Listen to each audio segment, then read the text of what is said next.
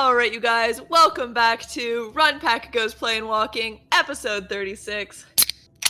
Let's get into it. Yeah, baby.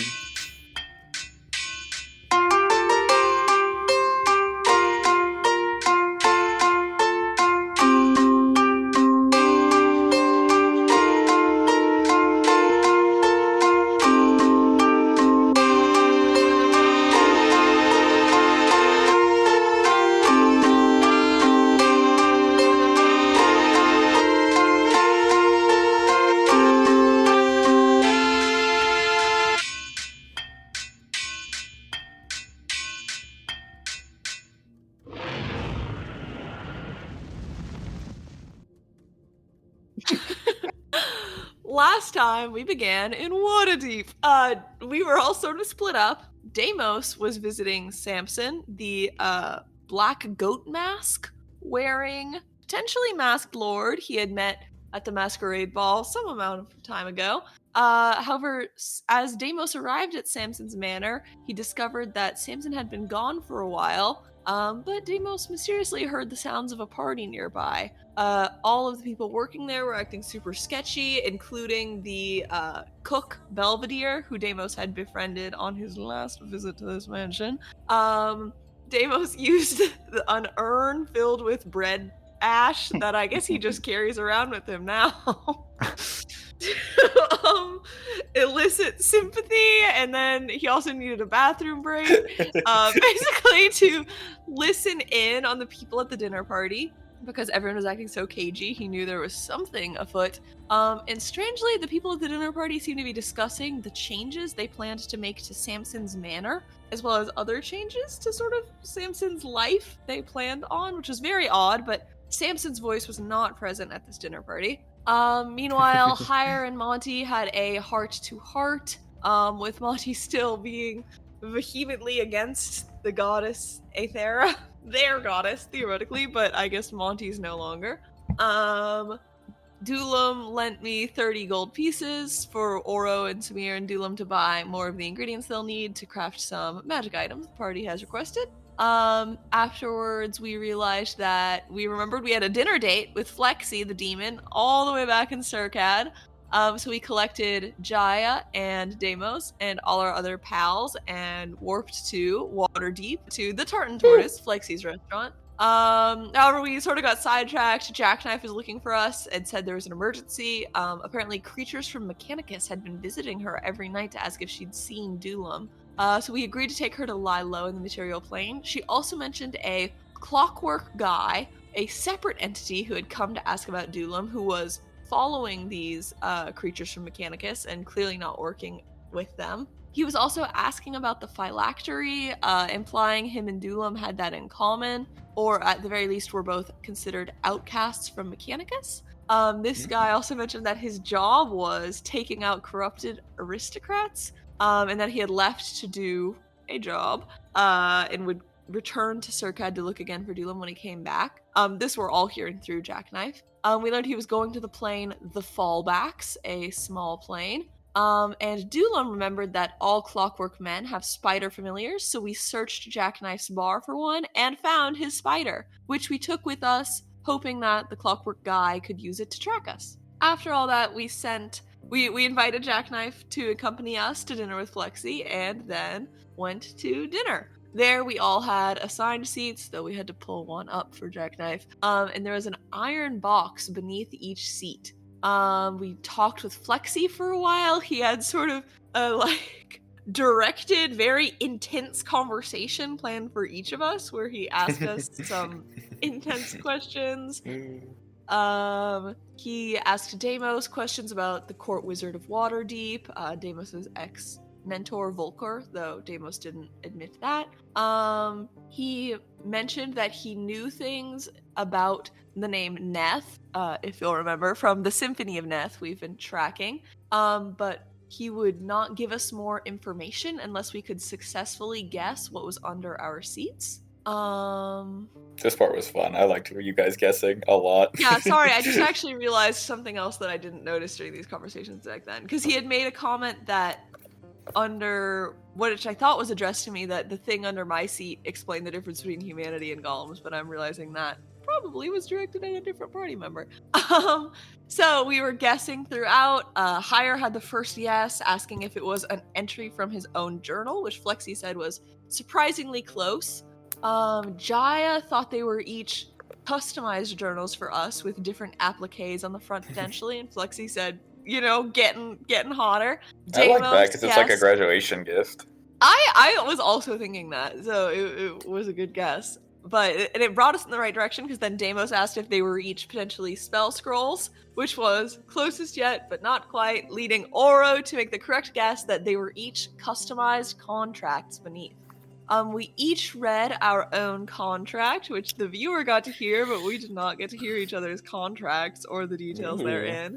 The only people we know for certain signed was Oro, Malagus, and Deimos, though Deimos did it very sneakily, so theoretically no one else saw that. But Oro rolled a nat 20 perception, so I know your shit. All of these contracts essentially granted us a wish or something we wanted in exchange for working for Flexi for 100 years in his restaurant in the Nine Hells after our death. Oro also, in Flexi and Oro's discussion, Flexi revealed that Oro's companions in Valhalla had been lying about remembering their human lives, and that was what ultimately pushed Oro to sign the contract. We were going to continue discussing with Flexi, but then we learned that the creatures from Mechanicus, Hextons, were back in Circad and on our asses, so we had to do sort of a quick escape where Dulam and Deimos carried the rest of us in the bag of holdings, teleported to Zavrix's tower,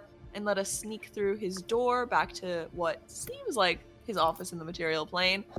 And just as Deimos had gone back to lock the door after us, he saw a massive creature with golden eyes looking through the bridge right outside Zavrix's home. And that brings us up to date.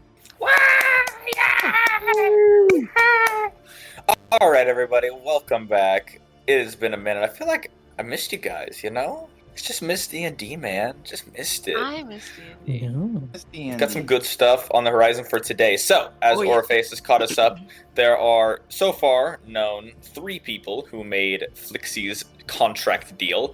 Deimos, Orpheus, and Malagus. I have that noted here for future reference. In the meantime, just some bookkeeping. I've got some fans telling me about, asking about the intellect books that were purchased. Now, Deimos and Orpheus, you guys both purchased a book of +1 intellect, is that right? Mm-hmm. Mm-hmm. So have you guys added a +1 to your intelligence yet? Yes. Yes. Okay, good. Just making sure, because, it is a book, so I know we talked about how you guys would probably be reading it on and off until you finish it, but I just want to make sure you did have that +1. I'm not going to make you wait for that. Thank you. Noise. Okay, see, now our fans can shut up about that. Sorry, love you guys. Our fans, Maisie. I haven't even asked about this. This one's all delusion on him. No, this one's our loving fans. Looks like delusion. Delusion. So, where we left off, Deimos, you were the last one to enter into the freestanding Monsters Inc. style door that teleported to the back office of Zavrix's lecture hall in Waterdeep. You poked your head out into Zavrix's shop in Circad just to lock the door before you left, but taking a few uneasy steps toward the doorway, a beautifully golden glow gleamed through the windows and shone upon you like headlights, the 2 eyes of what you assumed were a mechanical creature. You think you might have been spotted, but you kept close to the wall, ducking back into the side room and following your friends through the very small doorway leading into a broom closet and thus the study beyond, back into Waterdeep.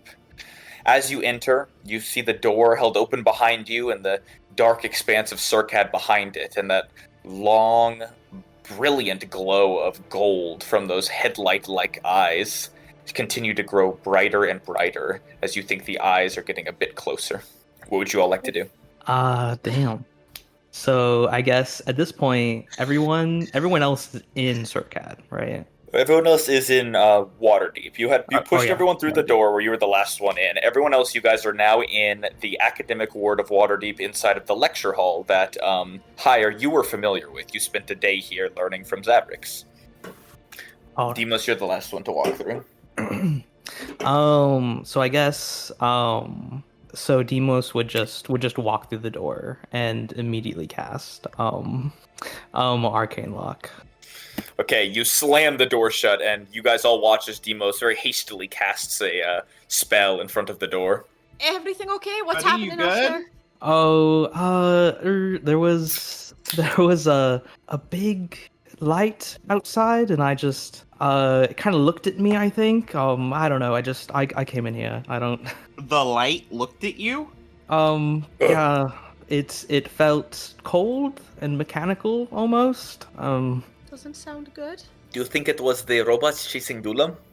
I think it might have been. It might have seen me. I'm so sorry, you guys. Should we run? Probably. I don't like Dulam. I mean, they wouldn't break and enter into a shop, right? I think they would stay lawful, but they Okay. could get permission from someone. Oh God. And Zavrix's place is kinda just open to people right now. But they're in Circad and we're in Waterdeep, so surely we bought some time. At this point, your friend that you brought along with you, Jackknife, speaks up. She's a bit haggard and still a little sleep deprived from the past few days. If you think you saw him, we should really leave, all right? I don't want to mess around with those things. We can lose them in Waterdeep, right? No point hanging around here. Yeah, you're right. I agree with Jackknife. Also, do you guys have, like, a place to stay here? I mean, I'm not just following you to the street, right? Like, shit, what are we doing? We have a hotel room. We have a place. Okay. I'll start walking towards the flaming boar, like fast, but trying not to attract too much attention. All right, to make your way. Does anyone else want to do anything before you run off? I mean, the door is like kind of technically a portal, right? Yes, it is. And you did just cast Arcane Lock on it because it is a typical door, but yes, it is a portal. Okay, so if perchance, if Demos did cast like clairvoyance, like would it still count like distance wise, or would that count as being like cross-planar? So, this is actually an interesting ruling call on clairvoyance. I would say if the door were open, Okay. you could place one through, but because the door is closed and locked, they are two separate planes. So unfortunately, you cannot get a clairvoyance there. Okay, that makes sense. All right. So then, you guys all want to go running off? Yes. Could I put an alarm spell, like, right in front of the door? All right, you slam down a spell, getting it down, and it feels nice and tight on there. Whoa. Ooh. Oh. All right, and then the group of you dash off into the sort of early morning air. It's morning here in Waterdeep. Despite it being nighttime in Surkad, the slight time difference is starting to catch up, and they're a bit off sync in the day-to-night cycles.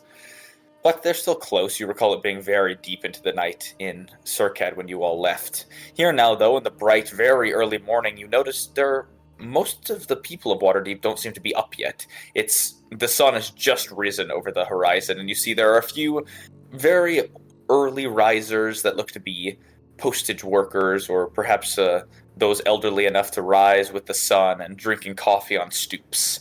But otherwise, the city is slightly quiet as you all dash out of the lecture hall and out of the academic ward into the streets of Waterdeep. A brief moment of safety as you make your way to the Flaming Boar, not in a rush, but walking with purpose, and after another minute or so of walking in one of the larger streets in Waterdeep, Dulam, you feel your alarm spell go off. Shit. Oh. Some time has What if we passed, put about Dylan 10 in a minutes of bag? walking. You're definitely far away, but the alarm spell went off. It seems that over the 10 minutes or so you guys have been gone, they took their time to crack that lock that Deimos had placed on. What the hell? That's not Shit. lawful. We might have to fight. Oh god. How's everybody doing? Can we fight if we need to? I guess we could. I'm feeling right. I I could take on one. I think we're running out of options. I guess I'd just rather not fight them in, the streets, but where could we take them? Oh, wait, but they don't know how to follow us. I mean, they can't. It's not like they're tracking us, right? Jackknife speaks up. I mean, sure, they might be good at maybe, like, I don't know, following our footsteps, but certainly they wouldn't be able to find us all the way out here. You guys all look around warily. You are in sort of a busy town square. Not busy now, but enough people have walked over and past your own tracks that you don't think you're leaving an obvious trail. Unless, of course, one of you is holding something they can follow. I look at Doom. It is in a lead box. Oh, what if we What's open in it the on? lead box? What if what if we opened it on purpose? Don't like- open the fucking lead box, Jesus! You know what? Actually, let's just put Demos somewhere as our scapegoat. Sorry, Demos. What? See, what if we just like popped over to the Blackstaff Tower real quick, just opened it up and ran away? Would that be fine? I mean they could deal with something like this. help them find us. Oh. Yeah. Do we think there's anything else we have they could be tracking? I mean, if they even know any items we have, I feel like they could track us just using locate objects. Shit, I don't know if they can locate that object in the lead, right? Fuck, dude. Who knows magic? How safe are we? It shouldn't last that long, right? Like most of them spells last like a few minutes or whatever. Mason, can I make an Arcana check about how long a locate object, like just like to get info on the locate object spell, basically? Oh, sure, yeah. Give me an Arcana check. 16. Okay, you remember a bit about locate object. You're aware that the object, first off, has to be familiar to the user, and second off, the object must be within 1,000 feet of you for it to ping. Outside of 1,000 feet, you do not see it. If we can get 1,000 feet away, we'll be safe, but how could we... We could go out to sea? You guys look around and you look back at the academic ward. You're certainly further than 1,000 feet out from the lecture hall, but certainly not further than a mile. I see, so they're just gridding the city, getting within 1,000 feet of us, then getting more specific? Maybe if that's even how they're tracking us. It would take a long time. The city is gigantic. I don't like feeling tracked. I hunted even. I just feel like I'll run as long as you guys want to, but I think I have faith they're just gonna find us again. Could you remind Is me there what anywhere we can exactly they're go? tracking? I don't know if there's any way we can be certain, but I would guess it's the piece Dulam took from the Nonaton. You got a 16 on your Arcana check, right? Yes.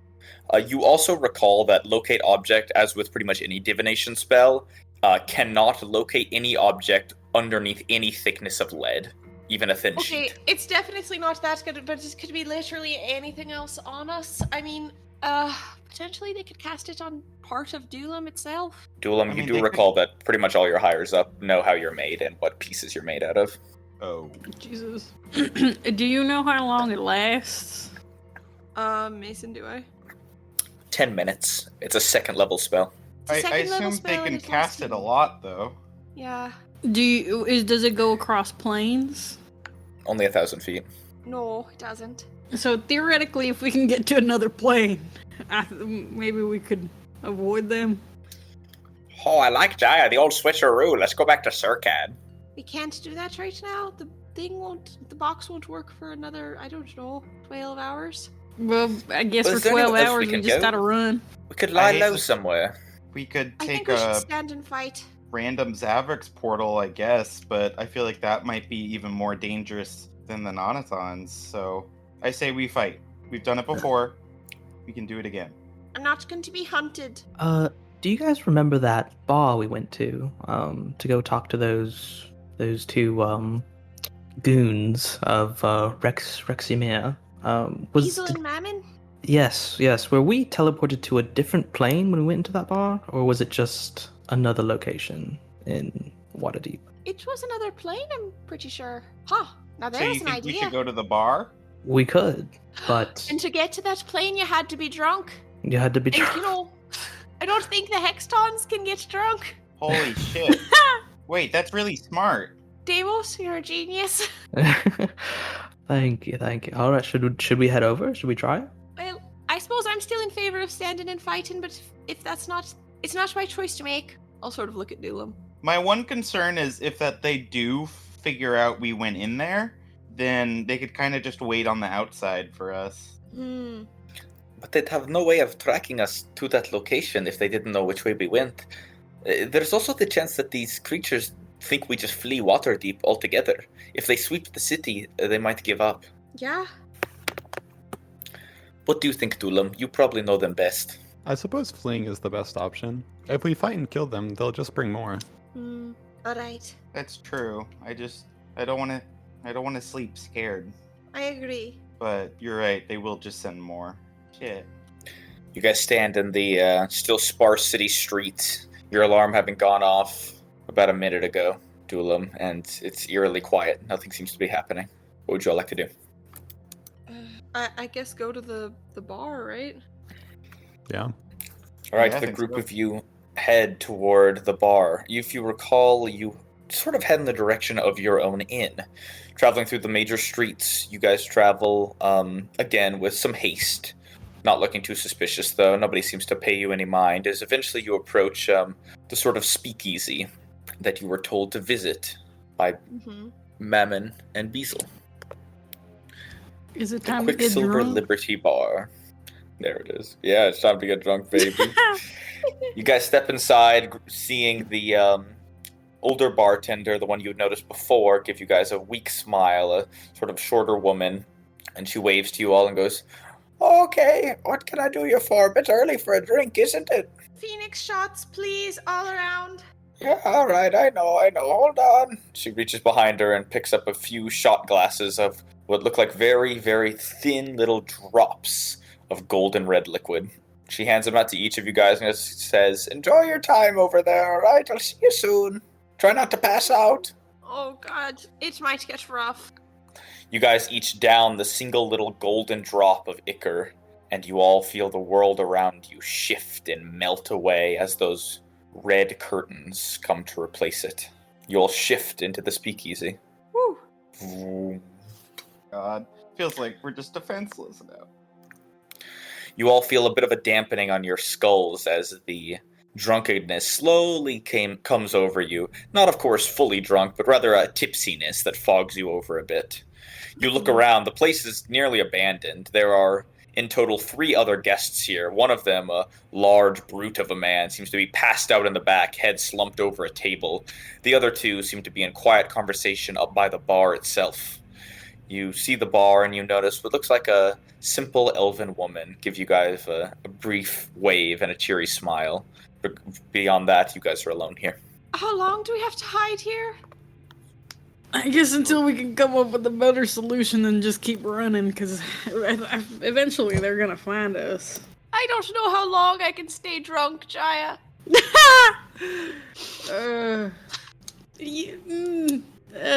Maybe we'll get better ideas when, we got some blood flowing. This is like possibly my worst nightmare. Like the idea that you could pull an all-nighter not willingly, and then at 7 a.m. the only thing you can do to keep living is you have to get drunk. It's like you guys just did a flight, and missed bedtime, and now you woke up at 7 a.m. in another place, and you gotta get drunk with the boys. Got to. You gotta get drunk. It's not a survival. You guys are here ever so slightly tipsy and surrounded by what look like the more alcoholic patrons of the Gilded Molt. Not necessarily the folks that you would have seen that one night that you all arrived here to engage in more criminal activity. No, these seem to be more the type who stick around afterward, falling asleep like the larger man in the corner, or remaining for long conversations like the 2 huddled in a booth. No one seems to pay you any mind as you enter, and the bartender gives you guys a wave. Are any of them greasy? You look around. It's really dark in here, so it's hard to tell immediately. Please give me a perception check. Can I help them? Yeah. I got a... Ooh, second one was better. 22. Yeah. Thank you. Woo! All right, you look around higher and get a sort of glimpse around the room. Nobody in here looks particularly greasy in that definition. The large man, slumped over on a table, looks passed out, and there looks to be a bit of alcohol spray in his face, but you can't see much else as it's sort of half turned down into the wooden table. The other 2 individuals in this room, 2 what look like generally hidden figures. They're trying to wear heavy cloaks and have hoods up to make their conversation seem a bit more private. But you sort of make out a bit around them. They look to be 2 women of slightly older age. You can't quite tell what they're discussing. They really are just whispering to each other right up next to each other. But their close proximity leads you to believe that they are close in likely came here together and are probably just discussing some gossip. The way they keep chuckling and giggling at one another. The bartender looks fine as well. Could I look where Hire's looking? Do I recognize those two women? You look over. Roll a perception check. I'll pull a Malagus. Those aren't the two from, will he help me? He's looking off, sort of stone-eyed at one of the walls. What? I'm looking at something. Whatever. Okay, I'll roll without. Oh, without advantage, huh? Oh. 19. I don't fucking need his lazy, greasy ass. Bottom. I just want to know if this is the two women who stole from us. Sure. You take a closer look. 19. No, you think not. These two women are a bit older and less muscled as the two women you saw in the room next door. These seem to be other individuals, likely on some other errand. Okay, and they're not... Okay, cool. Thank you. They don't look anything like them. You don't see anything that would give it away. Cool. All right, so with that, is there anything else you guys would like to do while you're hanging around here? What's the plan? Oh, we wait here until they're gone, or they think we've left Waterdeep, or... I just don't see how we don't fight them. I mean, 30 went to Jackknife. What happens if they start going after other people we know? I guess I wouldn't hurt them, but... Dulum, I do you agree think with we Hire. could maybe compromise with them? Or come to some sort of agreement? Because if we fight them, I feel like they're just going to end up sending more, and it's just going to be like a never-ending cycle. I would be open to try to talk to them, but I don't think that they would follow the reason. Yeah, I don't know. Maybe there's some way we could convince Captain Topher or something that they're violent, and he would side with us, and they would follow Topher since he's part of the law. I like that idea a lot. I mean, he was kind of weird last time we saw him, but Yeah. could try at least letting him know about the situation, and maybe he would feel some sort of way about it. But, I mean, do you think the Nonatons would approach the police by themselves? Oh, God. They consider it their mission from their god to find Dulam. I don't know if they would let a police force stop them. I don't know. Dulam, you understand mechanics more than I. Would these creatures of law raid this city in search of us? Typically, no, but I do know that the old premise is gone. Long live New Primus. Smear smiles weakly at you, and you see Jackknife settling into a booth off to the side. Oh, whatever. This place seems fine, and I like that they still drink here, so if we have to hole up in here for a bit, then so be it. She slumps into one of the booths, and you see her slowly close her eyes. So we're just camping out here and hoping they pass us by? Whatever, I'm exhausted. Let's sleep, right? We could at least sleep here. Can we sleep without drinking every once in a while? Oh, God. Yeah. Oh, let's just go on shifts, alright? I'll wake you fuckers up if you start, bleeding into the other dimension and stick some more drink in you. I Or, you changed know, my the mind. I really don't want to do this. You know, the obvious solution is we all just get blackout right now. Knock yourself out, then you'll fall asleep no matter what. And when you wake up, you're probably still going to be drunk. Be not Last time I blackout. fell asleep drunk, it hurt so bad. If you're too exhausted, you could go back to the inn. I mean, they're only looking for me, right? I don't know if we know that. We're not going to leave you behind, I guess Dylan. yeah.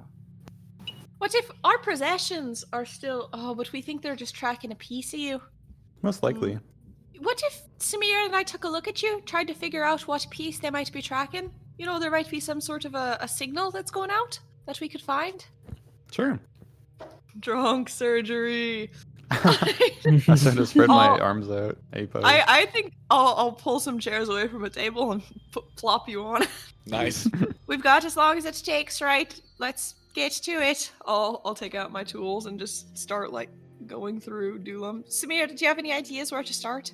I'd be willing to help you with this, Orifice, but I don't think we have a good odds. There are two of them, right? They're probably tracking different parts of Dulam. The odds that we find not one but two different things that we think could be important enough, I'll try, but yeah. I was thinking there might be some sort of an arcane signature on it, right? Given that, as Jaya pointed out, locate object, it's a second level spell. That's no small resource for them to be burning through, but maybe they have some sort of loophole, Maybe, but I thought we already removed that from Dulam. The small, I would almost call it the tracker that is built into every autonome. We removed that many moons ago. That would have been the easy way.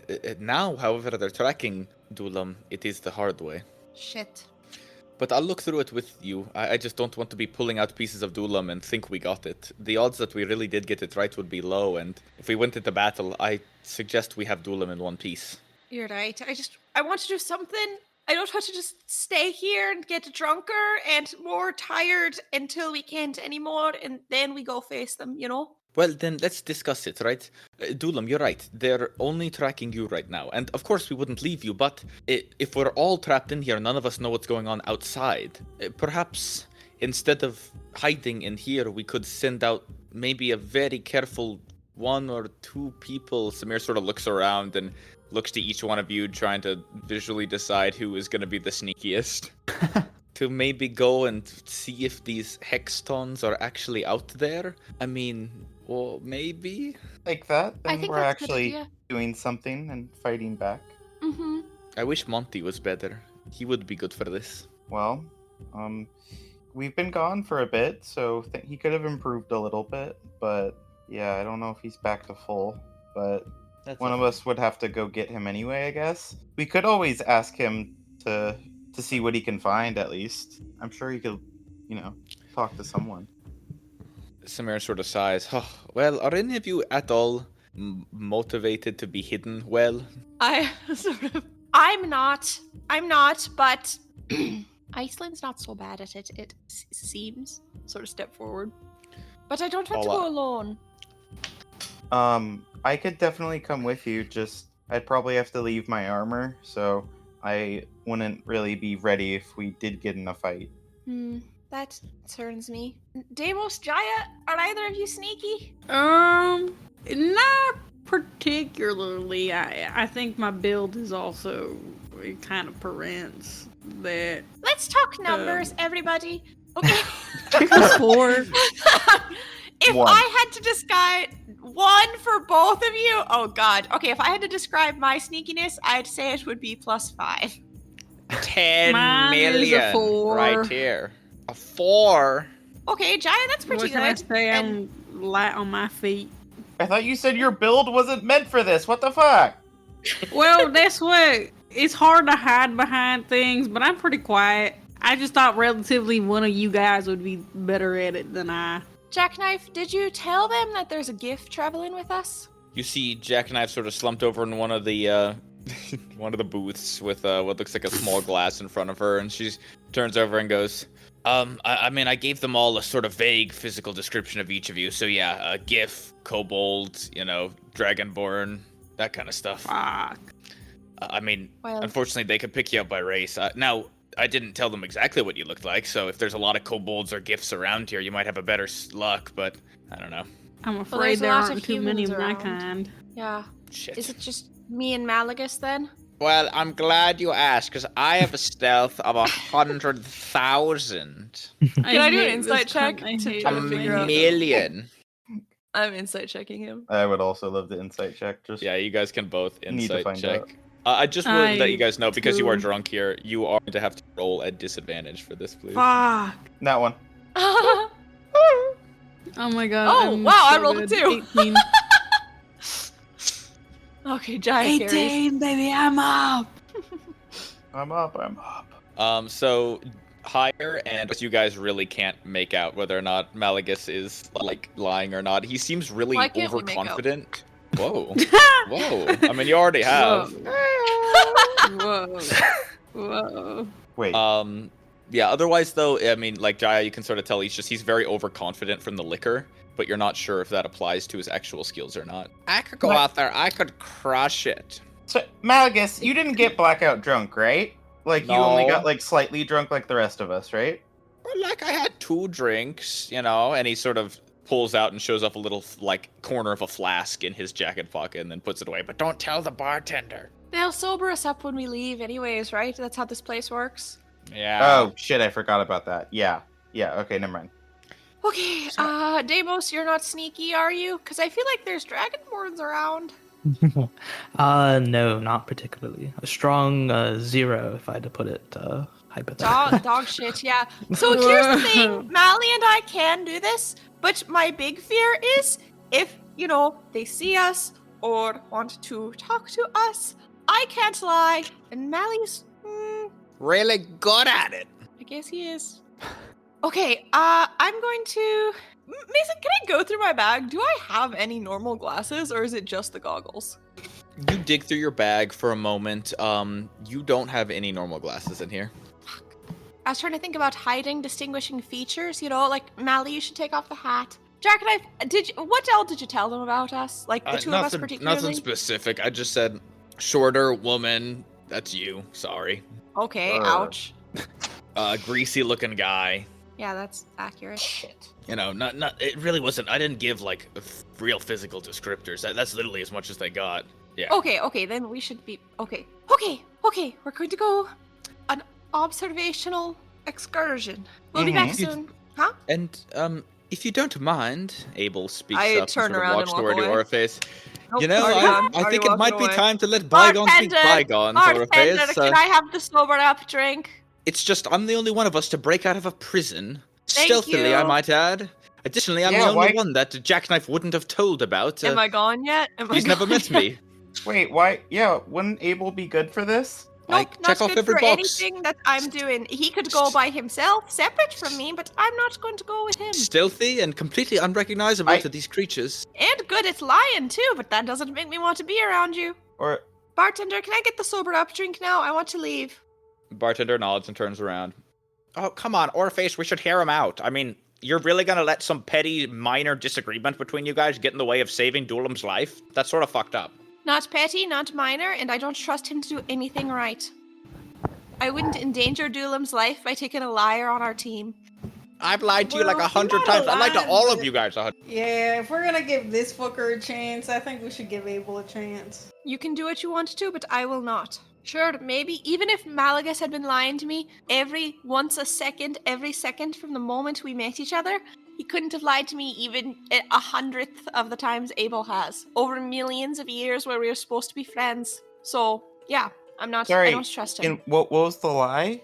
He said everyone said they all remembered their lives. Everyone in Valhalla told me that. They didn't, so I have no interest in being around him. Don't know anything about him. Can't trust him. I'm not going to say we have to keep him to the streets, but I'm not working with him one-on-one, ever. Orifice, we're still buddies. No. You're really gonna let this get in between us? They did this to me too. It was part of it all. What do you Abel, mean by why that? did you lie? It was just the way things worked around Valhalla. Every person there is a liar about this sort of thing. Part of growing up as a knight is learning what it is to make yourself confident. And again, you're using this word lie so strongly. I have these visions of things that I imagine were from lie. Of course, they're not physical or tangible or well-defined, but I can come up with things I remember If what you say from is life. true and everyone in Valhalla was lying, I'm fucking glad I'm going to spend 100 more years with Flexi before I get back there. Orifice Ridicy lied. No, she didn't. She couldn't have, because Samir told me what Iceland said before she left about Iceland's village and how she was getting Ridicy back because Ridicy had died in that same war, and their details lined up. So whether or not Ridicy knows the rest of you are lying, she was honest to me. I know that for a fact. The bartender places the shot in front of you. Slam it. You put it down just as Abel goes on. No, Orifice, you don't understand. There's more to it. And the entire world around you fades away and melts as you disappear. You all watch Orifice puff away. Shit, I'll go after him. Malagas orders and slams one shot as well. I'll be right back. You see him melt away. Oh shit. I go to like put an arm on Abel's back. Just thank you. give him time. What a stubborn fool. I wish I could explain it more. I feel if we sat down and had a chat about this, it would be laughter by the end of it, but I can't get through to him. I think maybe we underestimate how much Orpheus hates lying. Of course, I mean anyone would, but just. I don't know. I see why you did it, but maybe just gotta give it a few days, and just maybe you really want to emphasize how sorry you are. Abel nods and gives you a smile and sort of pats you on the back too, Hire, giving sort of a side hug. Thank you, my friend. I appreciate that, Hire. You all mean a great deal to me, and I'd hate to lose... I'd hate for Orpheus to cut me off completely. There's more to this. I hope you all know I wasn't the only one to contribute to this. Every single one of my colleagues, my friends, my superiors, all did the same thing. It's merely I was the one to tell Orpheus, so I suppose I'm receiving his ire. We were all culprits of it, though, in our own way. I mean, yeah, I guess, but I don't think everyone being a part of it is gonna change Orpheus's mind. I think he still expected the truth, even if everyone else was lying. He wasn't even the one to tell me. Lying slut. Flexi. Hey, you're not here. You're not here. Hey. Look, You're not here. Look, Malagus has betrayed Orpheus 1 billion times. Just give it some time. Well, yes, but I thought I'd be better than that. It's also confusing, this living thing. I'm quite ready to be dead again, I think. Maybe let's hold off on that. But... Things were less confusing there. I knew what my purpose was, what all of us were. There were clear defined lines. Now, here we are, slightly tipsy in a bar, hiding from robots. How interesting. Yeah. But think of our purpose as helping everyone back in the group getting home. This is just part of that. Yes, I understand. Abel pats you again and sort of looks back to the group. Is there anything we can do here while we wait? Dulam, do you have any suggestions? Well, I suppose we're mostly just waiting on the cube to recharge. I guess while we're waiting, I'll read some books. Reading a good old book in a bar. And I could send to Topher if we think that would be helpful, though I don't know if it would be. You could try, I guess. Though, I think we are in a different dimension. Oh, yeah, that was the whole point. To the drawing board. Alright, outside, Orpheus, you melt back into the early morning of Waterdeep. A slight hangover hitting you. A moment later, you see Malagus appear behind you and sort of stumble to the side, catching himself on the bar, holding his head. Oh, that feels fucking rancid. Alright, you ready to go? Yeah. Malagus sort of stumbles forward and follows you out of the bar. The bartender gives you a wave as you leave. Come back soon. See you soon. Out in the street, the hot morning air strikes you as you feel an early summer heat begin to well up in Waterdeep. Oh, Orpheus, Jesus fucking Christ, it's so bright out here. Fuck. Yeah. Oh, God. Listen, I need to talk to you two about this whole Abel thing. It's really putting a big, divot in our whole group. What you have to say to me about it? Well, I sort of was hoping you would talk to me first. I don't know. I can't really relate to this whole, millions of years with somebody thing. I mean, did you have any allies in the Nine Hills? Nope. I had employers, and I had co-workers. Co-workers, maybe? Did you get along with any of them? No, it was sort of a sell somebody out or be sold out world. Not a lot of friendship there. Sort of on my own. What sort of employment did you have? Oh, didn't I tell you this?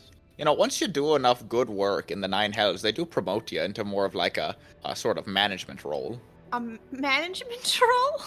Yeah, I've told you about this before. Listen, it's not about me right now, alright? I'm talking about you. Alright. This millions of years thing with Abel. It never dawned on you once that he was lying about these things? Any of them were mistruthing? I know he was lying about the details, I know he didn't save any princesses, and I know he definitely didn't bed them afterwards, but I thought he did remember. I thought he had a life that was his own, just like everyone else did. Apparently he didn't, and apparently none of them did, and I was the only one not in on that joke, I guess. Except Riddicy, maybe. I know Riddicy remembers. I just don't know if she knew the rest of them didn't. I mean, Orpheus, she spoke to them more intimately than anyone, right? You told her that you truly didn't know. What if they all did too? She kept that a secret. She didn't tell you. She didn't tell anyone. Everyone knew for me. And yeah, I guess I imagine you probably told everyone, right? What was I supposed to do? I just, Abel was, I don't know, him and I were talking the other day on a watch. They were my brothers in arms. Diamisha trained me and taught me because supposedly she knew so much more than me, but none of them did. Malagus, we were all on even playing field. They just lied and put themselves ahead of me and treated me like a child because of it. Because I didn't catch on that they were all faking it? Listen, the other night I was on watch with Abel, and him and I got to talking, and well, he was explaining, and I think he told this to you too, that in Valhalla you sort of like grow into your manhood, right, or your whatever hood you have. Your sense And- of self develops, and you take a physical shape over time. Yes. That's right, yeah, that's the physical shaping, and it's like all about confidence, right? I don't know. It's. I was always told it's about remembering what you used to look like. Exactly, remembering, but not. that means having confidence in what you look like. I don't know, it's sort of got me thinking about, like, these people are all just making up shapes, aren't they? Like, remembering what you look like could very well just be you got a creative enough imagination and the confidence to show it off that you Yeah, choose a apparently you form for can yourself. lie too about who you were and who you are and what you are, but I didn't know that, But Malagus. slow down, and- Orpheus, slow down. What I'm trying to say is, what if every single person in Valhalla has to do what you did? They felt unsure of themselves. They didn't remember anything of their past, and enough people told them, "Oh, I remember my past," that they grew up to being like, "Okay, well, maybe I do remember a little bit. What if I look like this?" You know, what if that form That's not that you remembering. take is That's just becoming lying, confident Malagus. in something new? What if it's a test that Riddicy put on? I don't know. Maybe everyone I don't goes want through to be it. tested. And what's the point of that test? To see how little I trust the ones around me? No, it's To like see I how don't know. long it takes me to suspect that it's some big fucking conspiracy? Damn my it, Orpheus, entire it's existence? confidence in yourself. Not in some Ow! previous body, not in some Ow! previous life that you never knew. In you, Orpheus of Valhalla. And I did like me, but everyone said it was wrong because it wasn't anything to do with my life. That was it, Malagus. I knew who I was. I was Odysseus. I was Queen Riddicy's first knight, and that was the wrong answer. Because on Earth, Queen Riddicy wasn't there, so what was I? I'm not interested in talking about this with you anymore. I want to just go find the Hextons and look at where they are and figure out how fucked we are and, I don't know, go back and unfuck it and go to sleep. Yeah, alright. Malagus turns from you and starts stepping forward. I'll follow. The two of you walk side by side. After a minute of about warm silence, he turns to you and goes, "You know, you've been saying that a lot lately. I don't want to talk about this anymore. Just didn't expect that from you. It's not like you." Because I don't get anywhere. Everyone just wants... I can't forgive Abel for this, Malagus. I'm not going to. You're not going to be able to talk me into it in one morning. So what point is there in talking about it? Yeah, alright. He turns away and you can tell he's a bit subdued from your voice. He takes a step in front of you and walks a bit in front of you as you guys move forward. I mean, wouldn't you be mad? He turns over his shoulder. "Yeah, Orpheus, I'd be fucking pissed. Yeah! I'd burn him to the ground and ship him off to hell. But here's the thing, alright? You didn't do that to me. I lied to you, lied to your face about all sorts of things. And you didn't blow up like this for me. You didn't... you cared, but you didn't care this much. And, well, I guess now I truly get to see who are your friends and who's not. Who you really care about and who's just some guy you're dragging along until you get their real body back. I get what It's you not mean like now. that, Malagus. No, listen, alright? You've Can't made believe you yourself made it about a perfectly clear. And I don't want to talk about it either. I get it. You spent millions of years with this guy. He's your best friend. And maybe sort of an He's asshole, not my but best friend. an asshole best friend. Fuck But- you, dude. You're my asshole best friend. You're the one who signed the contract for me. He turns back. "Yeah, of course I fucking did, Orpheus, because I'm not gonna let you go do that shit alone. That's ridiculous. And I'm That's glad you insane." did. And I'd rather stay with you in the fucking hell kitchen for way longer than go back to Valhalla when everyone lies. Because sure, you lie, but at least you don't act noble all the time.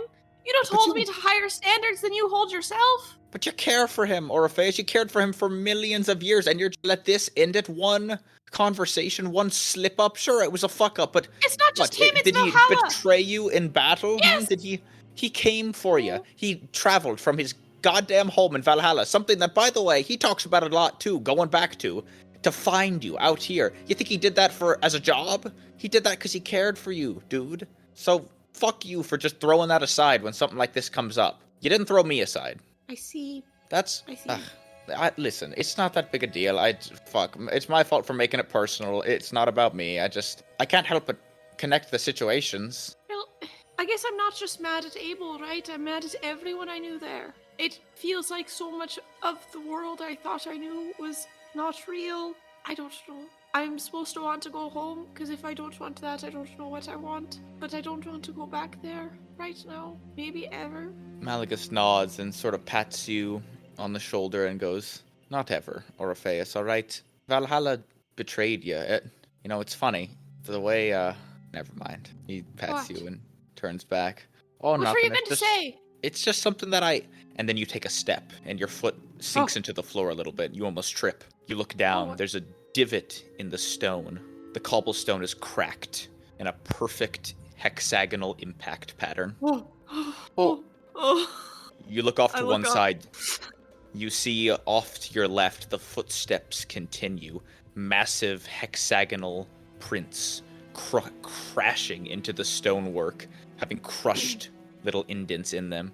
They stretch on both left, and you look to your right and off right. You don't see anything. Malagus looks down and looks back toward you. The tracks look somewhat fresh. I'll grab him and by the arm and straighten up like we belong and are just Okay, we need to act casual now and follow these footsteps until we can see them in the distance. All right. Right is the academic ward, so I guess we're going left. That's probably where they'd be walking, right? That's so fucking smart, Malagus. I think you're right. I'll turn right. I mean left. Whichever way. Wait, I'm confused. I'm sorry. I pull my goggles off and let the water splash out so I can see again. He guides you in the direction. The two of you walk amicably, sort of talking about nothing in an attempt to look normal. Oh, no way. I'm talking in a very pleasant voice, but So, Malagus, what was it you were saying just a second ago? What the fuck were you saying? Nothing. I was just looking. Shut the fuck up. We need to focus, all right? This is not the time. I can't focus until I have resolution. I'll shut up when we see them, but until then we have some time to kill. Like you said, we're not going to get resolution immediately over this whole April thing, and I just, Yeah, but what were you about to say? Because now I'm so fucking curious, Malagus. It's not what a big you deal. It's possibly honestly not a big write deal. down. It's not a big deal. It doesn't big deal. It's a big deal to me. Ah! The footsteps turn in front of you as you guys walk, peeling off to the side. You see them enter a building. It seems like just an inconspicuous building. Nothing about it screams important to you, but the two large hexagonal prints make their way off to the side in sort of a diagonal, and you see a door, what looks like the door to a shop front. You look inside, and it seems to be a... What's that? Clark. What does it seem to be? It seems to be a tailor. Oh, okay. Oh. One you recognize, a tailor that you all visited during your time setting up for the masquerade. Okay. You notice that the entire door is completely removed from the front of this shop. Not smashed in, but unbolted. Lock removed, the entire thing set to the side. Oh my god. The footprints stop inside, and you see they don't continue to indent into the wood, as if whoever stepped inside was being careful. Okay. Okay, should we go in? Outside, do I see another path of footprints leading away? No, you don't. Okay, shit. What's across the street from this door? Across the street, you look over. It looks to be a small cafe serving Perfect. early coffee. Let's go buy a coffee and wait to see if anyone comes out. All right, that sounds good. And act no. The two of you walk over. Malagus puts down 2 copper pieces for 2 coffees. You guys sit down at a table outside and watch. The morning rush is getting a bit larger now as people wake up and are on their way to their jobs for the day. A decent amount of people seem to be poking into this specific coffee shop for an early morning wake up of caffeine, and it starts to get very crowded, giving you guys a nice crowd to blend in with as the streets get more and more filled with people. Beautiful. You watch for all of 20 minutes, and no one comes in or out. Eventually, though, after that 20-minute mark, you see the tailor, the man who owns the shop, a sort of mustachioed man with a fine tailored suit, step outside, and looks like he sets up a small sign in the street.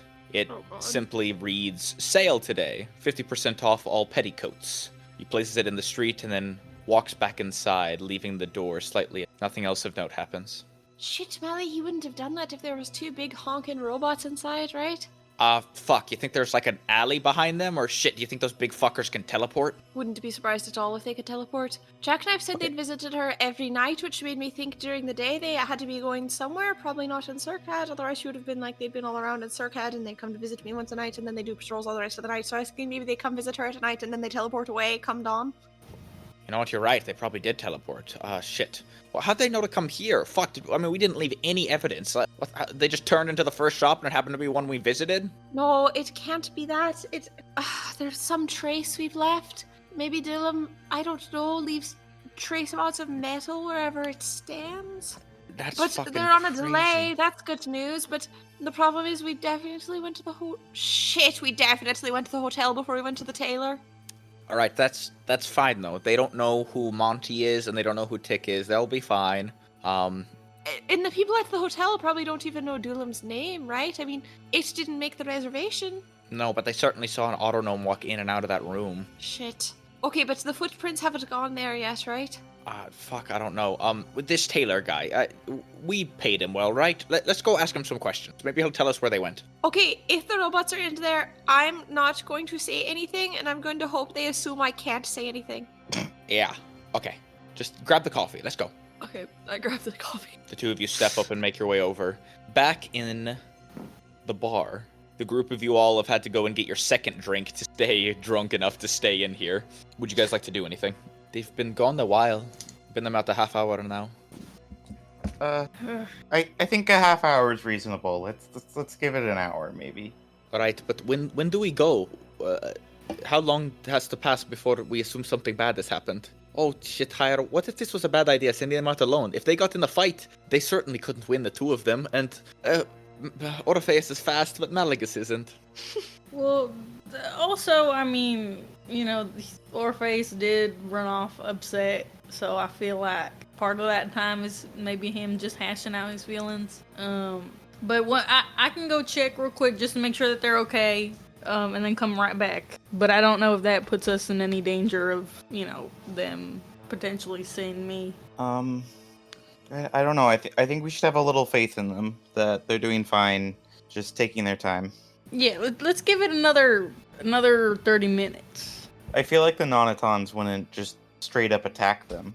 Well, they Maybe would in need to 30 know. minutes. They would need to give them the information as to where Dulam is. So I don't think it's in their best interest from the go ahead to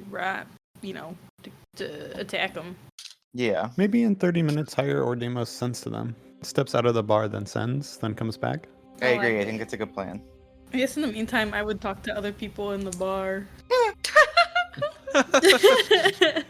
Just get some Who do you wanna network make coming. Conversation. Yeah, who do you want to make friends with? Give me the kinds of characters that I see here. They're women. I have a wife. You can be friends with women. Two women, older, that you can tell wearing hoods and heavy cloaks, sitting with each other and sort of chatting and cackling every once in a while at a funny joke. The bartender, who seems to be a younger elven woman who sits and watches you guys with sort of an empty smile. And the large, sort of broad-shouldered man that still seems to be slumped over in one of the booths, head down on the table. Every once in a while, he sort of turns and rolls his head to one side, and it looks to be a just rather large half-orc man. A bit of drool drips down his chin. I know where I'm going. Not a very good crowd. No. What if, let's talk up the bartender. You approach. Oh, hello there, sir. Would you like your special today? Or more Yes, of these please. cheap shots? Give me. Have you been trying to make any new drinks? I can be your guinea pig for today. Whoa. Oh, well, my friend, you might forget. Here, we actually only have one drink. And she passes you a menu, which seems to have only one item written on it. I feel like that has to. Well, at least as a bartender, do you ever get bored just making the same drink? Not quite at all, sir. If you want to take a look at the menu. It's one drink. You look down, and true enough, it is just one drink. It reads, the Oakwood Iron Flask. Yeah, I'll take another. I might be here a while. Yes, of course, right away. The woman steps back and cheerily begins reaching underneath what looks like a large bar and picking out a barrel, pouring out what looks like some whiskey. She hands it back to you in a sort of tinny cup, and you taste it, and it's quite delicious. It's a very earthy, rich, very cowboy-esque whiskey that has a bit of fruit flavor in it. It's a fruit that you haven't had in a very long time, and in fact, give me a perception check. Oh my god, is it? God, I forgot how the fuck it's called. The fruit of my people. I almost got a fucking that one. 21. Huge. 21. Yeah. Yes, you take a deeper sip, and 21, you do taste it. It's the gilly fruit, a very rare and specific fruit to your own planet. You almost choke as you realize what it is. You haven't had this since you were maybe a boy. It's been a long time. When you're in your older age, the flavor sort of dried out on you. You didn't get to appreciate it as much, but this strong, pungent richness of it, it reminds you of childhood. It's very nostalgic, and you get a moment to look at the bartender and wonder where the hell she got. Excuse me, miss, where did you get this gilly extract from? I haven't had this in quite some time. Even in my own planet, it's kind of rare. Oh, I'm sorry. Well, it's part of your custom drink. See, every customer here gets their own. Where'd you guys get it? I'm sorry. I just make what the recipe calls for. I really don't know. I love Jaya in this extra planar bar. Like, how do you source these ingredients? How do you know who I am? How the fuck did they get in? How did they get into my planet? How did they get in there? Not like the drink almost like magically tastes whatever you want it to. Because That's correct. mine gave me the voice reveal for Monty. What was that noise, Mason? You can't make fun of me. Is the barkeep drunk all the time to be here? Did we ever learn that? Typical changeling. That is important lore. I don't know what else to do in this damn bar. Yes, unfortunately, I do have to remain drunk the entire time I'm here. Part of the job, I suppose. Even worse. Oh my god. Are you the only one that works here? Well, for the time, yes. But I suppose I can have someone else come and tend to you if you'd like. Oh, no. I was just curious because, you know, if you're in a constant state of intoxication, I feel like that can't be good for your body. No, you're right. I'll go fetch someone more fitting. Just a moment. And you see her duck down quickly behind the bar. You go to sort of look over as you lose sight from her with her. And a moment later, a slicked back, black-haired human man with a chiseled jaw pokes up and gives you a sharp smile. Hi, I was just heard you're in need of some service. Wait, where'd you come from? Oh, just filling in. You look down under the bar, you don't see the woman anywhere. I hate changelings, I hate them, I hate them. Fucking hate these people. I fucking hate them. You look down at your drink and you continue sort of idly slurping it. It's good, Jaya. You really enjoy it.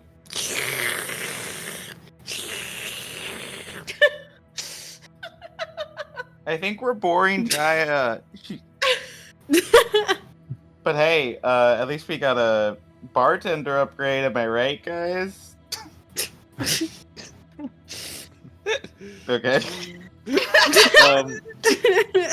Back out on the street, Orpheus, you Oh, and Malagith continue your search.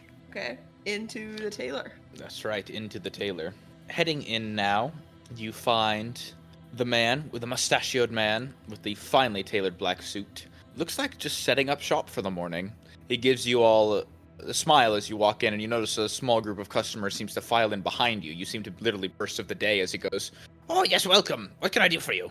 We were just hoping to ask, did two big, huge robots come into the store this morning?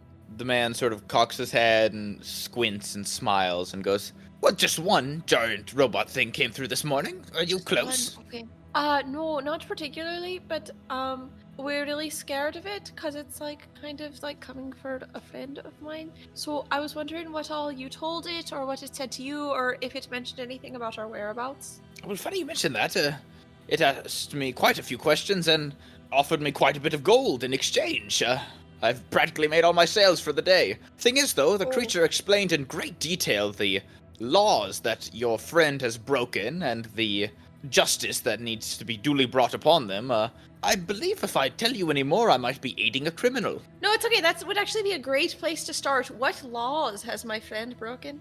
Oh, well, I suppose I didn't, and the figure sort of twirls his mustache, memorize them all, but they sounded very official and formal. They just calling him a deviant and a rogue. Some law of mechanist that I won't understand. Fine paying gentleman, though. It is neither a deviant nor a rogue, and I'll have you know that the very autonym to which you refer is a hero of Waterdeep, has saved this city at least twice I can think of off the top of my head, and patronized your own store. Yes, I recall. I outfitted him with what I recall a fine suit. Turn on a local hero.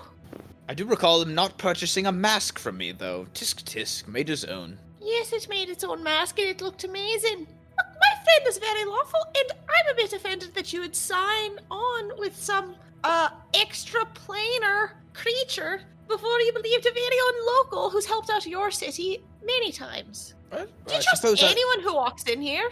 I suppose I wasn't aware of this figure's savings, but your friend is, I suppose, wanted in Mechanist for some what sound like very important and very serious crimes. So what far crimes? be it for me to. I don't know, and it doesn't know. So we're trying to figure out exactly what crimes are supposedly it committed. Well, why don't you go talk with them about him? I sent them that way. Sort of points What off. way? Well, of course, for a fine enough payment, I merely informed the creature of some words I overheard from you all. Flaming Boar, for instance, you're in. Okay. Where you're going to a masquerade ball that night, I recall. That's all I said, nothing more. Okay, thank you for the information. I'll keep everything about this conversation in mind next time I need to blow 50 gold on an outfit. Asshole. Right, be on your way then. Don't hassle the customers on your way out. Hey, should I Do stab that him? out to anyone. I think I should stab him. Anyone. As we're walking out, I just point at every mannequin. I'm like, wow, Wow, that's tacky. God, look at the hem on that. Crookeder than my grandmother's fingers, Malagus, huh? Oh, look, this one's got a hole in it. Malagus shows off a dress, and you see him holding a knife in his other hand. Okay, don't damage the merchandise. That's not nice. What? That's tacky? Okay. Yeah, that's tacky. okay, onwards. I guess we go towards the hotel now. Shit, would it have been worth it to try to get disguises there so that the people at the hotel... Never mind. Let's just keep on keeping on. You step back out into the street and begin making your way toward the hotel. 5 minutes pass of walking, and you still don't see any tracks on the floor, but please give me a survival check. Oh yeah. Do I get advantage from Malagus? Yes, he helps you. Yes. I love when he chooses to be useful. Good thing he helped, because otherwise it would have been a natural 1, but instead it is an 11. Oh, yeah. You still don't see any indents or markings of these creatures. Nothing jumps out at you as being out of the ordinary. Okay. Eventually, you find your way toward the Flaming Boar. Mm-hmm. About 3 streets away, you hear a whistle, a guard's whistle, sounding Shit. loud and shrill up ahead. Let's run to that, because a lot of people would run to that, not just Douglam's friends, right? Yeah, all right, let's go. Okay, I run. The two of you begin running forward. You stop at a corner, making sure not to be seen too much, and sort of poke out behind an awning of a store down a long corridor in the main streets. On the way to the Flaming Boar, you guys have taken this path 100 times, Mm-hmm. and you see something huge standing in the center. Oh god. A Hexton. You're sure of it. Nothing else could describe this towering creature. Okay. Malagus pushes up beside you, and the two of you look out. It's just There's a sound in the air. Oh, hold on. There's a sound in the air, like a slow grinding hum. The Hexton is titanic, easily 15, 16 feet tall. Oh my god. You see, instead of, unlike the Nonaton that you fought, where it had several different pieces and plates along its body, the Hexton seems to be forged from one solid piece of brass, or perhaps iron. You see 6 arms folded in on its sides. Each arm ends in what look like enormous claws, like pincers. Okay. It's massive. And its 2 giant eyes that it has on its strangely human face shine out like brilliant lights, shining brightly in the day. And you see the creature is looking down at a human in front of it, a simple Crown's Guard, in the street, blowing a long whistle note, staring up at the Hexton. Oh shit. Okay. Mally, here's the thing. If the thing starts killing Crown's Guards, because the Crown's Guards are trying to stop them, do we intervene? Or do we run and get to the others? Or... No, listen, if they start killing Crown's Guards, the city will get in on it, alright? Those Blackstaff fuckers, even though we might not like them, they can do a job. We don't want to get in the way. Okay, but... Let's just watch. Okay. The two of you sit. Sipped my coffee. Give me a stealth check, please. Okay, 17. You sit back. Malagus creeps low too, and the two of you guys have a fairly stealthy spot that you've picked out underneath this awning in the corner of the street. The Hexton doesn't seem to notice you, but its enormous stature makes you think it's practically a lighthouse. It can even look over some of the shorter one-story buildings, looking into streets beyond. Mm-hmm. But right now, its focus seems to be on the guard in front of it. Give me a perception check, Orpheus. Okay, 20, dirty 20.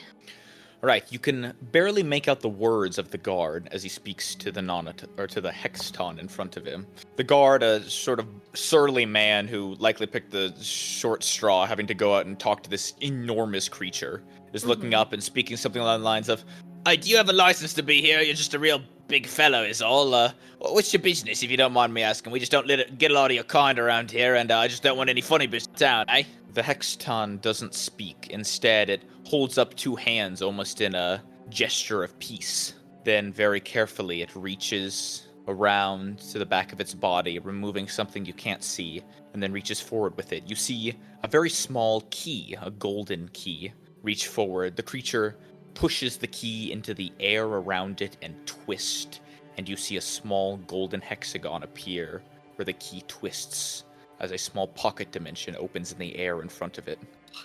Okay.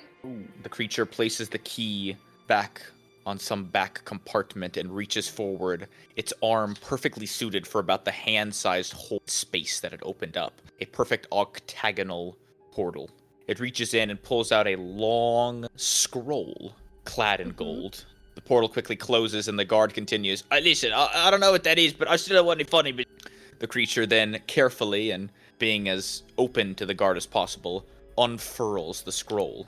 The thing is massive, and you see the scroll unfurl nearly endlessly. It unrolls by itself, hits the ground, and continues unfurling more, dragging itself along the street. Its surface seems to glow with magical ink. You see symbols on there glowing bright blue, done up in almost like a typewriter. With your perception check, you unfortunately just can't make out the individual text. It is just too far away. You would need some sort of magnifying glass or get closer to be able to see it. But because of your pretty high perception check, you can read the title, the top of this long scroll in larger font. Oh god, okay, yeah. It reads, Warrant to search. Classification, Dulam. Autognome. Status, Deviant. Soul. Deviant.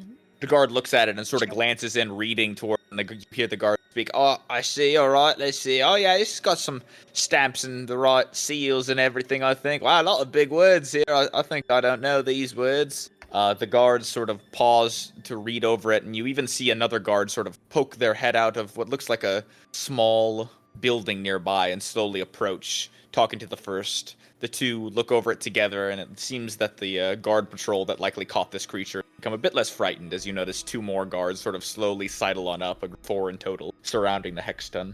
The group take their time reading, about 5 or 6 minutes in total, and the Hexton stands there perfectly still the entire time, headlights shining down on the guards. The group then looks up at it, sort of glaring through the light, and you hear the first one speak again. Yeah, alright, this looks up the code. I think me and my fellas here are alright with you. Stamp up for we're just gonna run it up the chain, make sure no one else bothers you.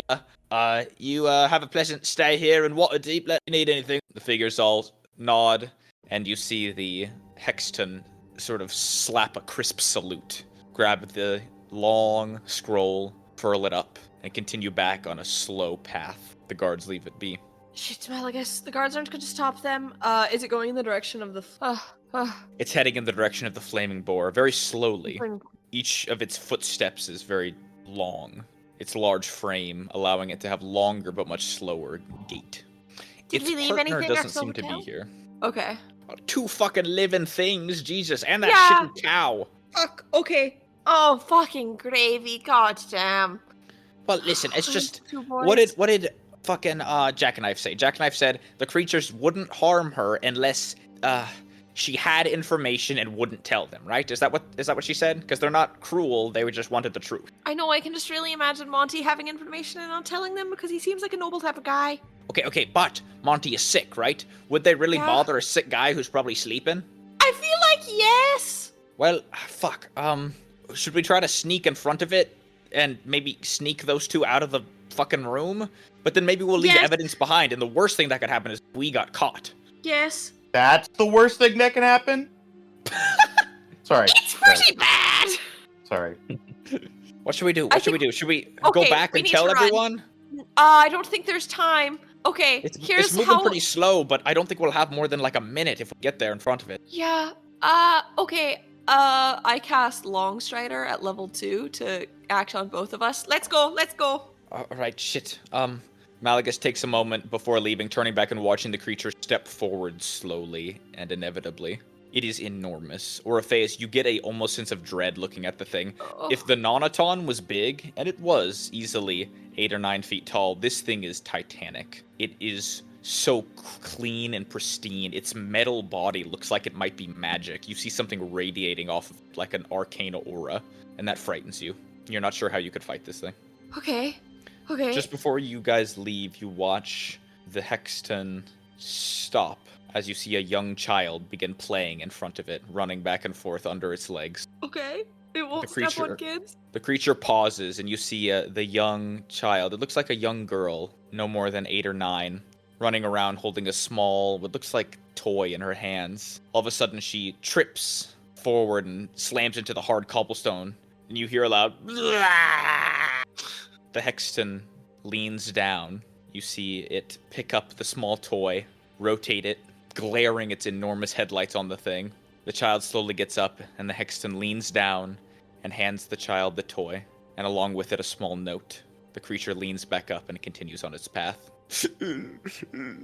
The girl sobs a little bit and goes running back toward a small building. What the fuck could that note have said? Okay, we got to hurry. Shit, man, should we see that? What if that's important? Oh god. I don't know. Should we? What do we do? Oh, fuck. Orpheus, you're faster than me, right? You can do all the scary shit. You should go get Monty and Tick. I'll go look at the girl. I just don't want You're her to be right. hurt. Yeah, I know. You're okay. Bye. I Run, had him really run. quick, and then I'll start running. He runs forward. You take a long way around. The most direct path, funny enough, is the one that the Hexton seems to be taking. Yeah. So you have to go a bit further around. Luckily, your speed is much faster, and you curve all the way around, running past people. It's like, yet again, you hear reach out, "Hey, they're running!" Since when has that been a rule? Hey, shit, keep the peace, all right? Okay, yes, sir. You peel out and stop in front of the flaming boar. You look over and you see the Hexton doesn't seem to be on this street yet. You've got at least a minute or two, but it's probably close. You head inside. The front desk woman gives you a curt and polite wave. Hi, good to see you again. Welcome back. Let's see you. Bye. You run up past her. She watches you go and go, "Oh, is there something I could help with?" You should tell them everything they need to know so you don't get hurt. Love you. What Bye. does that mean? What? You run off, running up the stairs toward the room that you know Monty and Tick are in. Takes you a second to ascend all the stairs, but eventually you find the room, fumble with your key, and unlock it. Inside, you see Monty asleep quietly in his bed. Tick off to the side, also slumbering. She sort of raises her head as you barge in, but you see Monty doesn't stir. Okay, guys, got to go. Time to go. Wake up. Come on. Tick speaks. Time to go, wake up. Yep.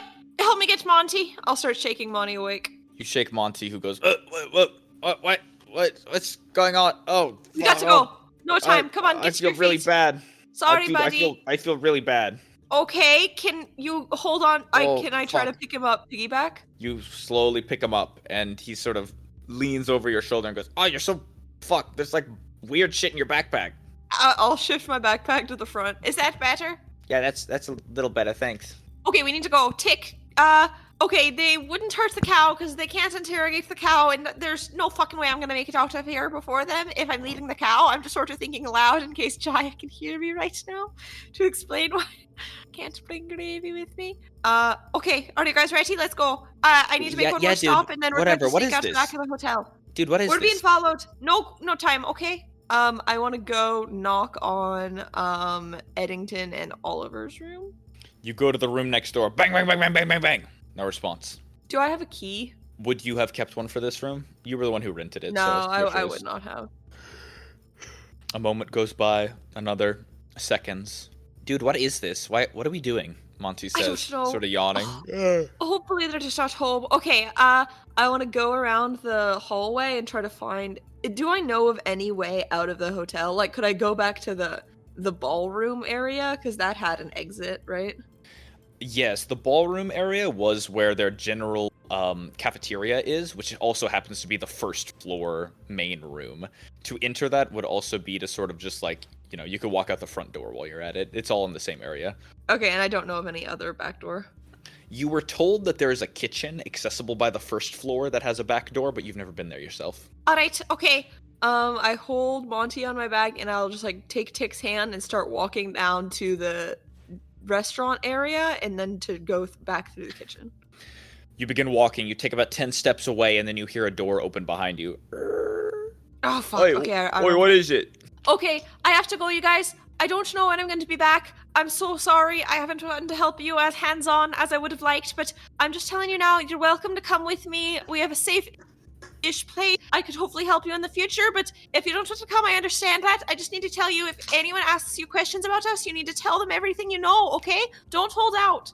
Shit, slow down there, miss. All right, fuck. Oh, Sir. I need to get changed. Yeah, sorry, sir. But, listen, can we, get changed? Where are you going? Where are you going? I just have to go. It's a bar. You said we could follow you, so, yeah, where is it? A bar? Yeah, we're going to a bar. How quickly? Okay, I'll step into the room. I need to come inside. You step Does their room have a window? You look over. Yes, there is a window, but if you recall, you got nicer rooms on the top floor, the 5th floor of this building. Do our windows open up onto the main street or onto a different street? Your windows open up onto the main street. You approach the window, and sure enough, you actually see something out there. It's giant. The Hexton. Okay, but it's still outside. You see it approaching the entranceway. It's about 20 steps away. Okay, get dressed. You have a minute flat. Are both of the boys here? You look over. You see one boy. The bathroom door is closed. I'll start banging on it. You've got to go now if you're coming. And which boy did I talk to on the way in? Edward. Oliver. This is Ollie that you talked to. All right, Eddie, it's time to go. It's time to go. Okay. What is it? What is it? Leave me alone. It's I'm shitting. I'm taking a shit. I don't have time for this, you guys. We need to go. You can only come with me. You have 30 seconds to come with me, or I'm just going to go. And I'm sorry, and I hope I can check in on you someday. But I'm only putting you in danger by being here. Ollie turns towards you and goes, "Hey, listen, what's this all about, sir? All right, you're in danger and you're trying to drag us into it. I mean, no offense, but I'm not interested in that shit. All right." That's not what I'm trying to do. I said, if you want my help at all going forward, you have to come with me now. But if you don't, we need to get out of here, because me being here is dangerous. If that thing, and I'll point out the window at the robot, catches me with you, we're all fucked. But if I'm gone, you can just tell it everything you know, and you'll be fine. Fuck, what do you mean tell it? What, you're being chased by fucking monsters now? What is that thing? And you hear a rumble. Happening? The entire building shakes just a tad as you can tell the first footfall is made inside. I'm going. Fuck, can you get ready quick? I've got to go. I got my stuff sooner at the room, mate. How important is this, right? What do you need me for? What do you... I never needed your help, alright? If you were gonna help me, you would have done it days ago. You just left us in here. Okay, bye. Fuck. Fine, I'm coming with. Eddie, meet us at the bar, alright? I can't sleep. Oh, Eddie doesn't know where the bar is. We either have to go together or not at all. You see Ollie run around the room, grabbing a sack off of one table and his shoes off of another, quickly throwing them on and barely lacing up half of one. Oh, I'm ready to go. Let's go. We can't leave your friend. I'm not gonna split you two up. Fuck, he knows where to find me. We've got places and shit, don't we, Eddie? Listen, I'll be out in a second, alright? Okay, I look out the window. Is the thing all the way inside? You don't see it anymore. Okay, alright, here's what you're going to do. Tick, Ollie, start tying sheets together. And I want to start trying to tie together a rope. Alright, give me a sleight of hand check and roll advantage with this as you are being helped by your crew. Okay, and I have the additional +5 to this from my gloves of tinkering. Of what? Tinkering. Gloves of what? Tinkering, so it's 19 plus 4, 24. Sorry, 19 plus 5, 24. Ooh. Alright, you make quick work of the sheets in here. 5 floors is a lot, though, so you do have to bind together quite a few bundles of sheets in this room. In fact, all the sheets in this room aren't quite enough. You have to do a quick run over to your own room next door, taking a brief moment out in the hallway, a scary moment, to grab your own sheets, but nothing seems to come of it as you long stride in and out very quickly. Okay. Eventually, you and Ollie and Tick begin to put everything together. You have to put Monty to the side to allow yourself enough room to really do everything you need to. And just as you finish the last knot on what you imagine is a long enough rope, Eddie exits the bathroom wearing what looks like just his knickers. Why? Okay, just get dressed now, quickly. Where are we going? please. You were trying to get me out of here. Right, yeah. I don't have fucking time for that. You're coming with me or you're not, okay? Shut the fuck up and get dressed. Alright, fuck, dude. Shit, I'm just wearing my fucking underpants. Did you miss the shut the fuck up? Keep it quiet now. Yeah, alright. He Okay. runs around and starts putting clothes on. You grab the window and begin pushing it open. It sticks for a moment, but you barely get it open, and Ollie helps, and the window is slightly open. You look out and you see somebody across the square jumping and waving their hands. It's Malagus. I wave back. He's Throw jumping a and waving rope his hands. and sheet up on it. You see him Jump. create a giant X with his hands over his head and begins jumping up and down. Oh, okay, wait, don't. Okay, I don't throw the sheet out the window. The first edge I'm- of the sheet sticks out, but you pull it back in. Fucking, I do my arms in a big shrug, like, what is going on? He waves wildly back and forth. I look where he's waving. He's just waving up. It looks like he's yelling something, but you can't hear it. I point at my ear. He stops and then he breathes, and you see him hold up the number 2. Okay. I look back and forth up and down the street. The second one is coming. I'm guessing that means. He then points Okay. back down one of the long stretches of road that sort of faces the inn itself, off to your left. You Okay, look new down plan. it and you squint. You don't see anything. I take my sheet rope and I just start bundling Monty up as much as possible. and then I'll also sort of wrap one around Tick's shoulders. Okay, so we're going toga and like hide a man under the rug. Monty's, it's more like mummy and like cloak. Got it. Okay, Monty, Eddie and Oliver are both stronger than me physically, right? We're young strapping boys. We'll do our best. Okay, one of you hold him. I hand them Monty. Okay, one of And- them holds it. You hear Monty stifle something from inside. What the fuck, man? This is so weird. You need to be quiet, because here's the thing. They're looking for a kobold, and they're looking for, Kenku, but humans won't attract attention, so the new plan is we walk out the front door, and you look at them the normal amount, because they're weird, so everyone would look at them, but try not to look at them too much, and try not to look too nervous, and you know, they might just not recognize us. The two boys nod. Eddie still looks confused, but Oliver's a bit more into it. See Eddie sort of wrap an arm around Tick to try to hide her, and Oliver picks up Monty in sort of a bridal style. They're gonna think it's really weird that we're walking out with fucking sheets, though, eh? They're from Mechanicus. I don't even know if they could tell the difference between a sheet and a clothes. Like, I don't know if that's something that would even proc for them. Fuck it, sure, whatever. Yeah, I know. I get it, you guys. I get it. Okay, you're being good though, so thank you. Okay, and let's walk, and everything's fine. I'll, put my arm through one of theirs casually and just start walking out the door. This is gonna be excellent. Could you please roll me a performance check for how this mummy and cloak look? Okay. And for this, you did not get any help. Okay. That's cool. 5. 5. A 5. A 5. 5. 5. Yeah, like the same number of fingers a human has. All right, so you and Ollie and Eddie, Monty and Tick all head out into the hallway and down the stairs with the confidence of a 5. Oh, yeah. Back in the bar, you guys are continuing to sit around the bar. Another 20 minutes or so has gone by. You're coming up on like a 50-minute mark. You still have gotten no word, and some of you have had to go for a third drink now just to make sure you're staying drunk enough to stay in here, because the nerves seem to burn off a lot of the drunkenness. Maybe your life sucked. Oh, God damn it, I can't wait here anymore. We have to go do something. What am I doing waiting here? Come now, we can't just sit here and get drunk all day. Fuck. Has it been like an hour now? Almost. It's been about 50 minutes. Duelim, I think you should send to them. I can't. Yeah, that's a me and Deimos thing. Oh, sorry, my bad. It's okay. I mean, we're not gonna wait the 10 minutes, or okay, I'll do it now.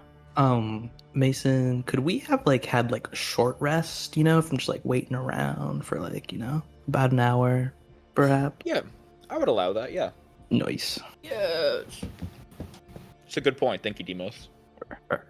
I will ask for an exit drink. Exit. Okay, the bartender winks and gives you a shot. You take it, and immediately everything melts around you, and you feel a horrible sense of sobriety. Stupid. Anyways, and then I'll cast. I'll do sending to Orpheus and say, can I have a status report? Getting worried. I think for a solid 5 seconds, you just hear like Kill Bill sirens. Okay, good. Got Monty, got Tick, got the boys heading to you. It's not looking good, but more people might just make it worse. I love you. Part really scares me. In a way that makes me feel like this is not going well. God, do I need to get drunk again, or do I wait?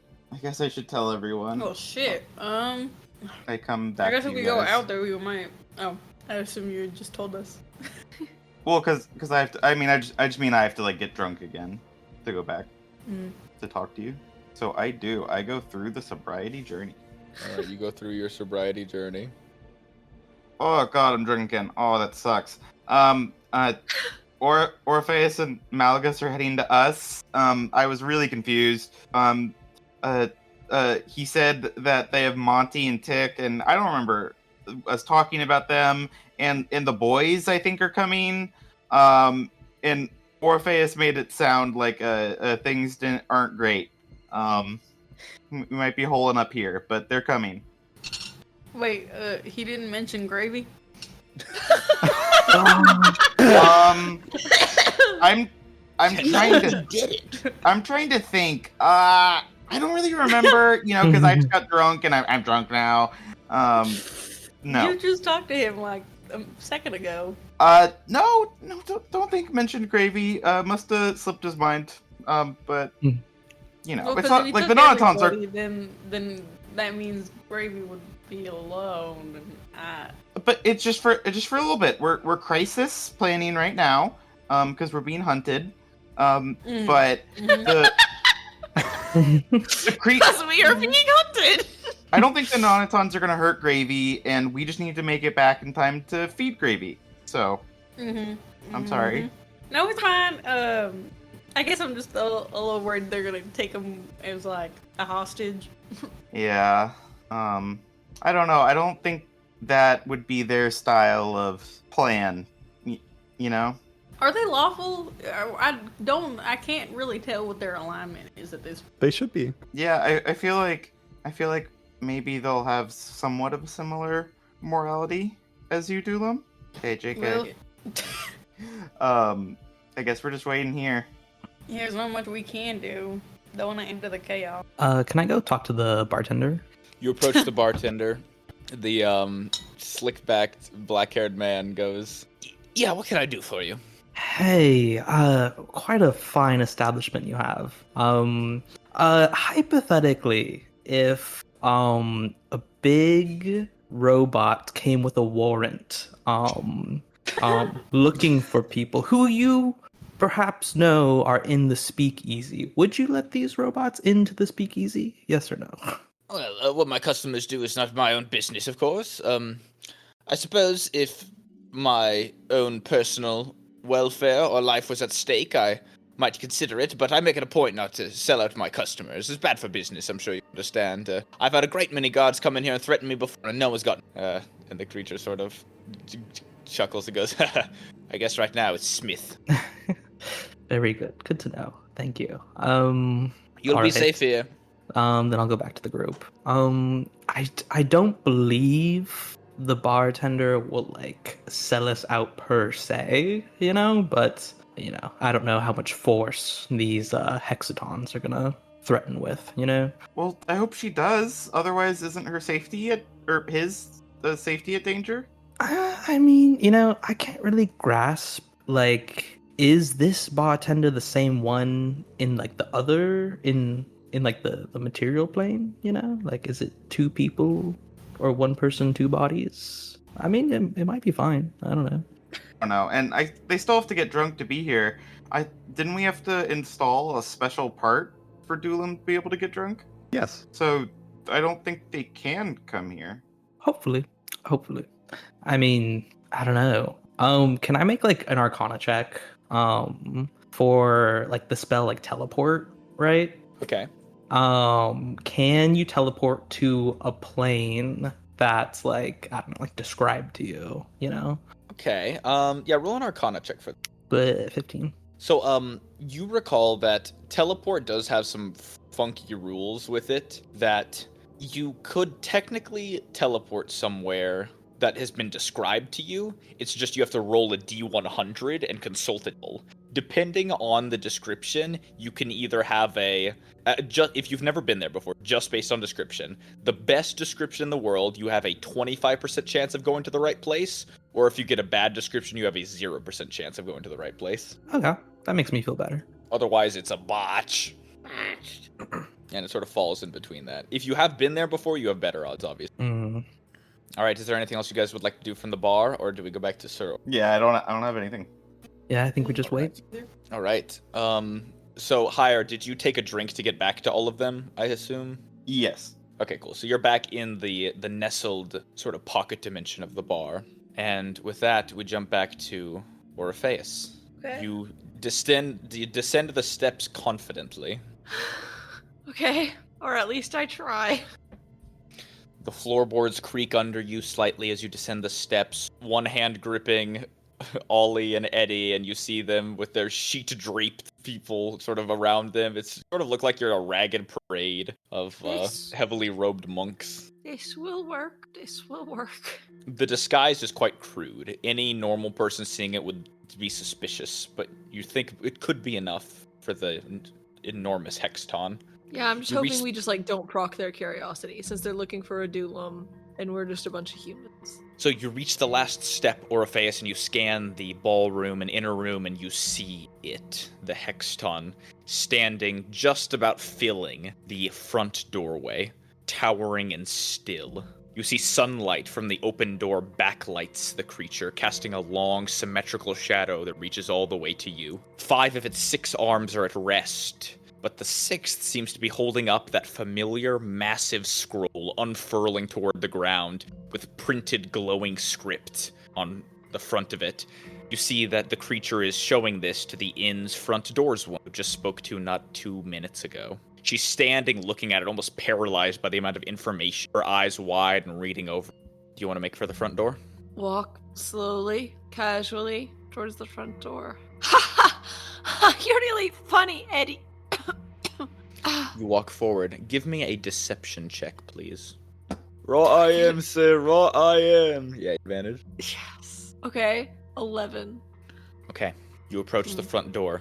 The front door's woman has continued to be enraptured by the text and doesn't even turn over to look at you. Okay. But you approach, and you see the enormous 15-foot tall Hexton turn toward you. It slightly steps to the side, just barely blocking your path enough for it to look down on you. Its head pivots toward you.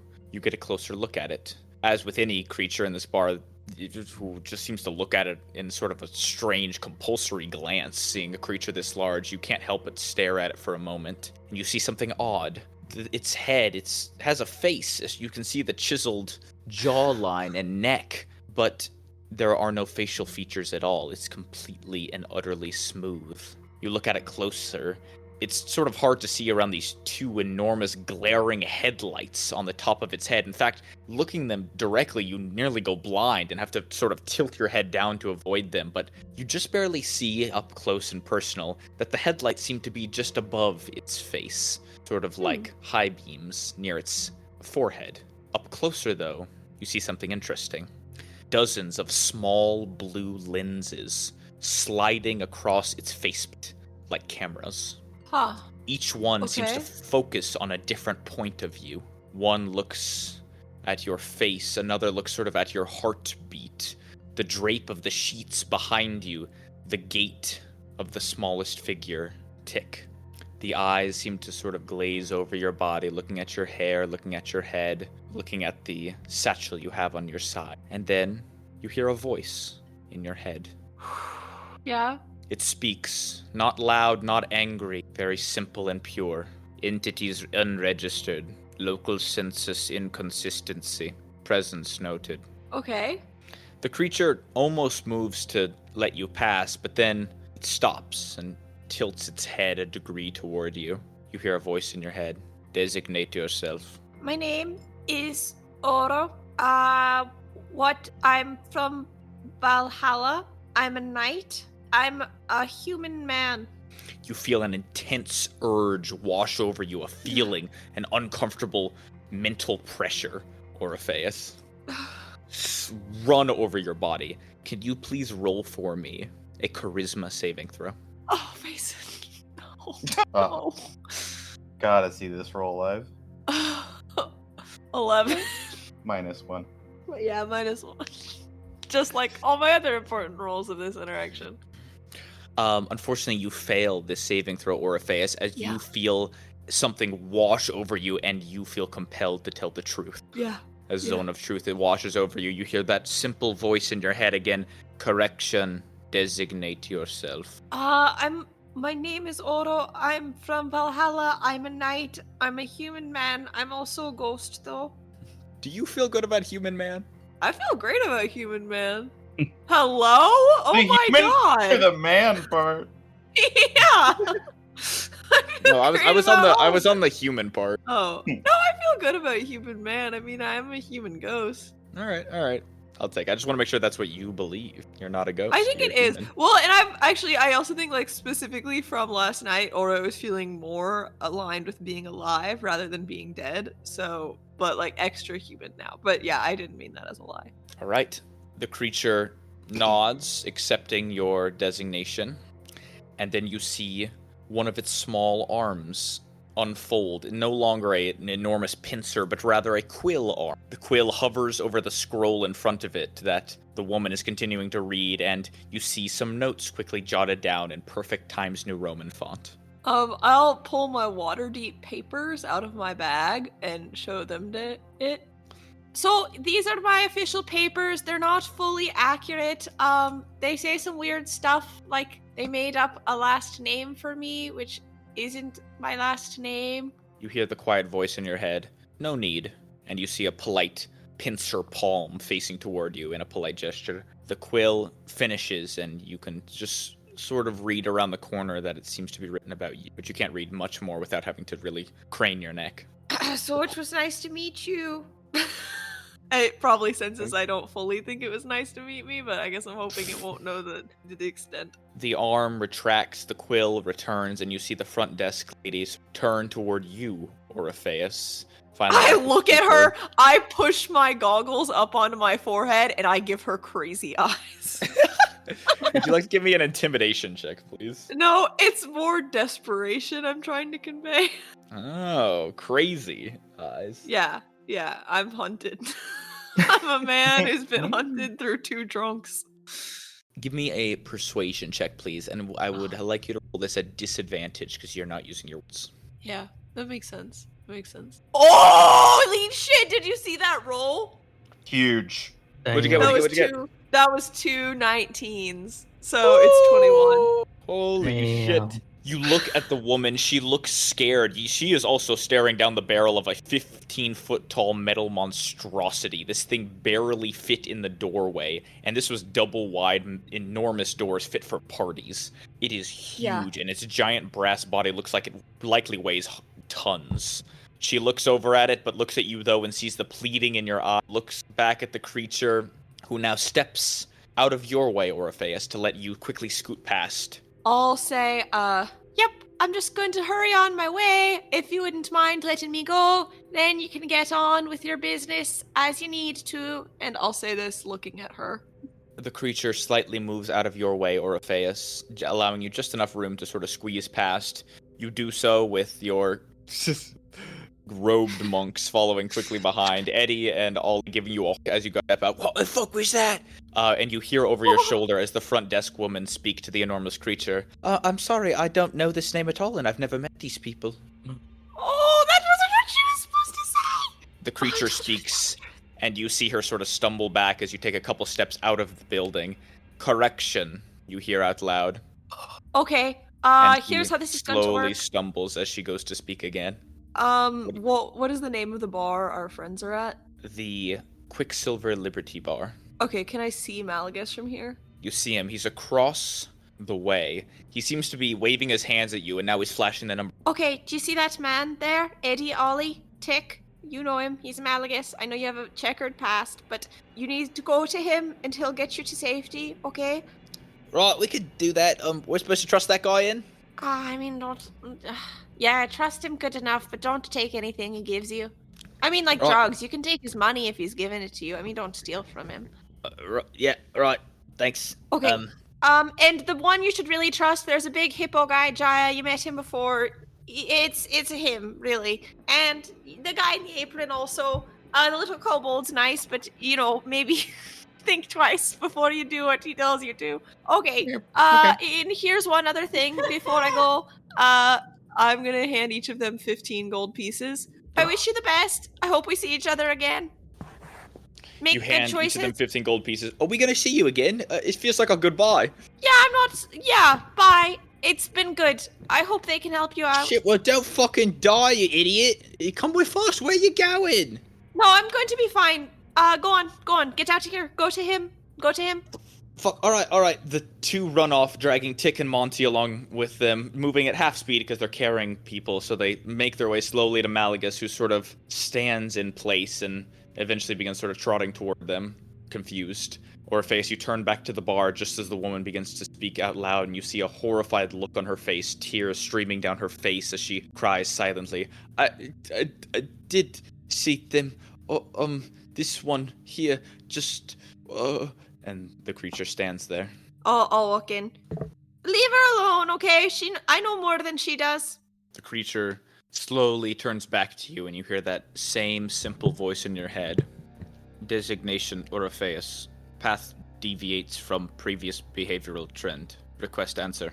Well, I guess I changed my mind because I wasn't going to leave her to take the heat. Can she leave? Human woman just lied. Needs to be studied. I'll sort of go. Can I stand next to her? You go and stand next to her. She looks up really scared, and you see she's got these wet eyes of fear. It's okay. Just tell it everything you know. Tell the truth. Sorry about earlier, but thank you for that. You talked to my friends. Just She tell nods us her the head, truth, and then you can shakily goes, yes, I did see that creature step in here a great many times. This man here travels with it, and they reside in several rooms of the inn. The giant Hexton looks back toward her, a simple sheen face with those slight blue dots running up and down, analyzing everything in front of it. The headlights above it distracting her, and she has to sort of glare away, and it finishes and nods, and then slowly turns to you, Orpheus. You hear a voice in your head, described as accomplice to Dulam. Explain. The woman Dulam's a good- begins sobbing and running off. You see the creature does not stop her. Thank you for letting her go. Yes, Dulam's a good friend of mine. Just as a note, Orpheus, because you actually never left, 10-foot circle around this creature, you still have Zone of Truth up. Yeah. Okay. Just making sure you're on board. Oh yeah. Alright, the creature turns to you and goes, you understand its location, then? I do. Would you please tell me? No, I don't think so. Why?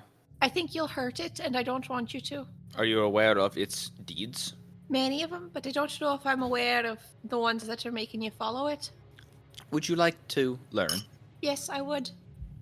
The creature slowly pulls out that enormous scroll. All right, let's see it. Unfurling it slowly, you are met with this brilliantly golden scroll with glowing blue text on it. Please read as much as you like, though it might be intense. The creature's words echo in your skull, simple and pure, and you look toward it.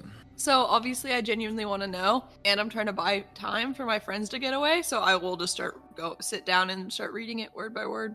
Okay, the creature stands perfectly still, allowing you to unfurl as much of the scroll as possible. Completely fine to allow you to look into this as much as you like. You look into this scroll, and you begin reading shifting text. It seems to move about the page, almost in a dyslexia-style format.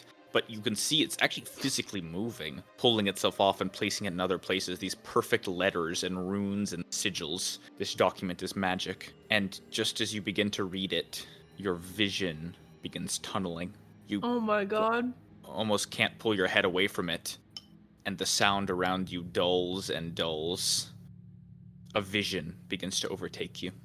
Orpheus, Okay. you have a vision as you feel everything around you shift away. A glowing, weightless model of Dulam appears in the air before you. It seems to be suspended inside shifting rings and gears around you. You know them inherently. They're pure logic. Perfectly perfect. Sigils orbit around Dulam like moons. You see strands, red and sickly like a disease, reach out of Dulam like the web of a spider and grab onto the rings and gears around you. Deviations that begin etching themselves into the perfect gears. Choices, doubts, dreams, emotions. There's a machine logic in what you're looking at, and you begin to understand it. Mechanus is perfect. You see it, and Dulam somehow doesn't fit in it. Deviation threatens stability, and stability demands correction. The words come to you in a voice that sounds like your own in your head, as if you're speaking to yourself, and you almost feel like you're agreeing with it. And then another sensation overtakes you. Pressure. A slow, unrelenting weight settles into your chest. You feel not pain, but almost like a rightness in what you're seeing in front of you as your vision changes into something else, a view of Meccan, the entire city. The scroll demands your view to watch it, and you see it, and it just dawns on you. You see the truth, absolute truth, ordered truth, perfect law. And some deep part of you agrees, the deep part of you that was trained by Ridden Knightly, that agrees with the following of direct orders. You accept it here. It looks right and it's perfect. You feel yourself slipping just slightly closer and closer to the understanding of how perfect this place is and how destroying it would be the worst thing to ever happen. The vision fades all of a sudden and the light recedes and you're suddenly back staring at the scroll. You exit the vision, Orpheus, and you look around. You don't see anybody, but the Hexton hasn't moved an inch. All of its little lenses are focused on you. You have no idea how much time has passed. I just stare back at it. You look back into it. Not at the scroll. I'm just looking back at the Hexton. It looks at Basically, you. my Oro's outlook here is that he is going to put things off as long as possible to give his friends time. Right. So I'm As just you going look to be away, delaying. As you look away from the scroll, those feelings and emotions of pure order sort of leave you. The law and order of that realm sort of trickle out of you, and you're left with this feeling that whatever Dulam is, it might corrupt that.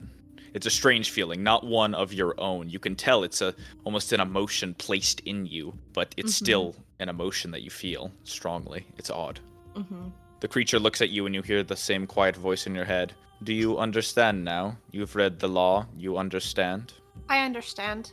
Good. You will help me then. No. Perhaps you need to look closer. Sure. The creature holds out the enormous scroll in front of you, and you get sucked into another vision. As you do so, back at the bar, another 20 minutes goes by and nothing. After your sending, you don't hear or see if anyone come by. You guys are left alone. What would you guys like to do? Oh shit, guys. Well, I know I just checked, but now it's been a while, and it sounds like things like were bad. So, What if you check Malik instead? I mean, I don't know why Malagus would be better than Orpheus, but I can go check again, I guess. I'm fearful Malagus gets himself full. Don't worry. God, you're right. Malagus will get. I mean, Orpheus, yeah. God, I need to be more stealthy and not let those two wander off. Bartender, The man turns back toward you and goes, Yes, what can I help you with? can I have the exit drink again? Sure. Sure. Oh god, I'm sober. The exit drink is handed to you, and you immediately appear back in the upstairs bar. You feel strange, higher. Again, that sort of hazy, hungover feeling hits you for the second time today, which is an especially uncomfortable feeling. But you look around, you don't see anyone. It's just an empty bar. Oh, cool. I'll send to Malleus. All right, you send to Malagus. And just as you feel your spell going out, you see Malagus round the corner, breathing heavy and shoving his way into the bar. And you put the spell away.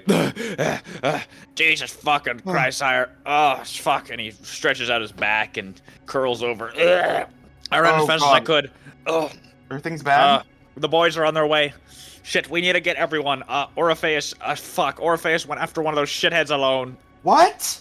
I know. Just go. I don't know if we can avoid fighting anymore. Orpheus is cornered, and we have to fight. Let's go get them. just get everyone. Shit, man. I don't know what to do, but Orpheus is trapped, and fuck, we just need to do this now. Unless did you guys come up with any ideas? I'm sure you guys were talking about it, right? Yep, really productive. Been a good day. Let me just go get them. God, do I need to? Is the bartender still here to get me back in?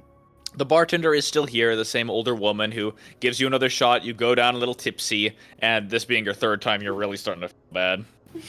Yeah, I probably feel very nauseous. Nightmare. I run back into the bar. Things went bad. I think we fight now or lose Orpheus. Oh shit. What? Okay, let's get barkeep. Can you please stay with you? Jackknife, do you want to stay? Yeah. I mean, well, shit. Are you guys really gonna fight? Is this the best option? I mean, fuck. If Orpheus has got one of them, I don't know. Orpheus is crafty. Maybe he'll be able to talk his way out. Does it have to be fighting in the city street? I mean, these things are monstrous. Not to mention, you've only got one right now. But what happens when the second shows up? I don't know if we can beat him. Jackknife looks at you with genuine concern. Well, we at the very least need to lure them away from the city and save Orpheus, because as things are now, I don't think Orpheus is gonna fare well alone. Well, duh. I mean, I can't believe Orpheus fucked around this long with this shit. I mean, what the fuck? We don't know what happened. I'm sure they got put in a bad situation, but we gotta help them get out of it. It's time. Yeah, it's yeah, you're right. You know what? You're right. It's time. Fuck. I'm coming with. Jackknife walks over and sort of stumbling grabs one of the drinks, the shots off the bar to join you guys. Jackknife, are you sure? I don't. This doesn't have to be your battle to fight. Oh, fuck off. Yeah, it's my battle to fight. I'm gonna help. Okay. Thank you. She walks up to you all, joining you, and you all take a shot of clear, slightly goopy liquid to sober yourselves up instantly and exit out to the outer bar. Just as you do so, you see two slightly unfamiliar young men, walk into the bar. One of them is carrying a giant bundle of sheets. The other seems to have Tick wrapped in a shawl around his arm. The two men look nervous, and they go, "Are you guys friends with Mr. Orpheus?" Yes. Not sure why you're here, but hello.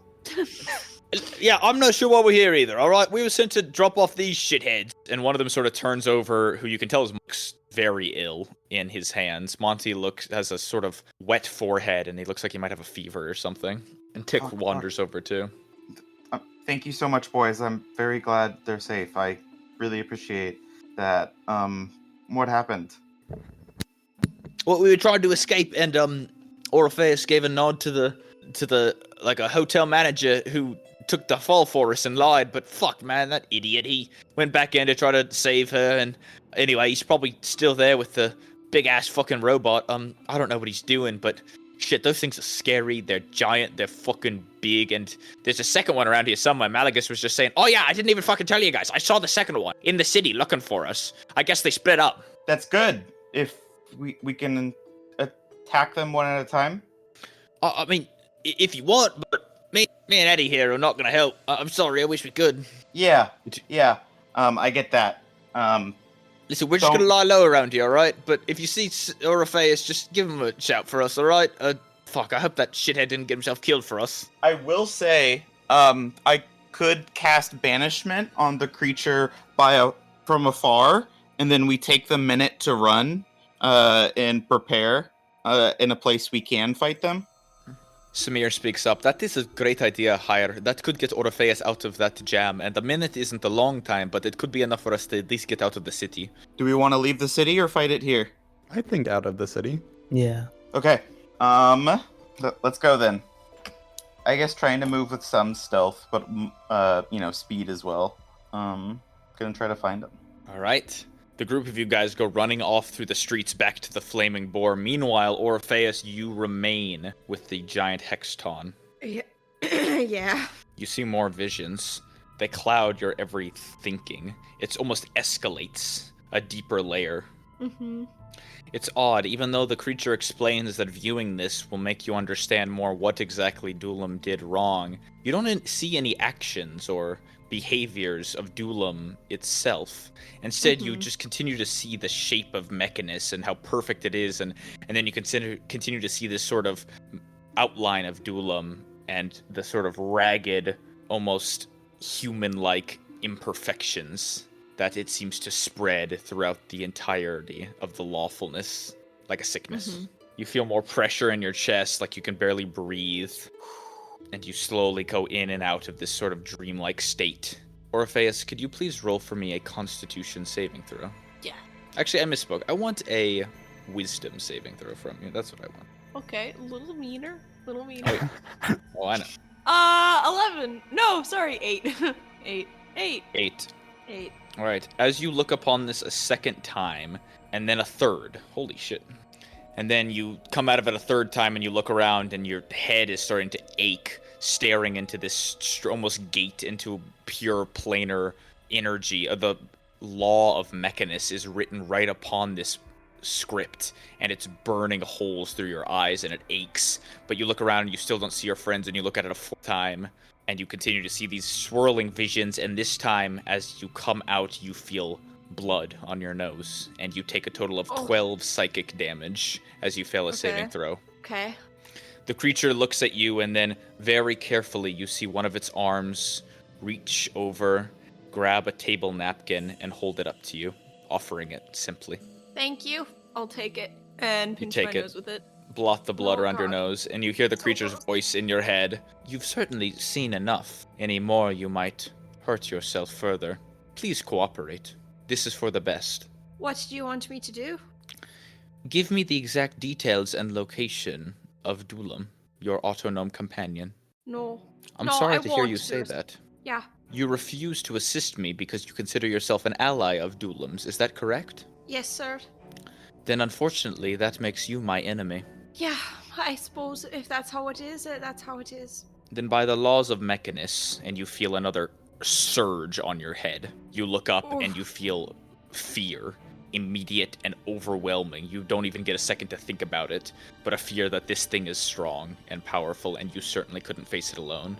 And then something else. That fear leads into obedience. Give me a wisdom saving throw. Okay, 6. I think I'm just too scared to keep my head straight for any of these.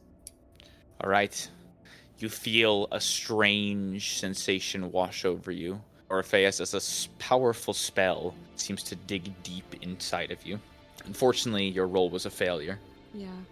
You look around, and in a moment of haziness, you see the entirety of this very well-respected inn seems to be stopping what they're doing and watching you. You were bleeding just a second ago, and now they all look at you with a scared look.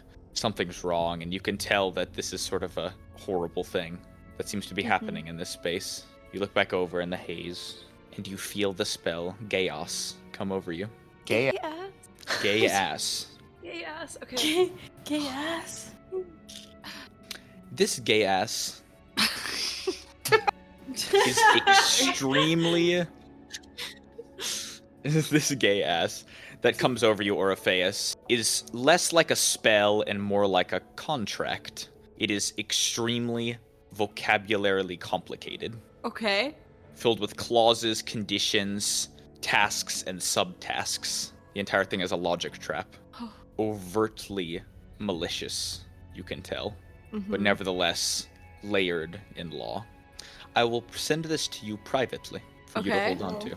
Can I look up gay ass also to understand exactly how that works? Feel free to look up gay ass. In fact, I can explain it to you so you all can know. Basically, you place a magical command on a creature, forcing it to carry out a service or refrain from some service as you decide. If the creature can understand you, it makes a wisdom saving throw or be charmed by you for the duration. While the creature is charmed by you, it takes 5d10 psychic damage each time it acts in a manner directly counter to your instructions. Some stuff about not understanding it. You can issue any command that you choose, short of any activity that would result in suicide. It lasts for 30 days. Or 30! give me an Arcana check now. 30! 30. I think we're killing it. Oh, it was almost really bad, but then it was really good. 27. 27? That's incredible. Yeah, dude. Yeah, 27. As the gay ass sets in, what are my last realizations? Gay ass can be removed by remove curse or greater restoration. Okay. Mm-hmm. I like that. So that is true. I will now send this to you, Orpheus. My legal document. I've been writing a lot of legal documents. I know. I read every word of them. All right, Orpheus, I sent it to you. Please feel free to read that for you. Okay. The creature speaks to you now as you suffer a chaos. Understand, this is for the good of all realms, and for the law and order of Mechanus, the truest and most lawful plane in existence. Failure to ascribe to any of these steps will incur psychic strain.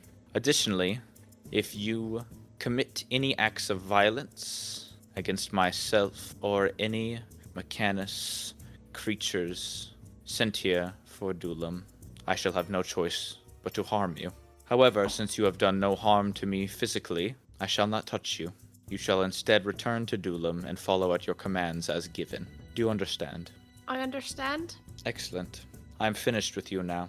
Let me complete my investigation, please. The creature slowly shifts around you, moving deeper into the inn. Okay. Sorry, I just need to take a minute to read through my contract because I don't know what I need to do, but I think probably Orpheus just stands there dumbfounded. All right, take a second to read it. You've been given a contract. Yeah. I still don't really know what I would do. I guess I would just sort of walk outside the hotel. Okay. As you slowly step out a bit dumbfounded, it's just about the point, after hearing the Hexton ascend the stairs behind you, that you hear your entire crew running up, swords swinging, guns blazing. Ah! You see Malagus running forward, leading, and you see Hire running along with Demos and Dulam and Jaya. You see Samir and Abel all running toward you, a giant gaggle of armed, effectively soldiers that you have at your behest, coming to rescue you. The rest of you guys, having all ran through the streets as fast as you can, are a bit exhausted from the run, and finally catch up to the flaming board to see Orpheus stumble outside, looking a bit lost. Orpheus, where's the Nonaton?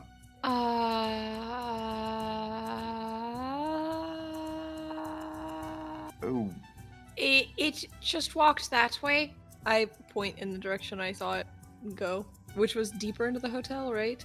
Deeper into the hotel you point, Orpheus. Did it hurt you? Not yet. Yeah. Oh, well, that's good. It let you go? Yes, but something's wrong with me. I'm going to Okay. get hurt. No, it's okay. We're here. Fuck. Can you tell us what's wrong with you? I'm trying to figure that out. I think so. I've been commanded. I don't know how much I can say before I'll hurt.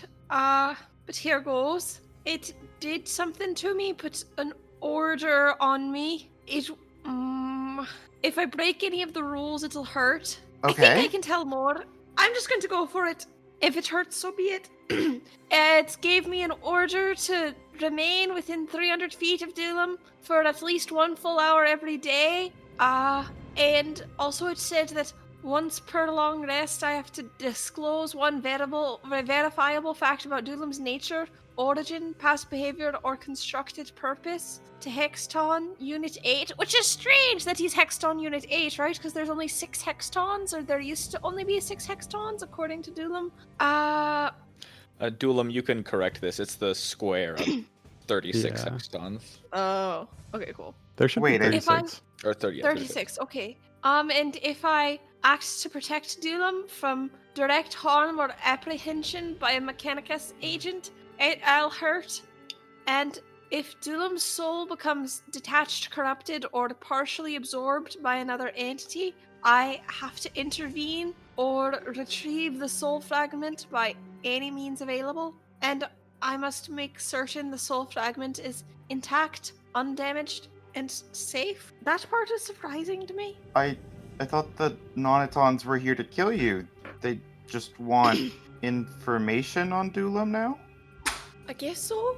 And they want its soul undamaged. Okay, well, that's good news, I think. They cast a spell on you, right? But it has to be some sort of magic. There, I think so. maybe a dispel magic? Mason, you said I rolled the thing to figure it out, right? So there's nothing protecting me from telling them, right? I mean, I'm confused what you're saying. You're saying that... I made the Arcana roll that said remove curse would work. Yeah, you did that, yeah. I think remove curse would take it away. I have that. Okay, I'm sort of confused by this whole situation, but I would appreciate that. If it comes back, I want to be able to fight. Cool. Trying to be, like, kind of quick about it, just in case Orpheus starts to resist. I'll cast a remove curse, which is a touch spell. Nice. Alright, you reach forward, touch Orpheus. Yes, Jaya? Would the caster potentially be notified if it was, removed? I don't know how all that works. You know this from your Arcana check earlier. Orpheus, the caster, would be notified. They would just, they would feel their sort of concentration come up on it. They'll know when you take it away. So, are we fighting this guy or what? I think we should get the fuck out of here. We're gonna fight him in what, a fucking hotel? I can, but think about how many people might get hurt. This thing seems big and scary. Like, if those giant arms are like anything as scary as if they look, it might be able to, I don't know, wreck the whole building. If you guys want to fight it, I'm here for you. I'm ready to scrap. I don't just think thinking we about should the do it others. here. Maybe we either. should go somewhere Yeah, else. let's. People because presumably Yeah. if they know that you. All right, then let's get out of here. Where are we going? We could go just outside of town, I suppose. Yeah, I think it's our best option. I don't like this. I don't either. I Being- feel like there's something I don't understand about what happened to me. Well, it sounds like Hire can maybe get rid of it, which is... Yeah, that is good. But we should do it out of town, at least. Escape this place. In fact, it's probably dangerous to even stay here much longer. Yeah. God damn it, I hate being hunted. This is awful. I just want to strike the creature down and be done with it. In due time, just not here. Alright, where would you guys like to go? Oh my god, we do have a Waterdeep map. True. I guess I personally think we would just go right outside, like the gate where Dulam is indicating, like right outside of the outer north trollway. The trollway. Oh, you're gonna take the trollway, are you? Yeah, I was thinking we'd take the trollway north, get off at I-35. Alright, you guys make an escape toward the troll gate. The walk is long and a bit grueling, considering the mental strain a lot of you all have from having to get drunk and then stop being drunk early in the morning. But you make your way to the Troll Gate, the northern gate of Waterdeep, named aptly so to defend against the trolls that come from the north. This wall, triple fortified, extra thick and tall, with buttresses sticking out and twice as many archer holes as any other wall. However, as with any simple day in Waterdeep, remain wide open and you all exit without much pause. You exit the city of Waterdeep, entering the farmlands beyond, following the Trollway north. You see the sea out to your left. The western sea here is kind of beautiful, and in the bright early morning sun, it glints off and you get a reflection on each of you. You walk for several miles, further and further out of the farmland until behind you, the city of Waterdeep is just a small blur, and you've successfully escaped the city. What would you all like to do? We need to remove this curse immediately. Otherwise, we can't trust Orpheus. Sorry. No, it's okay. But Do you think? that may summon them. Yeah, they might teleport to us the moment we do that. Good. Let's be ready. Okay, I stand in front of Hire. This might hurt me. I don't think it will, but focus on the fight. If I go down here, I'll be okay. You're not going down with me here. That's my job. And I will cast Thank you, Hire. remove curse. Okay, you cast it, and Orpheus, that pressure on your head to obey all these strange rules, vanishes. You're left with a slight anxiety about what just happened. Think Hire fixed it. I think you got it, Hire. That feels better. Oh, thank goodness. Thank you so much. So there wasn't like any information you were withholding?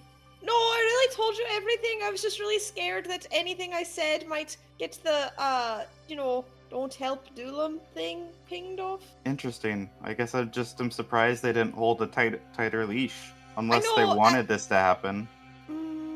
Oh god. I don't know. I'm sorry. You guys get a moment among the trees now on a well-trodden dirt path to sort of look back at the city. It looks completely normal. Oh shit, what the fuck? We just can't go back there anymore? We do now. Well, it either comes for us today, or it comes for us tomorrow, right? Because, but the curse no longer works, so you can no longer communicate with it. Yeah. But they'll still come for us, right? And they'll just track us to here, like they were before. I think they're coming for us, like, right now. Should we ready ourselves? Yeah. I'll go ahead and activate my cannon. Alright, you activate it. Yeah, I'll activate it as Force Ballista. Okay, you get it set up. You see the rest of your sort of crew slowly pulls out their weapons. Malagus draws his blades. Abel does the same. Samir gets his backpack. Even now, Jackknife, who's with you, sort of gets ready. Shit, what's the plan here, you guys? Are we really gonna fight this thing? I don't see a choice. Shit, I don't like this, you guys. Nothing's happening. What are we waiting on? And you Maybe guys them wait a to get few here? minutes, and nothing seems to happen immediately. No one comes. I was just gonna ask Doolam if we know of any like mechanical parts within the Nonaton that maybe we should target. Well, I've never fought one before. I've really only seen them from a distance. Do you think they're built similar to the way that you are? I think they're less humanoid than I am. It was sort of a big thing with. I mean, it did have a face on top. How big is this thing? It was like 15 feet tall. Damn. Okay. What if we try to tie it, somehow make it fall onto its knees, and then incapacitate it? Oh, that'd be hard though. I like that idea, but I will say it has 6 knees. Oh. I can't win. It's got sort of 6 big legs. It had 6 big legs, right? I'm not crazy. Actually, these things only have 2 legs. Oh, never mind. 6 arms. You know how it is. 6 arms. It has 6 arms. arms. Yeah. It has 6 arms, 2 legs. Whew. Another minute goes by and nothing seems to happen. We could assign one person to each body part. Yeah. I don't think I could really hold my leg. Yeah. Well, I Or, mean, arm. going at it, not so much like holding on, because there's no way in hell that any of us would have the strength. So, Do we have a bomb? Does that still like did you say bone? A ball? the bomb? We had a Uh, bomb at some point. I don't think we can use the nuclear warhead here. Oh, I We mean, don't have that here. I open up my bag. how big a bomb do you want? Because I have, first off, a lot of gunpowder. Then I also have a rock of incendiary cloud, crate of ancient blasting power, and a flask of aged dwarven fire brandy. So, maybe that's helpful. Extremely. Thanks. This is definitely the time to use them. Okay. How about this? I could, put the barrel in the ground just a bit, cover it up with dirt, and we try to bait them on top of that, and then, one of you guys hits it with one of your, fire spells. How's that sound? I think, yeah, to make that work. Okay, I can do that. Does it even look like they're coming, though? It's been a another while. thing. I feel like Holy shit! I should cast. Okay, actually, this is an even better idea. I'll cast snare. If we can bait them into the snare, I can activate the incendiary cloud. Hey, That are I we like. sure they can come to us right now? Nothing seems to be happening. I'm not sure of anything. How would we know that? I assumed they could come to us, but I don't know. But you understand magic, Orpheus. I mean, Demos does too. What way do they have to transport to us? They would walk very slowly or teleport. Yes, but how? I've studied some magic. I can't think of a way to teleport to a person. I know you can to a place, but Well, is they're that how it tracking works? Doolam, so they'll probably just walk here. Yes, but how? I don't understand. What's the question? I don't. They'll walk You're here. prepping for battle. You cast a spell on Jackknife just now as if they're about to appear here, but I think we'll see them coming. I think we're safe. I don't know if they're coming immediately. I mean, walking maybe, very slowly, but I don't think they can just teleport here. Samir looks at you frightened. I just don't know what to do. Should we make a trap and summon them here? I mean, I know it sounds crazy, but we know what they look like, so we could have, Demos send to them. Does Demos have to have met them? Demos, you take, descriptions, right? I do. I can try to describe to you Hexton 8. Well, wait, before we do that, though, do you want to summon them here? I mean, we escaped them, right? Clearly, these creatures have been after you, Dulam, for quite some time if they've been visiting Jackknife for weeks and they didn't find you. That means they're not perfect. And yes, it's scary, but now we've escaped them again. What if we just, I don't know, kept going? Just leave Waterdeep. Well, we wouldn't have to do it forever, but I don't know, we could explore the surrounding area for a few days and then come back and see if they're gone. I'm afraid of these things. The literature that I've seen talks of mechanist creatures as some of the most perfected things in the universe. To fight one, let alone the Nonaton, was one thing. That took all of you, right? But this is more. Their strength, it's exponential when you go up the hierarchy, and there's 2 of them. Oh, fuck off, shithead. Listen, Samir's over here pissing his pants about this thing, scared we can't win. I know we could win, alright? So I say we just make a little trap here. I like your snare idea. Guys up, eh? I think it was Hire who was saying, they're already split up. It's the perfect advantage for them. If they're split up, we can fuck one, and then fuck the other. It's a lot of fucking, isn't it? Are they even split up anymore? They might be together when they get to us. I'm sure they will be, but I do have banishment for that. That's good. Silence for a moment longer, nothing. And then a quiet chirping of a bird going by. Then all of a sudden, Dulam, on your HUD, comes up a small alert. You're getting a message. A message rings out into your head, Dulam. This is unlike the messages you received from Mechanist, long form, sort of typed out messages. This instead is ascending, like the traditional spell. Something ascended to you. However, the voice you hear is exactly like the ones from Mechanist, read out in a perfect voice. I'll send it to you now. Greetings, Unit Dulam. Survival tracking protocols are active. You will be located shortly. Core extraction scheduled. Body will be respectfully and permanently dismantled. Hexton Unit 8 and 28 en route. Thank you for your cooperation. Orpheus. About the same time, you also get a sent head. I shall send this to you as well. Okay. Chaos dissolved. Unacceptable interference logged. Next encounter, we will forego courtesy protocols. Duelam will be terminated. You will be corrected. Expect pursuit. Shit, what happened? They're on their way. Yeah. You guys both get the message, and I should nod because this is ascending. You guys could both I think I wouldn't, for fear that anything I say will make this worse. Yeah, I also wouldn't respond. Alright, you don't respond. Both of you are left alone. You see Jackknife look over to you higher and go, shit, that thing you did wore off. Should we just wait for them to actually show up? I don't want you to waste any more spells. It was a cantrip. Well, fuck, man, I'm stressing. She sort of punches out in the air again and goes, fuck. I mean, they're just gonna walk here? What, we have to wait? We're running out here. I think we have 2 options. One, we can stand here, trap, and fight them both. Or we can all run away, wait for the cube to go, then go to a plane, open up the lead box, and divert them to another plane while we run away somewhere else. I know it's the coward's way out, maybe, but I think running is the wisest choice. These creatures, we don't know what they're capable of, and if they win, we can't go back on that. There's no escaping that.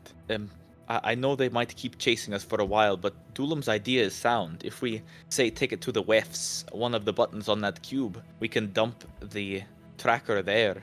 The creatures will follow it there, likely question everybody there. It would be a huge waste of their time. They would likely be gone for months. I mean, if you recall, the weft is a place where every day spent there is nearly 30 days spent out here. So if we go there for a day and wait 24 hours to come back here, it'll be 30 days? Yes, or we could just go there for a second, ditch the device there, and, oh, I see, the portal. We have to wait there 24 hours. Yes, I suppose so. But it wouldn't I like be Willum's that idea. bad. I just don't they might be trapped there longer. I mean, they're creatures of law and order. We saw them talking to pretty much everybody they came across to inquire. If they go to the west, they might interrogate everybody there. It could take weeks. We could be in the clear for a very long time. That's true. Is there The only anything risk- pressing we'd be missing out on in Waterdeep if we were gone for what was it? It was like 22 days. What if someone that we know and love lies to protect us though while we're gone? I don't know. Shit! Malagus throws a hand to his head. Fuck! I forgot. I left Monty and Tick with those two fuckers. Yeah, We thought we were going off to battle, so we left them behind. They're not fighters. They're hanging out with those two boys, the ones you picked up, Orpheus, Eddie and Ollie or whatever. Yeah. They're back in town right now. We didn't even tell them what was going on, really. I, for one, think fighting's the way. We're smart people, right? We get shit done.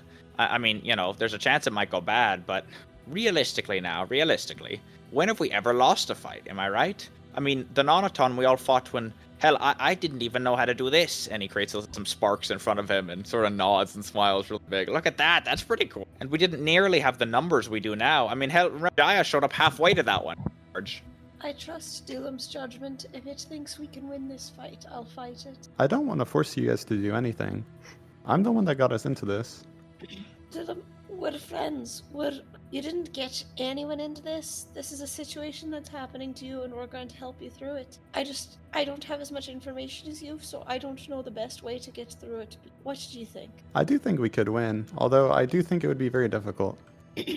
And likely, with the path that they're already taking, if we destroy these 6-armed ones, they likely will send stronger ones next. If we escape them now, they likely won't send anyone stronger. well, we're getting stronger too. What if we just keep leveling up? farming We'll them. keep up. Would it be crazy if we dropped off the tracker somewhere closer? Like, you know, deep beneath that mountain we went into, you know? It's like a maze down there. That's a good idea. People might even attack them down there. We could just drop it at the bottom of the ocean. It's a good thing you held on to that, Dulam. I think it could very well be a very good distraction. I sort of think Jaya might be onto something with maybe just waiting till you get stronger to tackle them.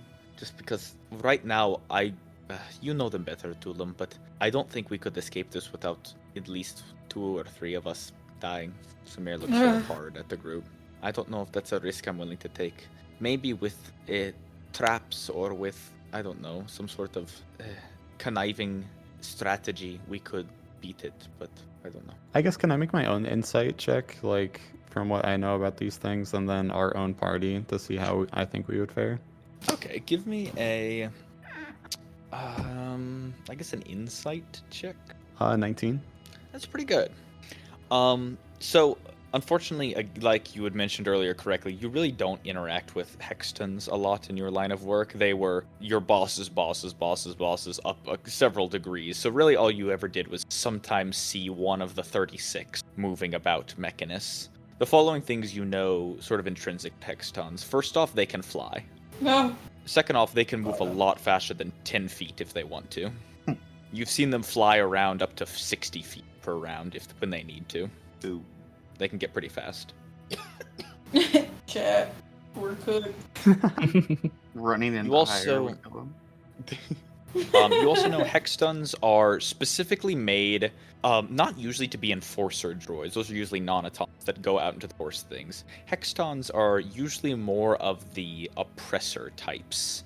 These go into factories that have perhaps a wrong flip switch and too much magic is being outpoured or too much output is being done. Effectively, these creatures are made to turn things off, more or less. They are the firefighters of Mechanus. They are the industrial waste cleaners. And in this case, they are the assassins, in a way, or rather the cleanup crew for you, Dulam. One of their specialties, you know, is that Hextons are especially good at removing magic. It is their specialty. It's what they're best at in Mechanus. And magic being one of the more random things in the universe, one of the more chaotic things, it is Hexton's job to go into certain areas to reduce the magical output to keep it at a safe level. They counter it very well. You recall the thing that killed the Nonaton was magic. they likely sent these creatures here on purpose to try to counter whatever it is that you threw at the Nonaton. Additionally, the last thing you know is that Hextons are the first of the Modron hierarchy that earn the great honor of having their very own legendary resistances and actions. That is all I will say on them as of now. Okay, I think I agree with Samir. I do think we could beat them, but I do think that we would lose some people, likely myself included. Dulam, I'll die before you go down it. Same. If we're gonna lose more people fighting, then we have to run. So to the west then? Or somewhere here? Can I take Tick and Monty there? I guess maybe Monty, but And what about Gravy? I don't know what we do with them. Yes, said Gravy. I don't know how we would get back to them, but we could hide it somewhere on this plane, like Deimos was saying. Or we could just flee Waterdeep altogether, you know, we could leave it here, run north. I just feel like there's so much left for us there, but I guess we don't have a choice now. I feel as if we leave them behind, then the Nonatons will just get to them instead of us. I know we need to get to them. I'm just saying I don't know how we could get them before we get into the west, before the Nonatons find us. I feel we need... I mean, I don't know. I could be swayed, but my gut instinct is that we need to ditch the tracker before we go back to them, or we'll just be leading the Nonatons to them. I think I'm the tracker currently. And actually, I could teleport one of you guys to grab the rest of our party. Okay, that's good. I know it's a sad thought to walk away from a battle like this, but I think you're all making a wise decision. We can take them on another day. If we distract them in the wefts, they will be a problem that we have eventually, but they won't be today's problem. We have a lot going on right now. We have a lot to do in Waterdeep, and to drag Monty out there or to leave him here would both be dangerous. I know that this is a scary thing, and he sort of reaches over and puts an arm on your shoulder, Dulam, and gives you a neutral smile. I think we're doing the right thing. Thank you, Samir. Oh, fuck this. Okay, how can we help? Should we, distract the creatures while someone runs back and gets Monty? Or should we just go all in and go to the fucking wefts and just ditch them for 30 goddamn days? I'm not leaving them behind. Every time I leave things, they die. I could run to get them, especially if Dulam, teleports me. I could run back to you guys. The fear is that the Hextons know me now, and if they find me again, they're going to kill me. Yes, well, I could run. I just won't be as fast. I could try to blend in with the crowd. I know I'm not the most, I don't look like everybody else, but I'm pretty sneaky, and I feel like I could maybe try to hide away from them. That's good, yeah. Damn it all to hell, Orpheus, give me your long strider. Let me go and do this. It's something a knight would do. It's the least I could do. I sort of look at my party, like, what's their choice? I mean, they don't know Abel, right? Alright, I'll cast Longstrider on Abel. You won't regret this, Orpheus. Oro doesn't respond to him. Thank you, Abel. He nods at you and puts an arm on you higher and goes, "Don't worry, I'll get your brother back post-haste." Would you like the bag of holding? I suppose I would, yes. Thank you. You all wait here. Those creatures, they'll be moving slow, I suppose, and just following your tracks, yes? So it might take them a while to come all the way out here. Well, keep on your toes. Abel nods and grabs the bag, and you see him sprint off at inhumanly fast speed, back down the dirt path toward the city.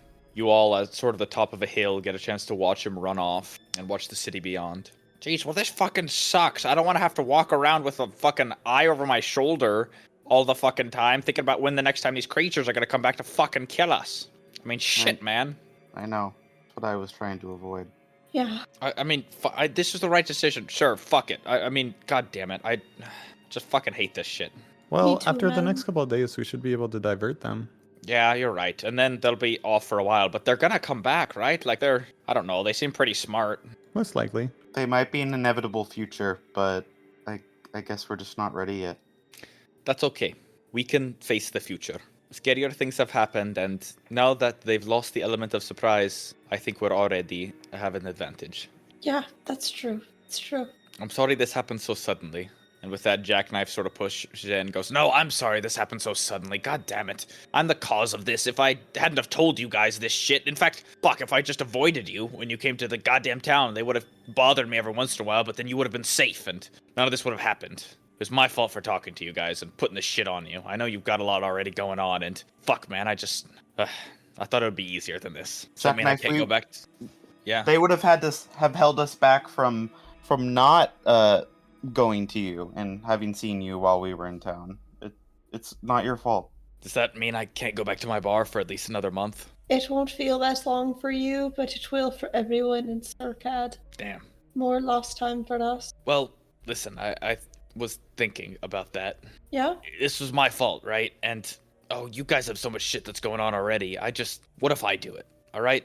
I think I know how that little box thing works. You just give me the box and the stupid tracker, and I'll just throw it in some gorge and come back the second it's ready. For you, it'll feel longer, but for me, it'll only feel like a day, and then at least you can still do things around here. We were going to be gone anyway, right? Why do all of us be gone? At least this way. Only one person has to suffer for this, and it was my mistake. Well, it's not the worst idea, but it would mean we'd all be stuck in the material plane for 30 days. Yeah, I guess so. You wouldn't have the box back until then. And I know that's a lot, and if you don't want to commit to that, I understand. I understand that you guys have people. I mean, we do have a way back to Surcad through Zavrix's study, huh? True. There's not many other places that we go, unless, of course, we wanted to go somewhere new, but that is sort of a whole ordeal. Yeah, we'd have to ask the Lady of Pain for another symbol on the box either way. And I'd be safe there, you wouldn't have to worry about me. I doubt the creatures would get there that fast. Are you certain you'd be safe? I mean, you'd have to bunker down in the weft, but I suppose it would only be for a day and a night. Fuck, man, we spent like 3 days there. It's Is our time really that valuable to make Jackknife suffer alone? It's not suffering alone. I mean, we all would have suffered anyway. I'm just trying to do some good, Do a good turn by all of you. But it wasn't I don't your mean... fault. Oh, Dulam, you're being too nice. It was my fault talking to those shithead guys in the first place. Well, that wasn't your fault, Jackknife, but I will say, we are embroiled in a bunch of important things, you guys. I don't know if now would be the best time for us to step away from Waterdeep. Vinny just died. We were going to look into that. The Symphony of Neth killed Dr. Him. Oh, we still haven't figured out who's trying to kill Axiomatic. We were meant to go to the Blackstaff Tower. There's a million things we're supposed to do, and if there's a way for us not to fall 30 days behind on all of that, I think we need to seriously consider it. Listen, consider it like a vacation for me, all right? I get 24 whole hours while I sit outside and eat some bugs, right? Drink that shitty black water. It's gonna be no skin off my back. It's not gonna be suffering. I'll be all right. Let me do this for you guys, please. I'm just sorry I have to take away the box for that long. That's all. Pyre looks very uncomfortable with this idea, but is trying to let the group decide as a whole. Should we vote on it, or what does everyone think? I think it's worth it, but, I think a vote would be good. Does anyone else have any thoughts? Maybe this is a crazy idea, but we know that the Lady of Pain has control of Zavrik's mirror, portal, right? Yeah. What if, hypothetically, she opened a portal to the west, we throw the box into the portal, and maybe I cast Find Familiar or something to go through the portal and give it the command to open the box, and then we'd just be done with it. Doesn't Find Familiar have a physical range? I believe it does for a telepathic connection, but I think outside of that it can just do whatever it's been told to do. But correct me if I'm wrong, Mason. Ooh. Yeah, so Find Familiars you can see through their eyes up to a certain distance and give them commands, but they can go a lot further than that just based on simple commands you give them. So you can give your familiar fly to the town next over, watch it for 24 hours, then come and report back, and you would get that information when they get back, but you wouldn't get it while they were physically there. Mm-hmm. So yeah, hypothetically, Do you have a familiar that could carry a lead box? you wouldn't have to carry it. You just have to open it. It's a small box, too. I think that's a great idea. I think that's a Yes. great idea as well. Okay. Well, we could either wait to teleport back to Surkat, or we could just try to go through Zavrik's door right now. It's a big town. Even though those two creatures are there, the likelihood that they find us is probably pretty small. Okay, let's sneak back to Surkat. Aren't we waiting for Abel? Right. And I mean, we could send to him and have us meet us somewhere on the way, so we save time, but... I only have one spell slot left that high, and I Okay, want to hold on to it in case someone dies. I can send to Abel. Do we want to meet up with him first before we go, or do you just want him to meet us at the door? either would be fine. I mean, we could even tell him, like, just keep them safe at the bar while we take care of this all. True. Is Hire, would you be okay with Tick and Monty getting a little tipsy to be safe? For 30 days? No, It's no, not not for 30 days. Just for like a day. Oh, yeah. Uh, I mean, honestly, they could probably leave even like an hour later. I just wouldn't want to bring them into harm's way by bringing them with us, you know? I feel worse leaving them, though. Why is that? I left my plane, and it all went to hell, and every time I seem to leave behind anyone close to me, they end up dying. Even Vinny. I feel like the only Your way we plane- can really protect people is to be with them. Your plane didn't get hurt because you left it higher? And for the record, Vinny wasn't that well off when we were with him. I understand it's scary, but Tick's a child, and Monty's really hurt or sick. I'm not sure we should be dragging them around on this chase. You know, when we were going to be gone for 30 days, it was a different deal, but Abel could look after them for 24 hours. Oh, God. Okay. I mean, it's your choice, Hire. If you want to bring them, I'll support you. That's my take on the matter. No, it's all right. Abel can take care of them. All right, you guys have been standing out in the fields for quite a minute now. What's your decision? And you're comfortable with that, Hire? You're certain? I mean, no, but I want what's best for them and all of us. Okay, I guess let's go to Surcad. All right, so how do you want to do it? You want to use the box right now, or walk back to the door leading into Zavrix's shop? Has the box regened yet? You look over. It's got about we'll say it's regen. It's got about like 20 minutes on it, but Okay. just because we're in the middle of a scene, I won't make you guys wait that long. What if we use the box to get there and then just come back through Zavrix's door? I like that. Okay. I'll take out the box. Everyone ready? Right. And Should we send to Abel first? Yeah. Oh, so yes. we're leaving your family here. You're okay with that? Oh, I mean, that's the plan. Okay. You're being brave today, buddy. I'll let you know that. And I'll send to Abel. I guess I'll just say we are going to Surcad for a day. Just keep the kids safe, and it's okay if they have a drink. Gotta Okay. speak your truth. That's really choice, man. Monty can't walk. You want to give him alcohol? You Get him know, drunk. maybe it'll cure him. You never know. The alcohol was keeping him alive. God, this next bottle will cure me. All right, then. You send the message, you receive a response from Abel. Got it. I'll look after them just as well as I would my own. Good luck in Surcad. Signed, your closest friend, Abel. Wow, he really used his extra words just for that. Okay, cool. All right, we're ready to go. Ready.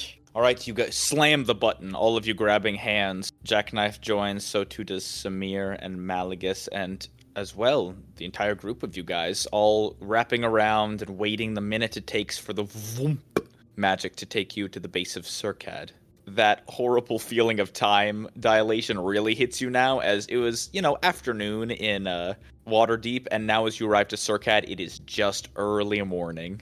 People are just starting to wake up, and it officially feels like the day is never... God, I can't believe we all got drunk today. And didn't sleep last night. Do we gain a point of exhaustion? No, I'll tell you when you are. I'm giving you some scenes. You seem like you like the scenes there, buddy. Give me my seat. Now, back in Surcad, you guys all arrive, and a bit of relief washes over having escaped the nearness of the Hextons, leaving Abel in its stead. You all have 24 hours to spend here. What would you like to do? The Lady of Pain, right? Yes, Yeah. Do you You think guys she'll make your way charge us there. for this? probably. Yeah. Okay. You all make your way down through the grease pits, through the strange portal up into the Lady of Pain's fortress, following her close personal advisor and guide, the older man who walks you toward her chambers, once again inquiring, "So, what brings you all here today?" I just give him the most like exhausted look. We need to speak with the Lady of Pain. Yes, I know, you always say that, and you're always in such a rush. I don't understand. Me neither, at this point. I wish our lives weren't this way, but we're in danger. We need to leave. The Lady of Pain has that. The Lady of Pain sits stationary, hovering ever so slightly above her chair, as usual, as you all walk in. Several advisors sort of corner in around her, and they seem to be having a normal conversational day regarding what looks like some sort of building zoning and a new tower they're building in Circad. You all walk in, and the group of advisors hesitantly falls to the back as the Lady of Pain cocks her giant mask to turn toward you. What is it? Greetings, Your Eminence. We are in need of, well, should I say, Zavrik's old mirror portal. Oh, you've come here so soon to request that. I knew you would soon, but this soon surprises me. I almost have the gall to laugh. It's no matter. It's actually just set up. Yesterday morning was its first, well, let's just call it a voyage. Red Hands has been doing quite well. We've had no problems with it at all. So I suppose it's up and running, but that does make you all my first customers regarding it. I haven't even offered it to the city yet. I suppose I will let you use it early because I like you, but can I ask you why? Well, my lady, have you heard of the hexatons scouring your great city?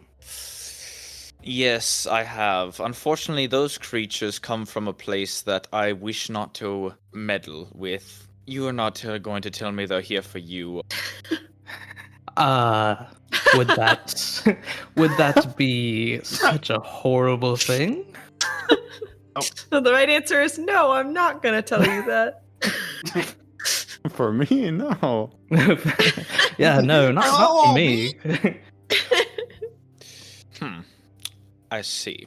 She looks at each of you and goes, "Unfortunately, it is somewhat out of my reach to remove those creatures from this city.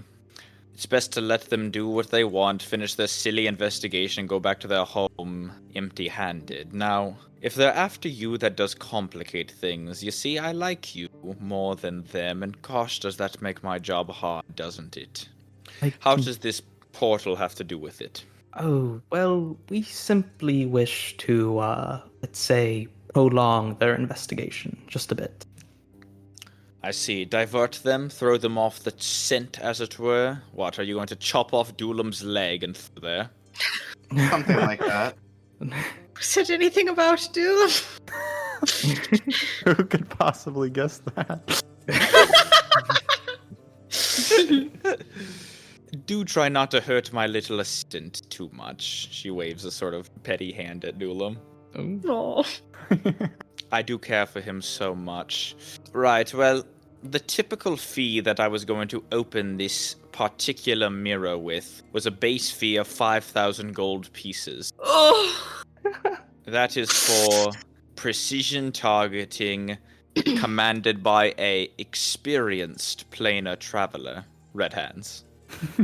Ah. Additionally, I was going to make it a point to increase or decrease that price depending on its usage fee. Simple moving from one place to another, perfect, 5,000 gold pieces. But escaping something dangerous that could come through my city, well, I would call that a strategic use fee. What, you're misdirecting a planar being such as a Hexton? You're not just traveling, you're tricking something very dangerous. I would have charged at least 2,000 gold pieces extra for that, summing a total of 7,000. Kyre's knees wobble. But they likely won't come back to Circad. Also, it wouldn't be transporting people. We would actually like to transport a box and a creature. It's the opening of the portal that takes so much work. My friend, unfortunately what you put through it doesn't quite matter. But I'm sure you understand where I'm going with this. 7,000 gold pieces, likely outside of your wealth range, am I right? That 10,000 I've already given you has been spent up, I assume. I look at Samir. Yeah. Samir's eyes are wide and he sort of shakes his hands. I point to Yeah, my we bag. definitely. What's it say on the outside? It says 1,347 gold, 0 silver, and 4 copper. Not a paltry sum at all. Yeah, well, let me just say, I spent all my money in one place At one time. at one time. So here's what I'll do. Again, because I like you all, I'm going to do something I've never done before. I'm going to offer you credit. Oh my god, our Here's credit some- limit's crazy.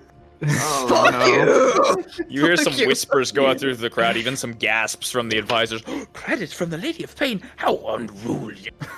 What is going on here? People are whispering behind you, and she sort of turns around and they all get quiet.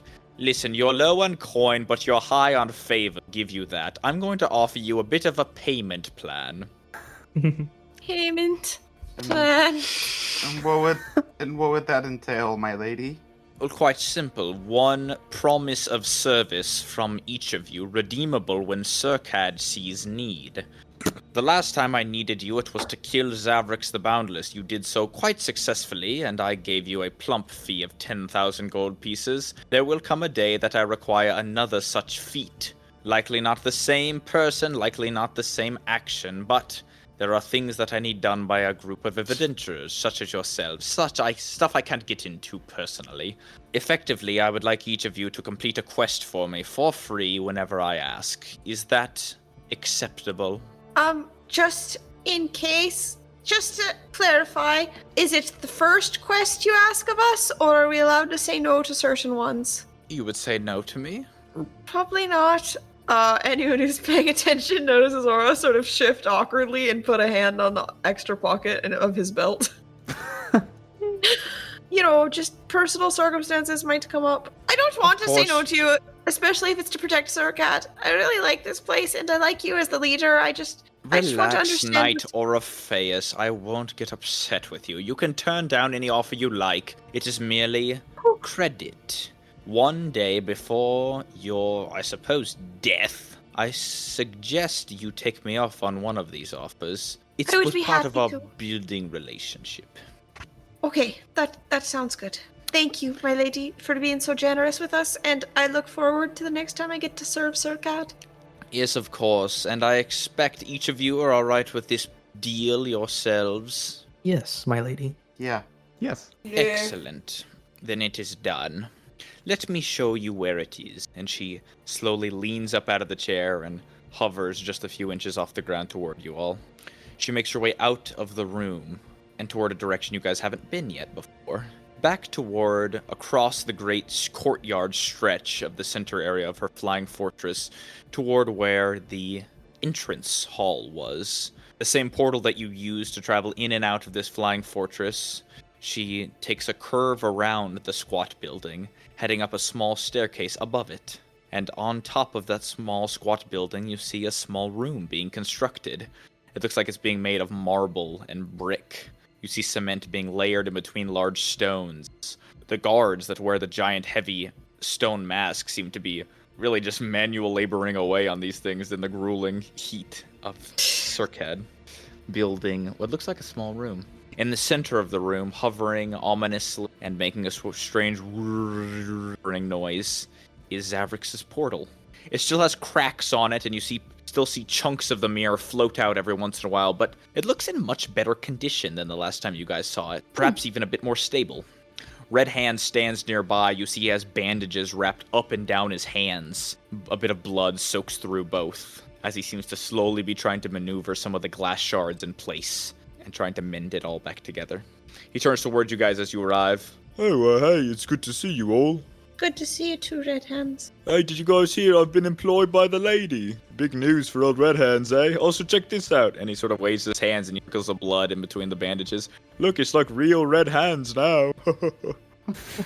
Oh, I'm sensing I'm not in the right crowd right now. Is something up? You No, guys seem a bit tense. it's not you. We've just had a hell of a day. Of course. Maybe a hell of a lady? month. She nods and he looks back to you all and says, Yeah, it seems I'm to open this for you. Where you guys headed? The wefts? Do To we the still weft, think the please. wefts? The Lady of Pain sort of turns her head at that and goes, The wefts? You mean the thing you have that very box for? What were you wasting my time? We're on a time limit, and the box takes 24 hours to recharge. Yes, of course it does. That's the lowest I could get it to go. You're telling me you can't spend a whole day in the wefts? What, the inn's too nice for you? Hmm? We'd lose 30 days in Waterdeep, and we're in so much deep shit in Waterdeep, my lady. They don't run their city like you do. There's like, I don't know, 100 different presidents, and one wants to kill us, and one is my good friend, and Deimos fucked one, and and I think that's the one that wants to kill us. And also, there's a planet that wants to kill us, and also my dad. Enough, Orpheus. I won't listen to your whining anymore. Red Yes, Hands, open the ma'am. portal and see these men out. I'll return to my chambers. Again, do stop by Circad more often. I do so miss our little chats. And she floats away. Before Red Hands opens the portal, should we decide that we should like drop the box off like near that village we went to, or like in the middle of like nowhere? You know, because I feel like which one is going to take up more time for the hexatons?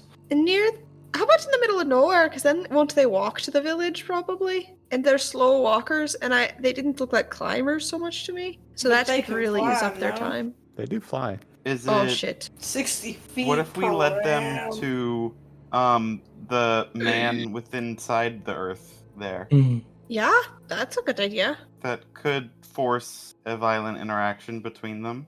Yeah. The problem is the fights never last that long. I think our best bet is just to have them search the whole weft, you know? Do we think that these hexatons are susceptible to the blue flies? That is a great question. You probably wouldn't know the answer to this, Demos, but Dulam, I would allow you to roll an insight check about that. Sick. Another 19. Nice. Noise.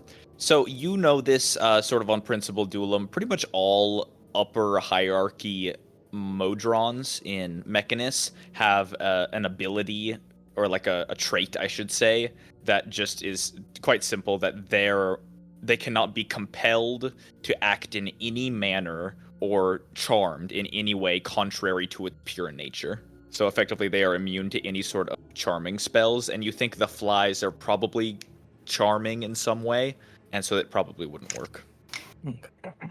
All right. So I guess we could always throw it into like the sea if we wanted to, but I guess I don't know how my familiar would open it. Well, there is the chance that these creatures are intelligent, right? If they find it too well hidden, they might think it is truly a diversion. I think if we leave it among the people there, we have better odds, because they might think we're hiding among them. Plus, that wastes their time more, as they have to talk with more people.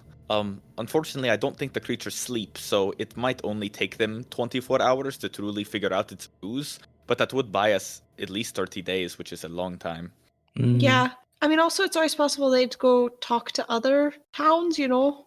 Do we remember how far remember that black dragon that we fought? Wasn't that like a day's march away from the village?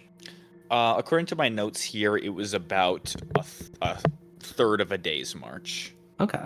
So maybe like that's like close enough to the village for them to like want to like still go to it, you know, but still have to like march to the village. If that makes any sense. That sounds good to me. There'd also be probably, you know, some signs of people going to and fro there, since we carried such heavy things there. And, you know, in the wefts, we've probably only been gone for like 3 days max, so I bet our tracks are still visible. True. You know, less than 3 days. We've probably been gone for like a day. Very true. Wow, that's fucked up to think about. Does that mean that shithead the butcher has been only there a day plotting? Oh god. Yeah, we're probably going to hit him with this box. Be like, open it, asshole! I hope so. Alright, that sounds like a good plan to me. Okay, let's do it. Miss Lady of Pain, can you open it by where we fought the dragon? You mean red hands? Red hands, on behalf of the Lady of Pain, will you open it by where we fought the dragon? Oh yeah, I could do that. That's no problem for me. Great, thank you. Yeah, is everything alright, you guys? You seem sort of stressed out is all. Well, so in Waterdeep, there's not just one president, there's like 100. Yeah, alright. But you don't know Is who they that- are. Also, yeah, you don't know who they are unless one loves you, like probably the way they would love a son and tells you who they are. Or hate you. Or hate you. But that hasn't happened to us yet. That one's hated us so bad, it told us who they were, right? That's true. Unless that's what happened between Deimos and Samson. Right, yeah, I suppose I'm not very familiar with Waterdeep politics, but, you know, sorry, I guess. Congrats, or I'm sorry, whatever. Red Hands reaches up and grabs a few shards of glass around him in his bandaged hands. You see him wince a little bit as a bit more new blood is drawn as he places them in the correct places and then slowly steps back to what looks like a small sort of stand up, almost like an orb. Though it's got a lot more buttons along the side, small indents where you can place your fingers in and you see arcane glow appear in each little divot. I put you in mind of sort of like a bowling ball with hundreds of little holes along the entire outside for you to place your fingers in and around. And you see glowing motes of arcane energy shoot out from it as you do so. Check this out, this is brand new. Lady of Pain had this commission. Whoa. Commissioned by who? Not sure. You probably have to ask her. Huh. Okay, nice. Wasn't me, though. Yeah, makes sense. Ask her next time you guys see her. I think she likes talking to you. You know, it's funny. She actually talks about you guys. What does she usually say about us? Oh, nothing serious. It's just stuff like, you know, oh, who are these guys? Why are they coming over a lot? And, you know, funky stuff like that. I see. So, like, so neutral as to seem slightly negative type thing? I mean, I wouldn't Got say it. negative. I think she likes you guys. I don't know if I'm making myself very clear. Anyhow, is there anything that you guys are worried about? I mean, you were talking about what was stressing you out a little, but I just want to make sure there's nothing I can do to help. I mean, I feel like we're kind of close friends is all. Nothing. We're dealing with certain people that I think command people to tell the truth. I guess the less you know, the better for your own safety. I mean, Just one Oh, guy. bless it.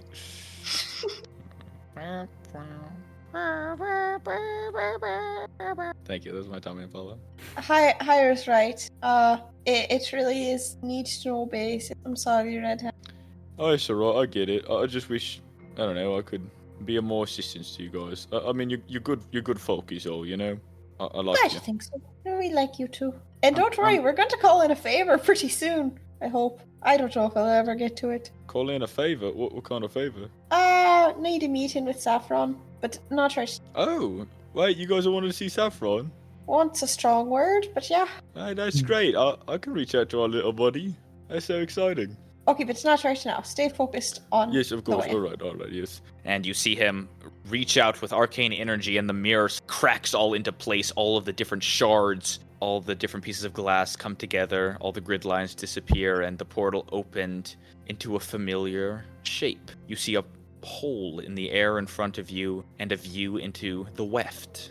A familiar sight, a battleground that you all were a part of, where the Black Dragon was killed. You look out into the gray, cloudy sky, and the sort of sweet, sticky smell of almost blackish rain seems to waft in from the wefts. Right, here's your portal. Let me know if you need any help, alright? Thank you, Red Hands. Yeah, I got you. Thank Hey, listen, just between us, I wouldn't spend too long in there when you guys are in there. Sort of a scary place. I've seen a lot of people lose their minds to the flies and... We're not even stepping inside. No need to worry. Alright, how long you want me to keep it open then? You see his fingers are jammed inside this strange crystal ball bowling ball apparatus, and he looks like he's slightly in pain. It shouldn't be long. We'll tell you when. Right, sure, I'll just be here. Alright, what would you guys like to do? So looking at the box, the lead box that has the tracker in it, like what kind of like latch mechanism like does it have to keep this box closed? Honestly, you guys got this box sort of on a whim, so I imagine it would just be like a simple latch and that you could put a lock around. Mm-hmm. Okay. Looking at like the list of like the shapes a familiar can take, do I believe like a raven would be like smart enough to open this box? Tiny monkey. Would you allow me a tiny monkey with opposable thumbs? I would allow you a Monkey's tiny smart. monkey. That is Yeah. well alive. Yeah. You're right. I guess there is a list on Find Familiar. Fuck that list. Throw it out the window. You can pick any Yeah. goddamn little animal you want. Be my fucking guest. Within Nice. reason. Within reason. TM. No. Jurask. Would they be suspicious though if a monkey opened this box? I mean, monkeys aren't native here, are they? Who opened this box? A monkey.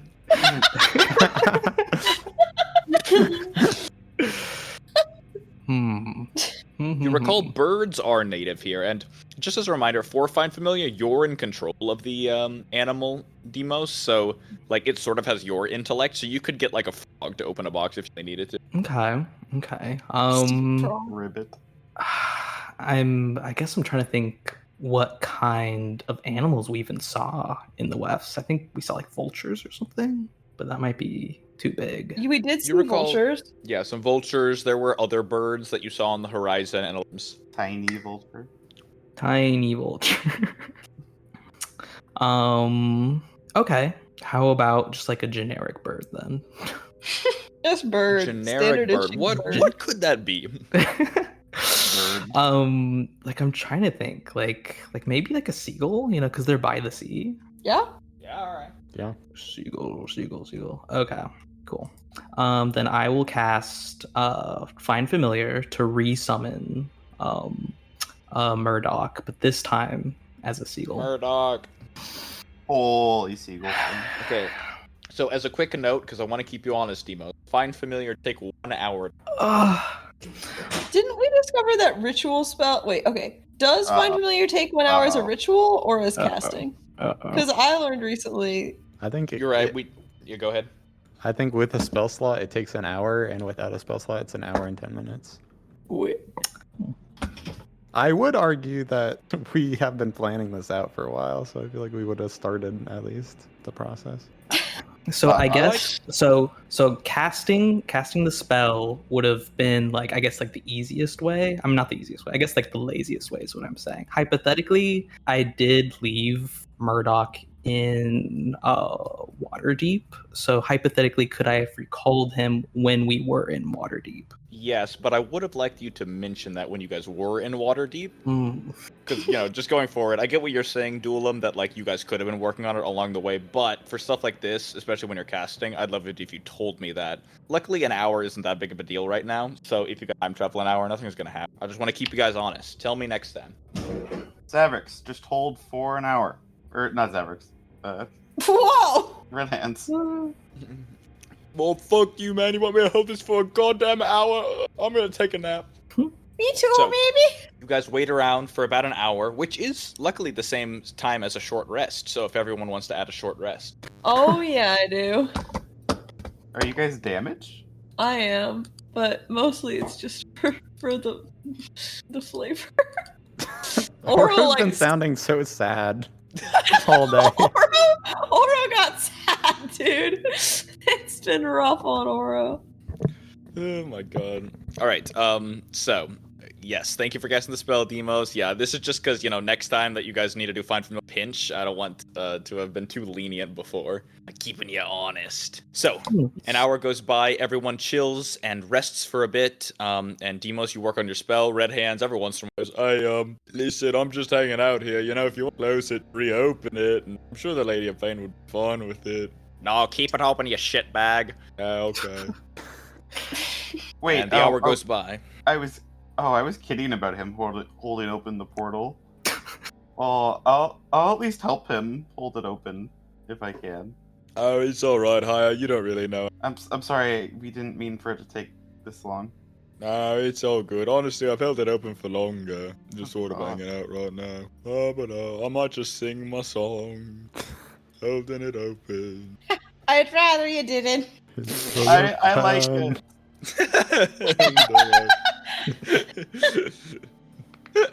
It's the Weft song. It's come back, baby. Full circle. Maisie, can you give us the Weft song, the audio? No, because you made me edit out. I want the audience at home to know there was like twice as much Weft song in real life, and it was taken from you.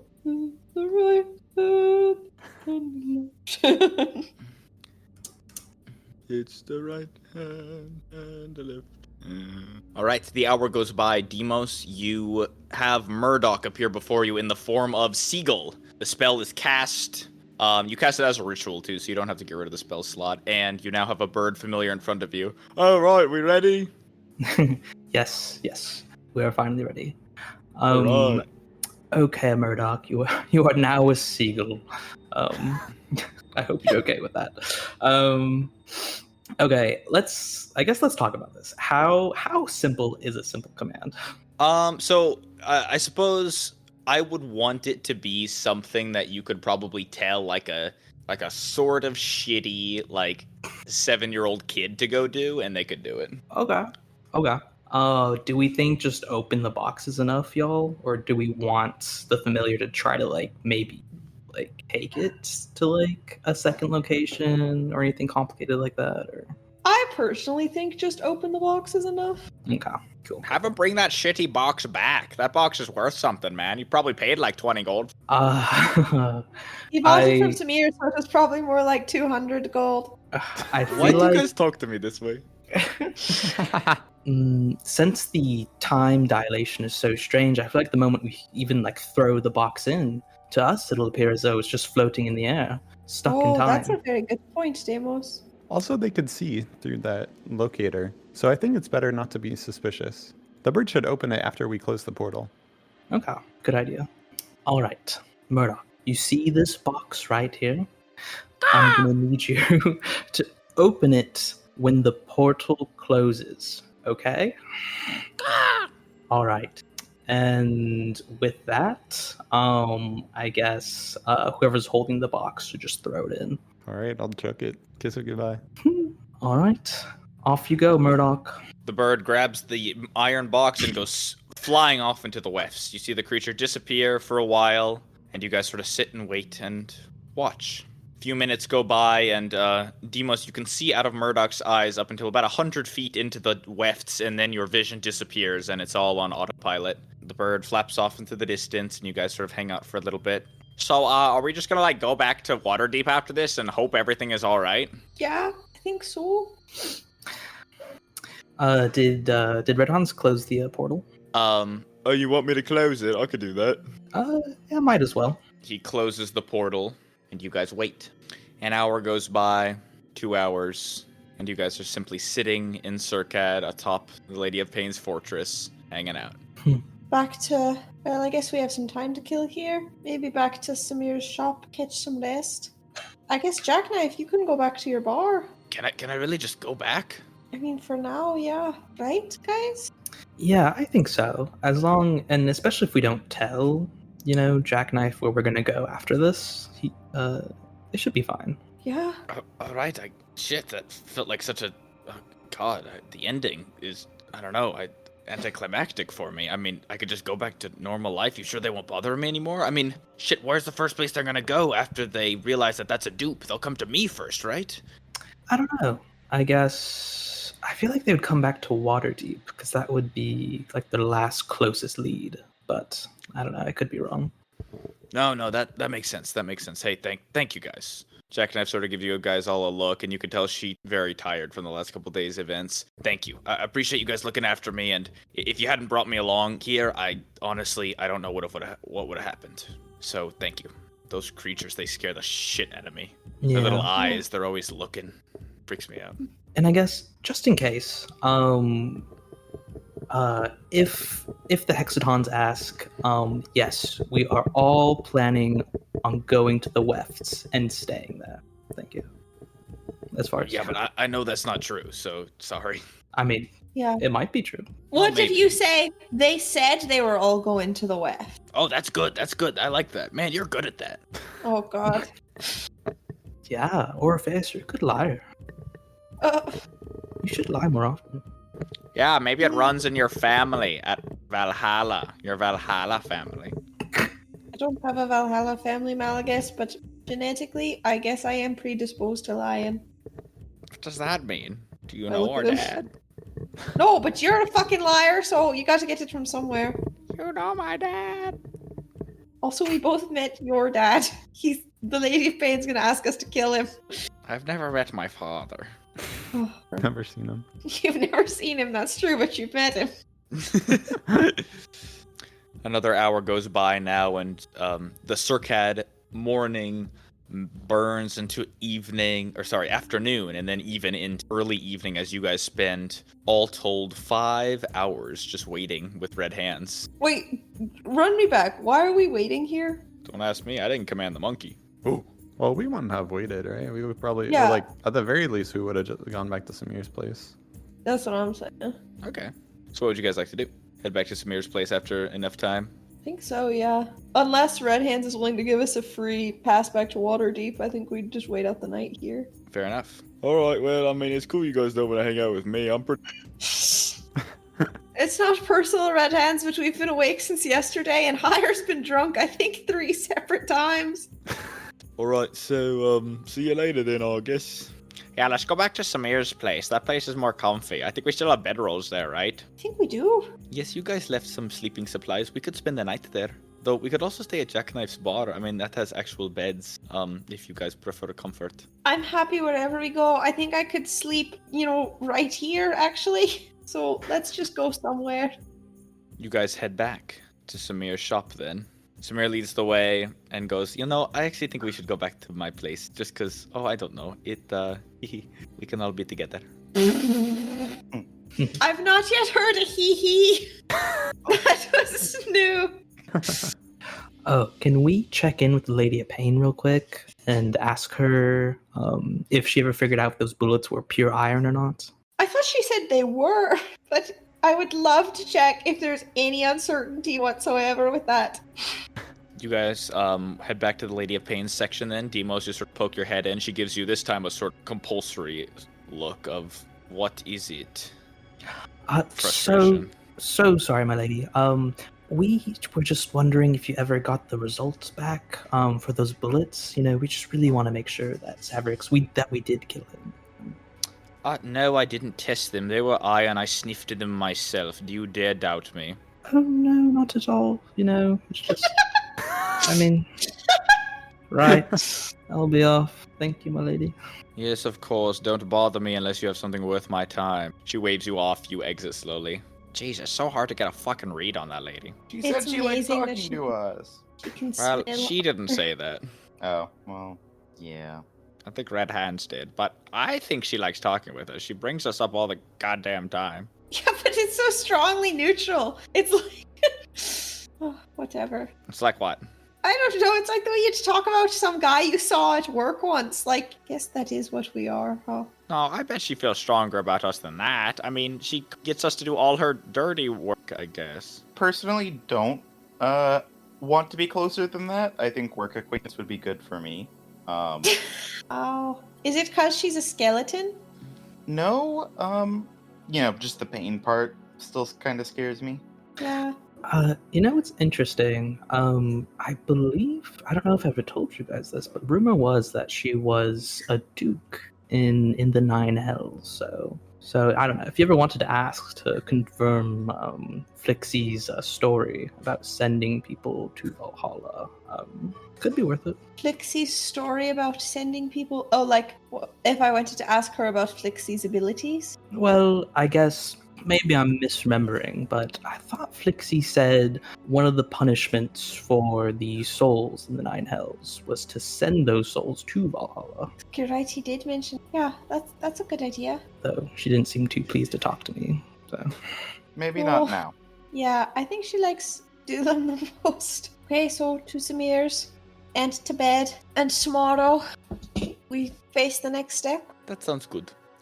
At this point, Jackknife goes back to her bar, bidding you guys all a goodbye. Thank you again for helping me. Drinks on the house for everyone when you guys come by. Gives you a nod. Thanks, Knife. Stay safe, okay? I will. You guys too, all right? Yeah, we will. And with that, you guys leave her and head to Samir's shop. A quick walk over to Samir's shop, and you guys are all hanging out in his central area. He puts out the closed sign and locks the door for you guys all to sort of have a run of the place. And it's sort of nice to be back here. It's been a while since you spent the night here, let alone spent a long period of time, and it reminds you of simpler times. Make yourselves at home. I'm going to maybe bake something in the back. I thought that could be nice. Demos, do you want to make something with me? Just like old times? Yes, Sam. That'd be great. I'd like that. Come with me. He walks to the back. And if anyone else wants to bake stuff, they can come join us too. But I understand a lot of you guys are... I hope this helps. He steps into the back, and Demos, you and Samir begin baking up a storm. Yes. Today you're making a simple angel food cake with some strawberry icing. Fruitcake? Whoa. Whoa. Whoa. Whoa. Oh. As soon as they are out of the room, Wow. Aura will lean in to whoever's nearest him, like probably especially Malagus, but making sure everyone hears because he, wants to know. Do you think Samir's taken Deimos aside to lecture him for signing the contract? Deimos signed the contract? Wait. Yeah, didn't you see him? No. That's crazy work. Oh, well, he did. Outed. Oh. I fucking knew that shithead did. God damn it. I know, I saw him do it. I guess he did it sort of weird. Maybe he was like hiding it or something. Well, I was outwardly against it, I guess. Yeah. Oh, that proves that he respects you higher. I guess Orpheus doesn't. That's what Samir said earlier. You remember that? That's not what? No, That's not the it's not- conclusion I'm drawing. I just am sad Thank you. any of you would have to give so much up, but maybe it was worth it. I think, Mally and me, we already know what our afterlife looks like. So, in some ways, there's not as much to lose. It's sort of nice already knowing what it looks like, Now we don't have to, stress about it, I mean, you were going to the Nine Hells either way, This way, you're working in a restaurant. Why you gotta say it like that, man? Going to Well, the I'm nine just hells saying, either like- way, bitch. I'm guessing this is a nicer deal than would have been awaiting you otherwise. Yeah, Could I be guess wrong. that's true. No, you make a good point. I know you're meant. I'm sort of excited about it. I think it'll be fun. Yeah, I kind of think it could be too. Sounds like a break after, compared to other stuff.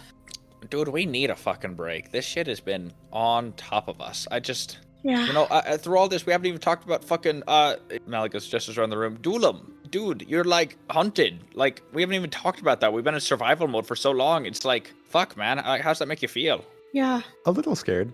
I'm sorry this is happening to you, Dylan. Did you suspect they were coming, or do you know what is next with this situation? Well, this whole situation is very atypical. Yeah. I mean, they never send the Sexitons over to disassemble rogue Modrons. Yeah. What do they Yes. usually send? Hextons? Was they hextons or sextons? Sextons. Sex! That's what Dylan said! They were the sex bots! They never send the sex pods. What sort of jobs do these usually do? What scale are we working on? Usually they get rid of magic. Get rid of magic? Yes. Like in Mechanicus or everywhere? Well, I've only seen them locally. Is magic against the rules in Mechanicus? It's very chaotic usually. See. Anyways, I thought they would stop after sending the Nonaton. Yeah. What? But I guess that's not how it worked out. I suppose not. It's very strange though. You said that they wanted to keep my soul intact? Yeah, that was odd. It seemed a pretty high priority too. Strange. Previous rulership would want to destroy it. Seems like maybe a lot has changed in Mechanicus in your absence. I think so too. I'm not sure if I'm supposed to follow the new leadership or the old. Because, well, the old one is really the one that built me. I hear you, buddy. If you owe anything to anyone, I think it would be your creator. I suppose so, but I think he's rumored to be dead currently. I don't know. It's strange that they want to control me and want me out of Mechanus, but still want to deal with me.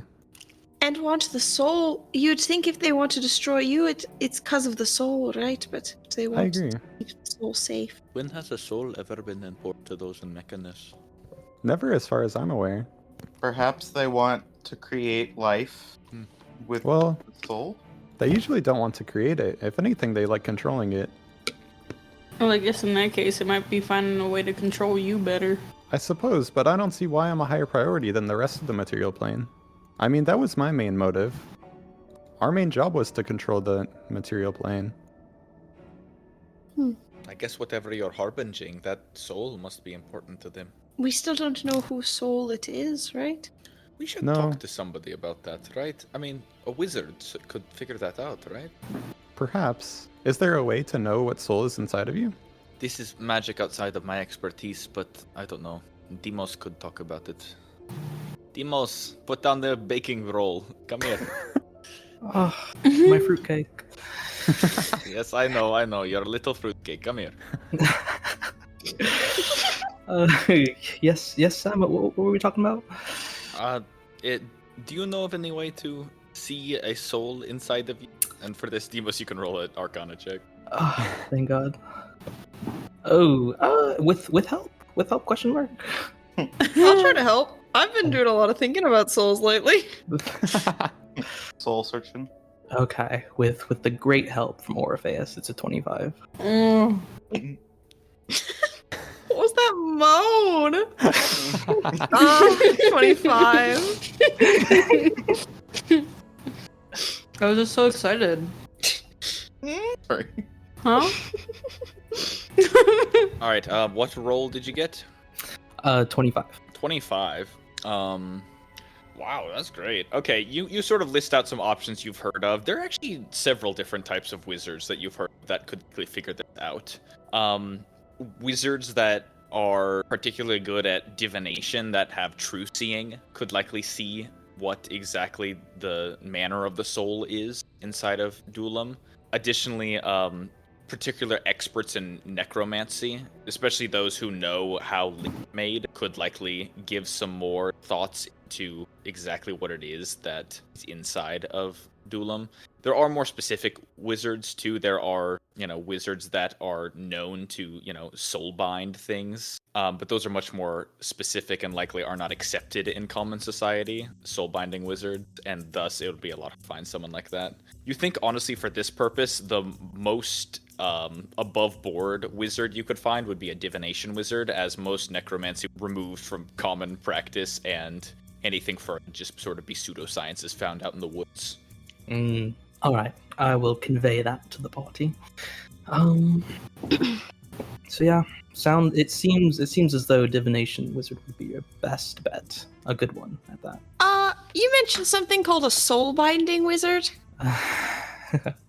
Yes, I guess you'd be quite interested in that, wouldn't you, Orpheus? I mean, don't we kind of know one? Isn't that what Iceland is? I look at Samir for clarification. Samir sort of thinks on it too, and Demos, it sort of does dawn on you that yes, the sort of like far stringence, the edge of the edge of the wizarding world, has a lot of wizards who attempt to study things that are very specific. A single spell, for instance, something like Soul Jar or Soul Transfer, that might involve years or decades of study, perhaps further it just by an inch. Those types of wizards are the type that you can think of when you think of a soul-binding wizard. And sure enough, this Iceland that Orpheus's body is, or rather that the body that Orpheus inhabits, could likely be qualified as that. Samir sort of nods his head after a second and goes, I suppose so, but it's not like she would help. Yeah, I guess that's true. But if we see her again, we could potentially ask. Why would Iceland help us? I don't know. I don't, honestly. Maybe if Samir had asked her, but I'm just saying, we know a wizard who specializes in this, so I don't know. It felt worth saying. I guess Maybe we should we- also be careful. I mean, that's how Dr. Him died, right? A divination Yeah. wizard?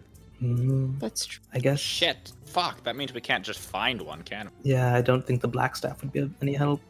We don't have to go back to that shitty tower for one more person, though, right? That wizard that, whatever, lived between seconds. Stupid fucking Yeah, one. I think minutes. I think it's between minutes, but Oh, great. The minutes, certainly, yeah.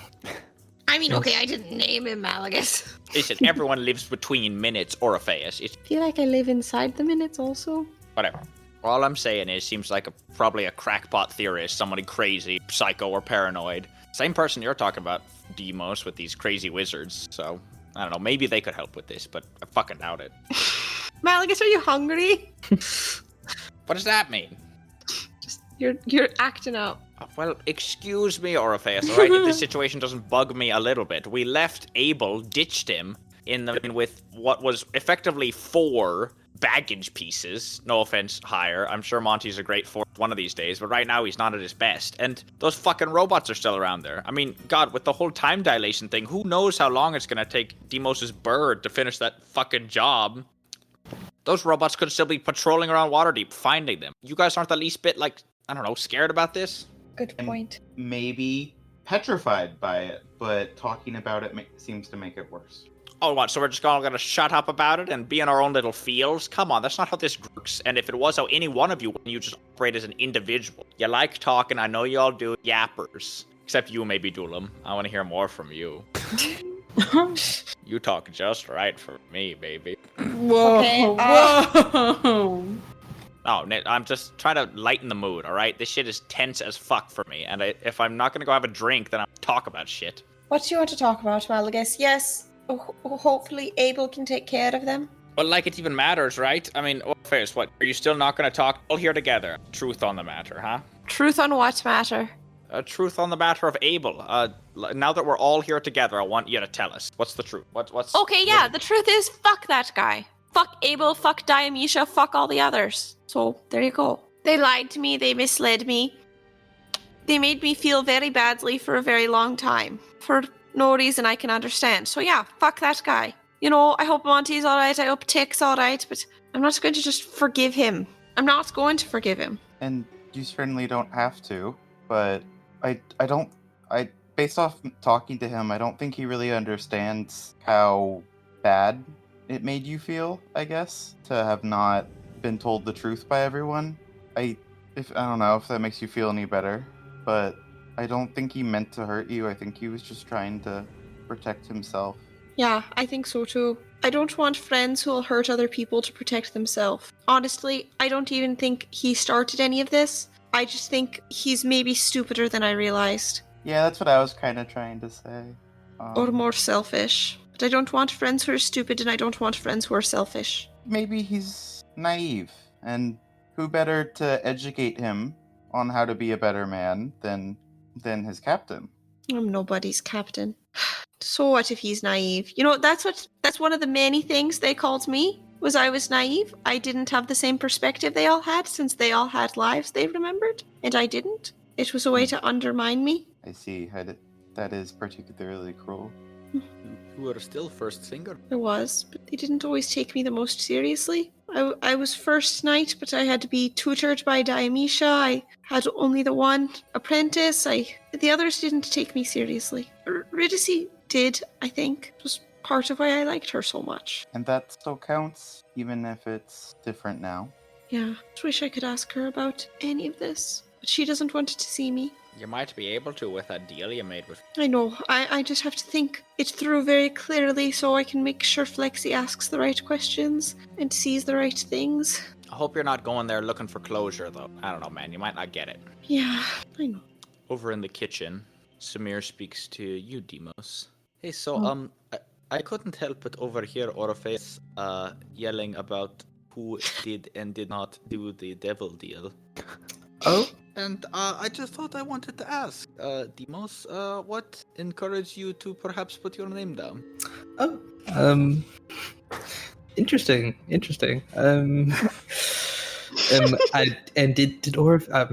Orpheus say this to everybody? Oh, yes, this was very loud, yeah. Oh, okay, great.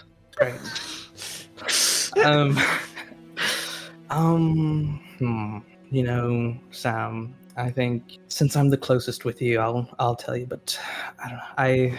Can you keep a secret for me? He turns his full attention toward you. Yes, Deimos, of course, anything. Okay. How do I say this?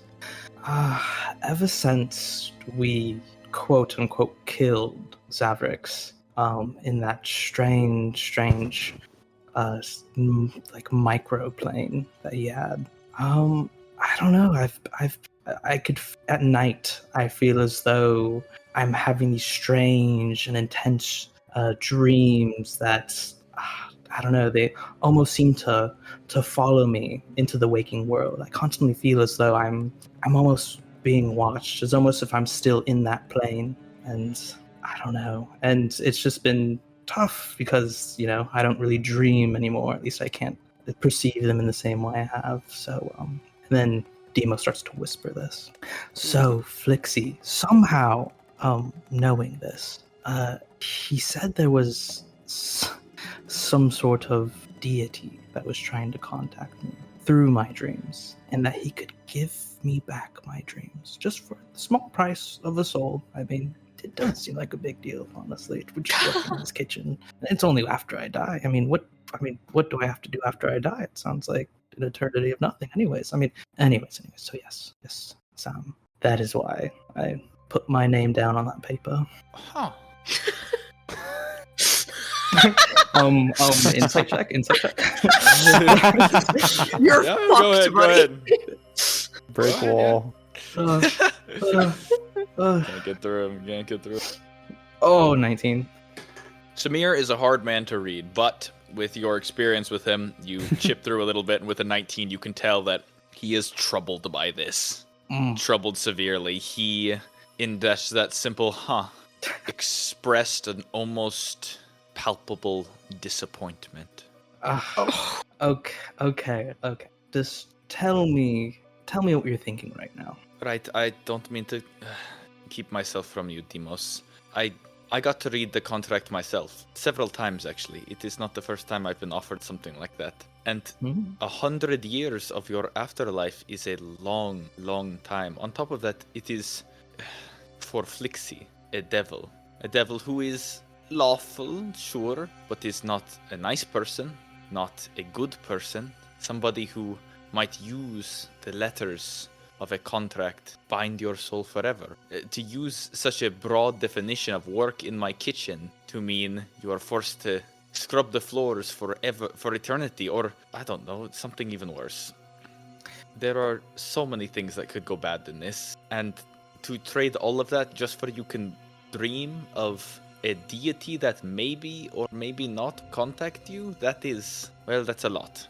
I won't disagree with you, Sam, but I don't know, from all of my experiences hopping and listening about these afterlife planes, honestly, it sounds like there's almost nothing to do, nothing productive. It sounds like the only real things, only important things happening are here in the living world.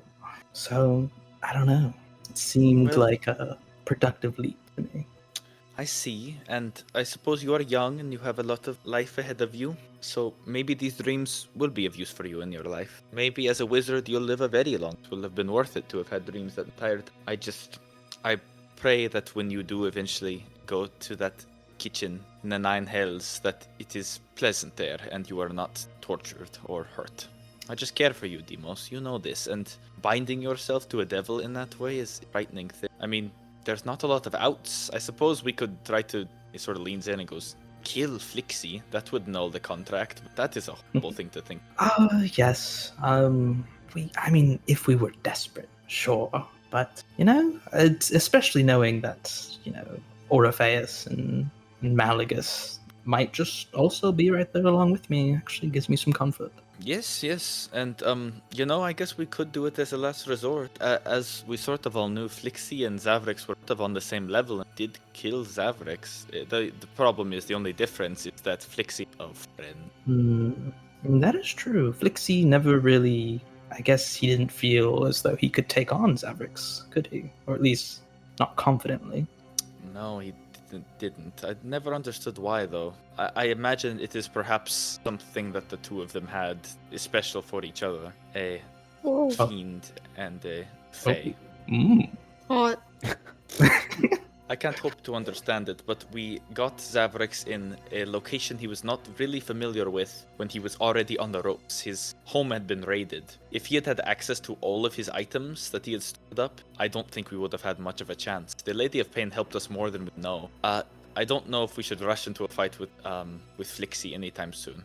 Besides, luckily this deal has not harmed you in the current day. I was surprised to see you and Orpheus sign it. I don't know. I thought we would talk about it. But you've explained yourself well, and I appreciate you being honest with me, Demos. And he sort of pats you on the back and gives you a neutral smile that with your insight check you can tell is him slowly coming to terms with this, whereas you're your own man, and I like your reasoning for it. I don't know if I agree with it, but I appreciate you. Thank you.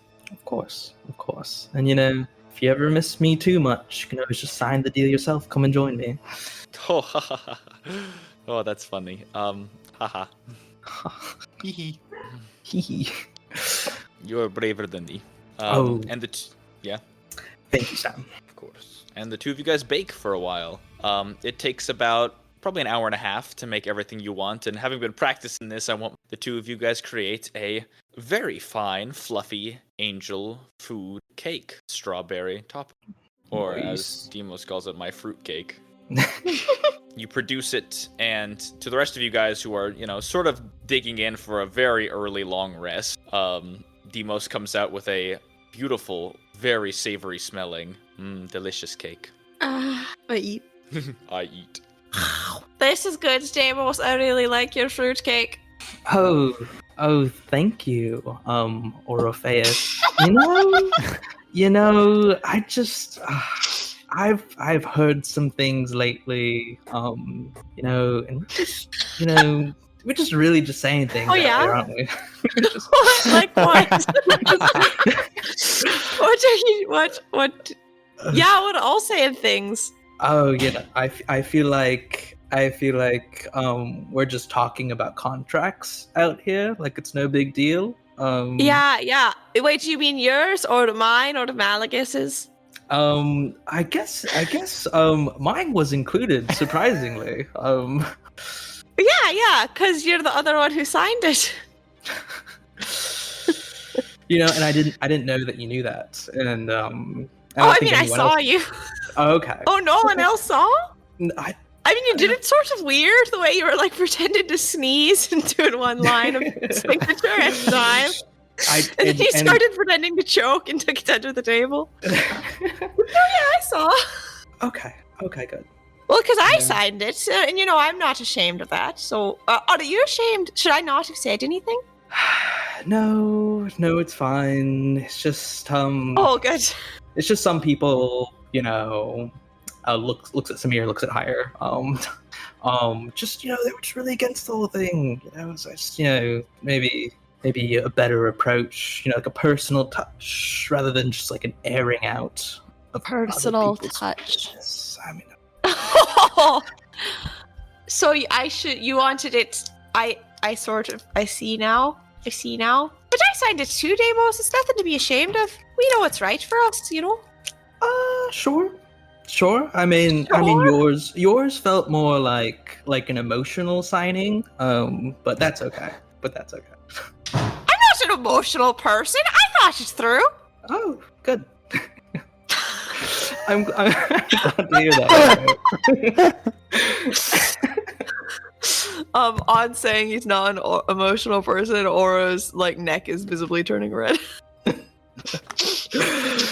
All right, I'm glad we've all established this. Me too. I guess if we're all cool, we'll all just tell each other. I'm cool. If we do, the non-signers, if they do sign it, Yeah, what happened to our honesty policy? I think Hire came up with that one. Open door policy, yeah. I thought that was I'd be happy if...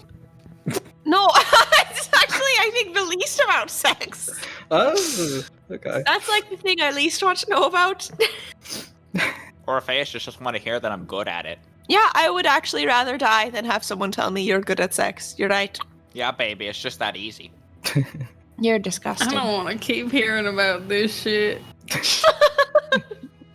It's all about the levity, baby. Sorry, I don't know what I'm doing. I'm snacking. Snacky Magus. How do you get so many women if you are so greasy all the time? Well, I haven't gotten a lot of bitches recently, Jaya. It was I back hear in the the ladies day. like the grease. Yeah, that's what I hear too, Jaya. It just gets a little stinky sometimes, is all I'm gonna say. Okay, Hippo. Whoa. Oh, so now you're being racist. Whoa there, buddy. Well, you're being stinkist. I don't know, man. I'm grasping at straws here. Malagus, you're the stinkest. Yeah, I know. The ladies like the grease. What did everyone else's contracts say? Like, what were you offered? Apparently, there's a temple of Ether before she came to Ethera. Her, like, a very ancient temple to her that supposedly reveals something about her true intention. I'm not quite sure what that means, but it sounds like it would have helped me complete more of an idea of what happened to my plane and I guess what is happening. But you know, I don't need Flixie for that. I can find it myself, hopefully.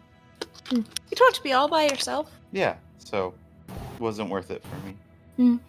Mine was a book on how to be, or I guess what makes a soldier, you know, a good soldier.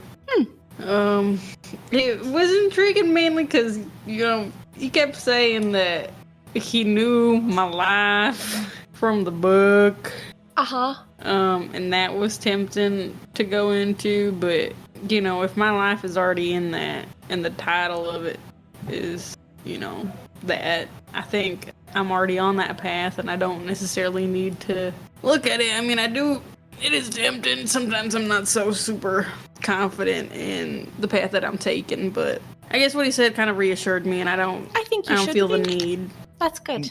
Yes, you're definitely a very good soldier without some book he can make. I also don't want to trust the devil. That is, I don't know, a little taboo.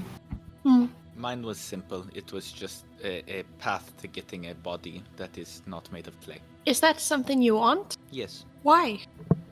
That's a hard question, Orpheus. I just... Not that I don't want to answer it, I just might have trouble explaining myself. Anyone would... I'm not sure. Samir sort of looks off to the side. Perhaps it's just I was made in the image of someone, but I'm not them, and I will never be. If I got my own body, whether it looked like this or something else, then it would be mine. I wouldn't just be a copy. I don't think you're just a copy. Well, thank you. Whose image are you made in, if I can ask that? I'm sorry if I haven't told you all. I thought common knowledge. I am made after the image of Barbar's sons. I didn't know. But why would not being made out of clay? I mean, certainly you've done things that Barbar's other son hasn't done, right? But I'll always look like him, no matter what I do. Do you want to change that? Yes, I don't want to be the copy of somebody else. I want to be my own person. Yes, I can understand that. Well, if it changes anything, none of us see you as the copy. We never knew the other guy. So to us, you're just Samir. Thank you. I do know that, but this is for me. That's why Flixie made it for me. Mine was like 100 beers or something. Got him. What was yours, Malagus? You said you'd tell me later. Yeah, you. These people all scare me. I'm looking at all you. Do you not trust us? Are you shy? No, I'm not shy. I need a... Really? We're gonna do this now? We're gonna make this about Malagus now? Really? Everyone else shared. I guess not Dulam yet, but, you know, we're going around the room. Well, what was Dulam's? Listen, Well, mine was mostly just a list, or, well, sort of a map, too, of everyone else that has a piece of the same soul I have. Oh. It's just like you and your island tracker. And you said no? What the fuck? What the fuck? Unfortunately, the Dulam, deal why'd you turn seemed that down? very suspicious. See? Well, for one thing, it did say that the payment would be for one soul, your soul, but I thought that technically that could mean everyone's soul. I mean, because we all have the fragments of the same one. I thought it wouldn't be just if there was any leeway for him to take any of their souls too. I see. Yeah, that's an interesting point. Also, I just got this soul, and, well, I know it would be a while before I would have to give it away, but I guess I don't really want to give it away yet. It's yours and it's worth protecting. Valuable. As you say that, Dulam and your friends commend you for, you feel a sense of pride wash over you, another emotion that you haven't quite been able to define yet, but it feels good. But it was nice to know some information from it. Yeah? I mean, just to know that there are this many others like me. How many are there? Well, there's no exact number, but it did say constructs, machines, and vessels, which does imply not just Dulam bots. Yeah, that's true. It also implies that we could all liberate together, which I thought was a promising prospect. Yeah, that's a nice thought. I'm particularly caught up on vessels. I wonder what that. I'm not sure. It also said that different vessels had different amounts of the soul. Huh. Now that is particularly interesting. I didn't know you could break it like that. See, that could be another reason to contact a wizard. Figure out how much of a soul. What if you have the of it? Maybe that's why they're hunting you down specifically. It's a very good idea. Well, Malagus, would you like to share? Fuck you guys. Listen, alright, I'll share mine if we're all going around in our stupid share circle. But I didn't. I don't know. I feel like mine is stupid. Why'd you feel that? Well, yours are all like big life goals and like helping other people and like, oh, I'm gonna help all my buddies. Fuck you, I'm goddamn stupid, good aligned, nice person helping other people, bitch. That's really cool, man. Mine wasn't helping anyone but myself. Okay, Not well, even sure if it's gonna help me. that makes us bros, because mine was also pretty personal. What was it?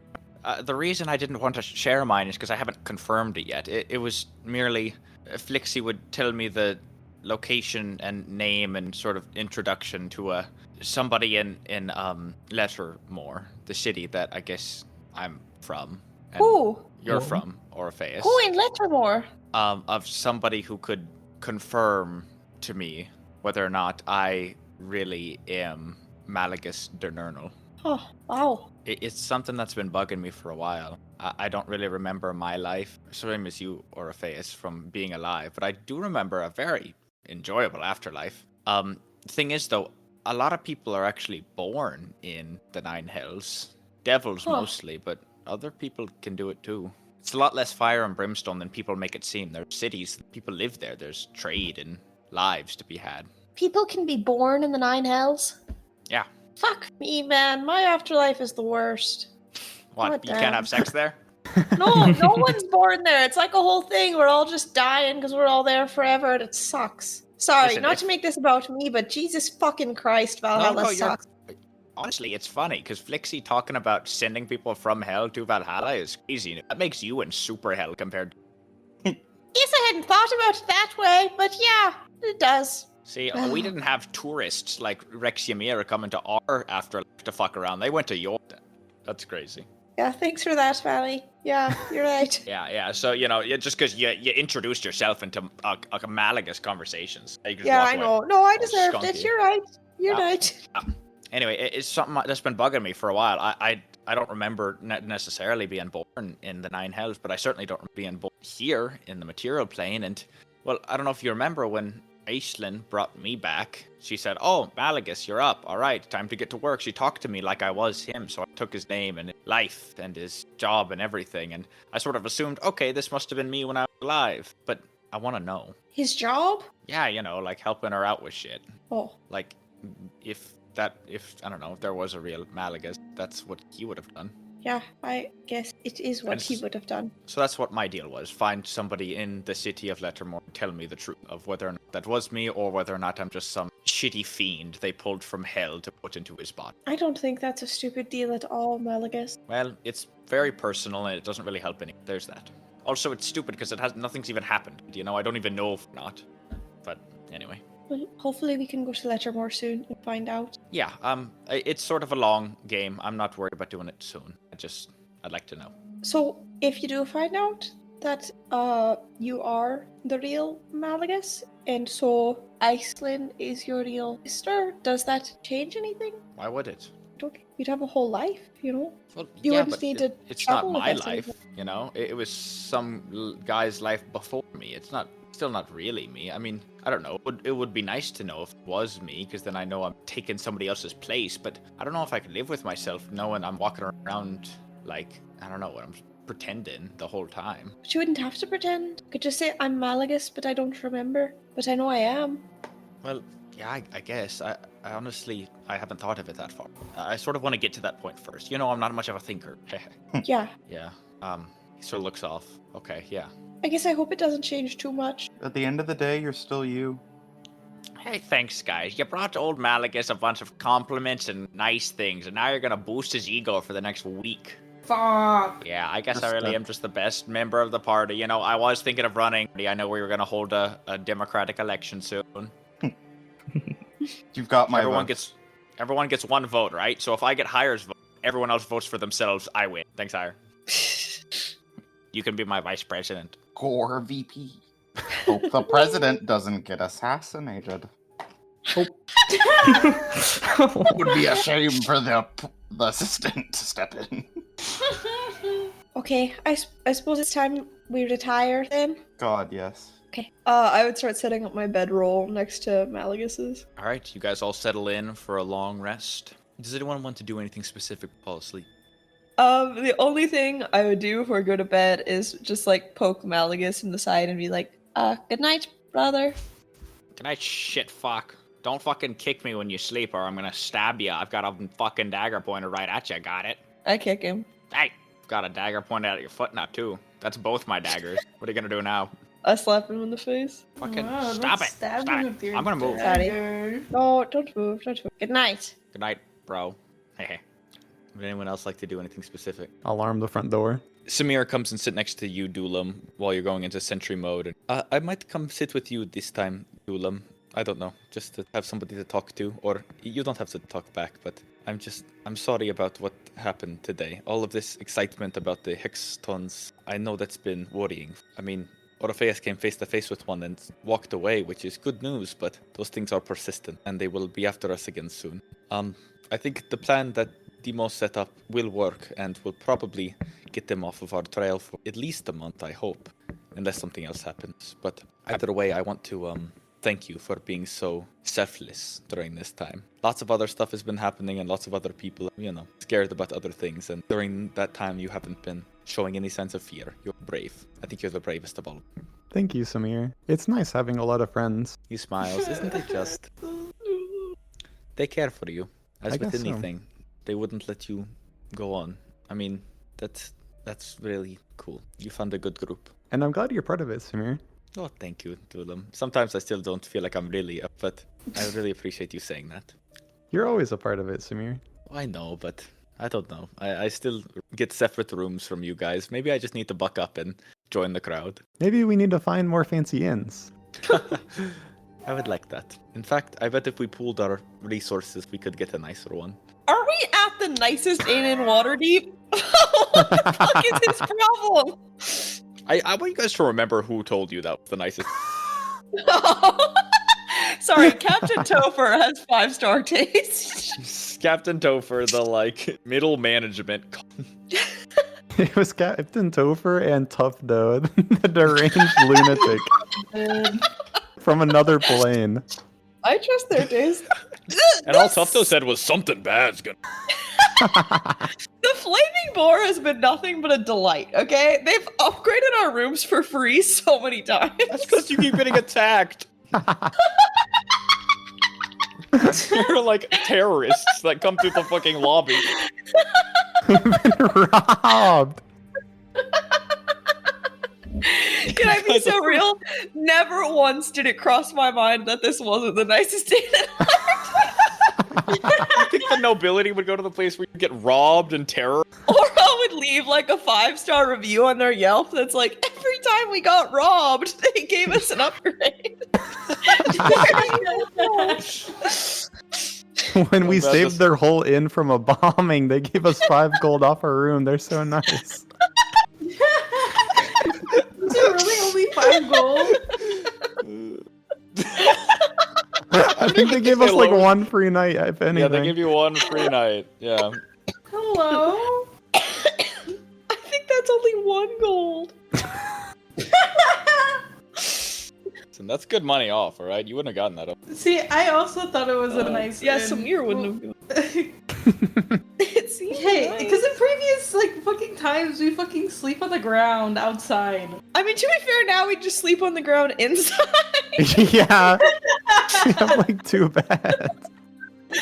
Well, now we have 2 beds. We only had 1 per bed. We should have known it was a bad inn when we told them they forgot the second. And they were like, oh shit, yeah. Oh fuck! No second bed. Oh well, too bad. It's like when, some dude you talk to says Olive Garden is the nicest been to. Mason, what are you saying about Olive Garden? You know, it's like you guys went to Red Lobster, and that's great. It's sort of an Olive Garden to my Benihana. Wait, you make my Benihanas taste like olive. Now Mason's guy who thinks Benihana's is the nicest restaurant. Guy who's only been to Benihanas. It just doesn't get better than that. It doesn't. really It's doesn't. true. Okay, wait. Let me bring us home, ladies and gentlemen. Okay, sorry. Samir chats with you, Dulam, about sort of commonplace nothings as you guys fall asleep. It was like, yeah, I need to get more grease for my table over there, and I think we need more candle wax because I think we're running low. Just keep and- whispering sweet nothings in my ear as we go to bed, Samir. Can we talk about how Samir is the type of guy, on the subject of type of guys, Samir is the type of guy to sit next to you and recite his shopping list all night and act like he's doing you a favor? Do not come for him like that. Hello? And last but not least, this evening, as you guys all go to sleep, Oh god. Deimos has a dream. Holy cow. And that is where we're going to end our session, ladies and gentlemen. Oh, Baby's first dream. babies first. Yeah, baby. The robot got a dream before you. What the fuck? What the fuck? Alright, you guys. Do you want to beg for it? Please give me the poll. Waiting all week. Give me the Okay, too much poll. begging. Too much begging. No, that was Give it to demanding. No.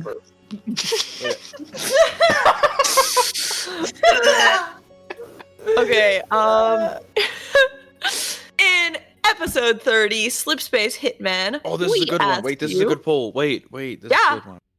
We asked What do you guys think of the name of that title, by the way? That one I was interested to hear. Let me know when I'm needed in the studio, honestly. Oh, I mean, go ahead whenever you want, I guess. Thanks. Jesus. In episode 30, Slipspace Hitman, we asked you who is your favorite NPC. As always, I'll go bottom to top. Now, with 0 votes, Tick and Dr. Him. I mean, No.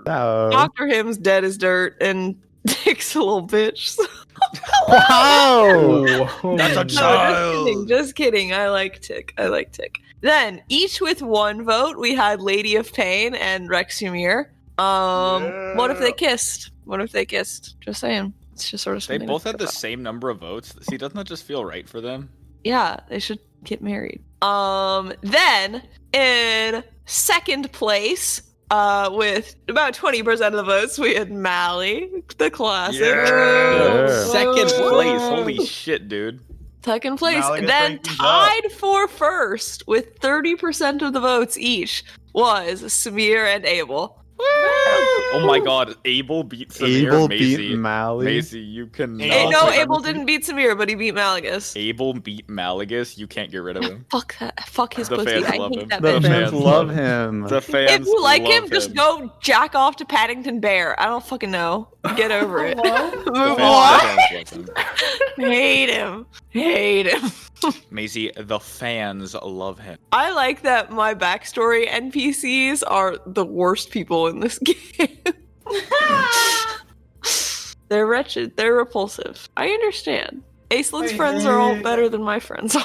I mean, your PCs are wretched too. Hello? Hello? Heyo. Okay, That's what's a our zinger. poll? I cannot believe that's crazy, man. I'm mad. I can't believe 4 people voted for Abel. You guys are fucking sick.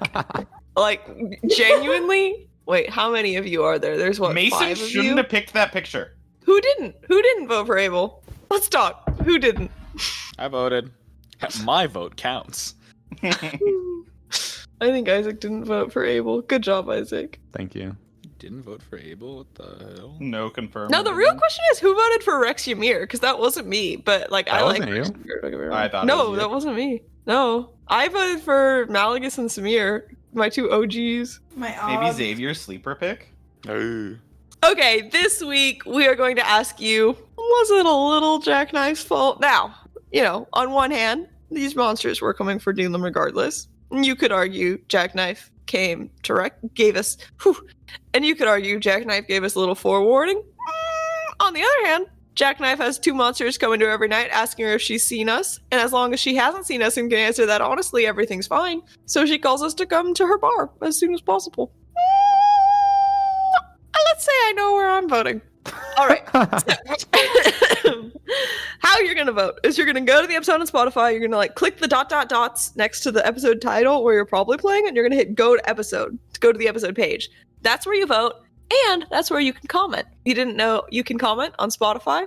Now you know. While you're on our page, you should also go ahead and follow us. That will make sure you do not miss the episode next Monday because, oh my god, you don't want to. And you can also go ahead and rate us. Rate us 5 stars, rate us 4 stars. Anything lower than that, just move along. Move along. Keep it to yourself. As the kids say, touch grass. You don't know. It wasn't funny. Don't rate us after that joke. Wait until the next one. Oh. Maybe it'll hit. Next joke would be really funny. Yeah. Oh god. You can also check out our Spotify bio, which has a link to our link tree. That's where you can find our network on all the other freaky podcast platforms. Go follow us there too. Even if you already follow us on Spotify. I mean, you want us to feel loved, right?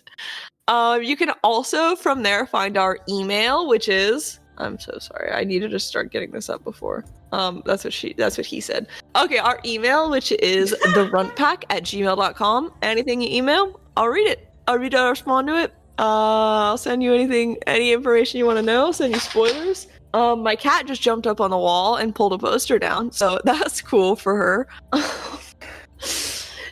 And yeah, I'll send you pictures of my cat. She's ginormous and she just got a haircut, so she's looking good. Keeping it crisp. The other thing you can find is our subreddit. That's r/theruntpack. That's a great place for fan art, fan fiction, fan theories, fan content of any kind. This is a community, it's not just about us talking at you. It's also you talking back at us.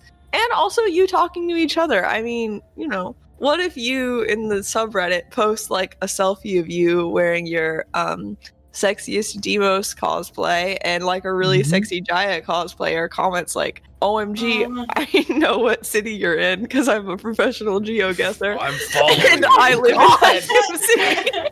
And then you guys meet up and fall in love because, it's a small world. Who knows? So if you're not on our subreddit, you'll probably be lonelier than you would be if you were on our subreddit, I guess is what I'm saying. Also, check out our TikTok. Mason, what's that account going to be named? At Runpack. Or is it at The Run? What should we call it? I think at The Runpack. It depends what's available. At The Runpack. I'm pretty sure we can get that at The Run. Okay, check out our TikTok at The Runpack. There you can get some original content of all things D&D, It's not even limited to just this podcast. You can get some DMing lessons. You can get some DMing lessons from Mason. You can see a bunch of art and cooking. It's D&D themed cooking content. It's really good. I edit those videos together. I'm really good at it. So check them out. That's all I have for you guys this week, but make sure, as always, to see us next Monday. All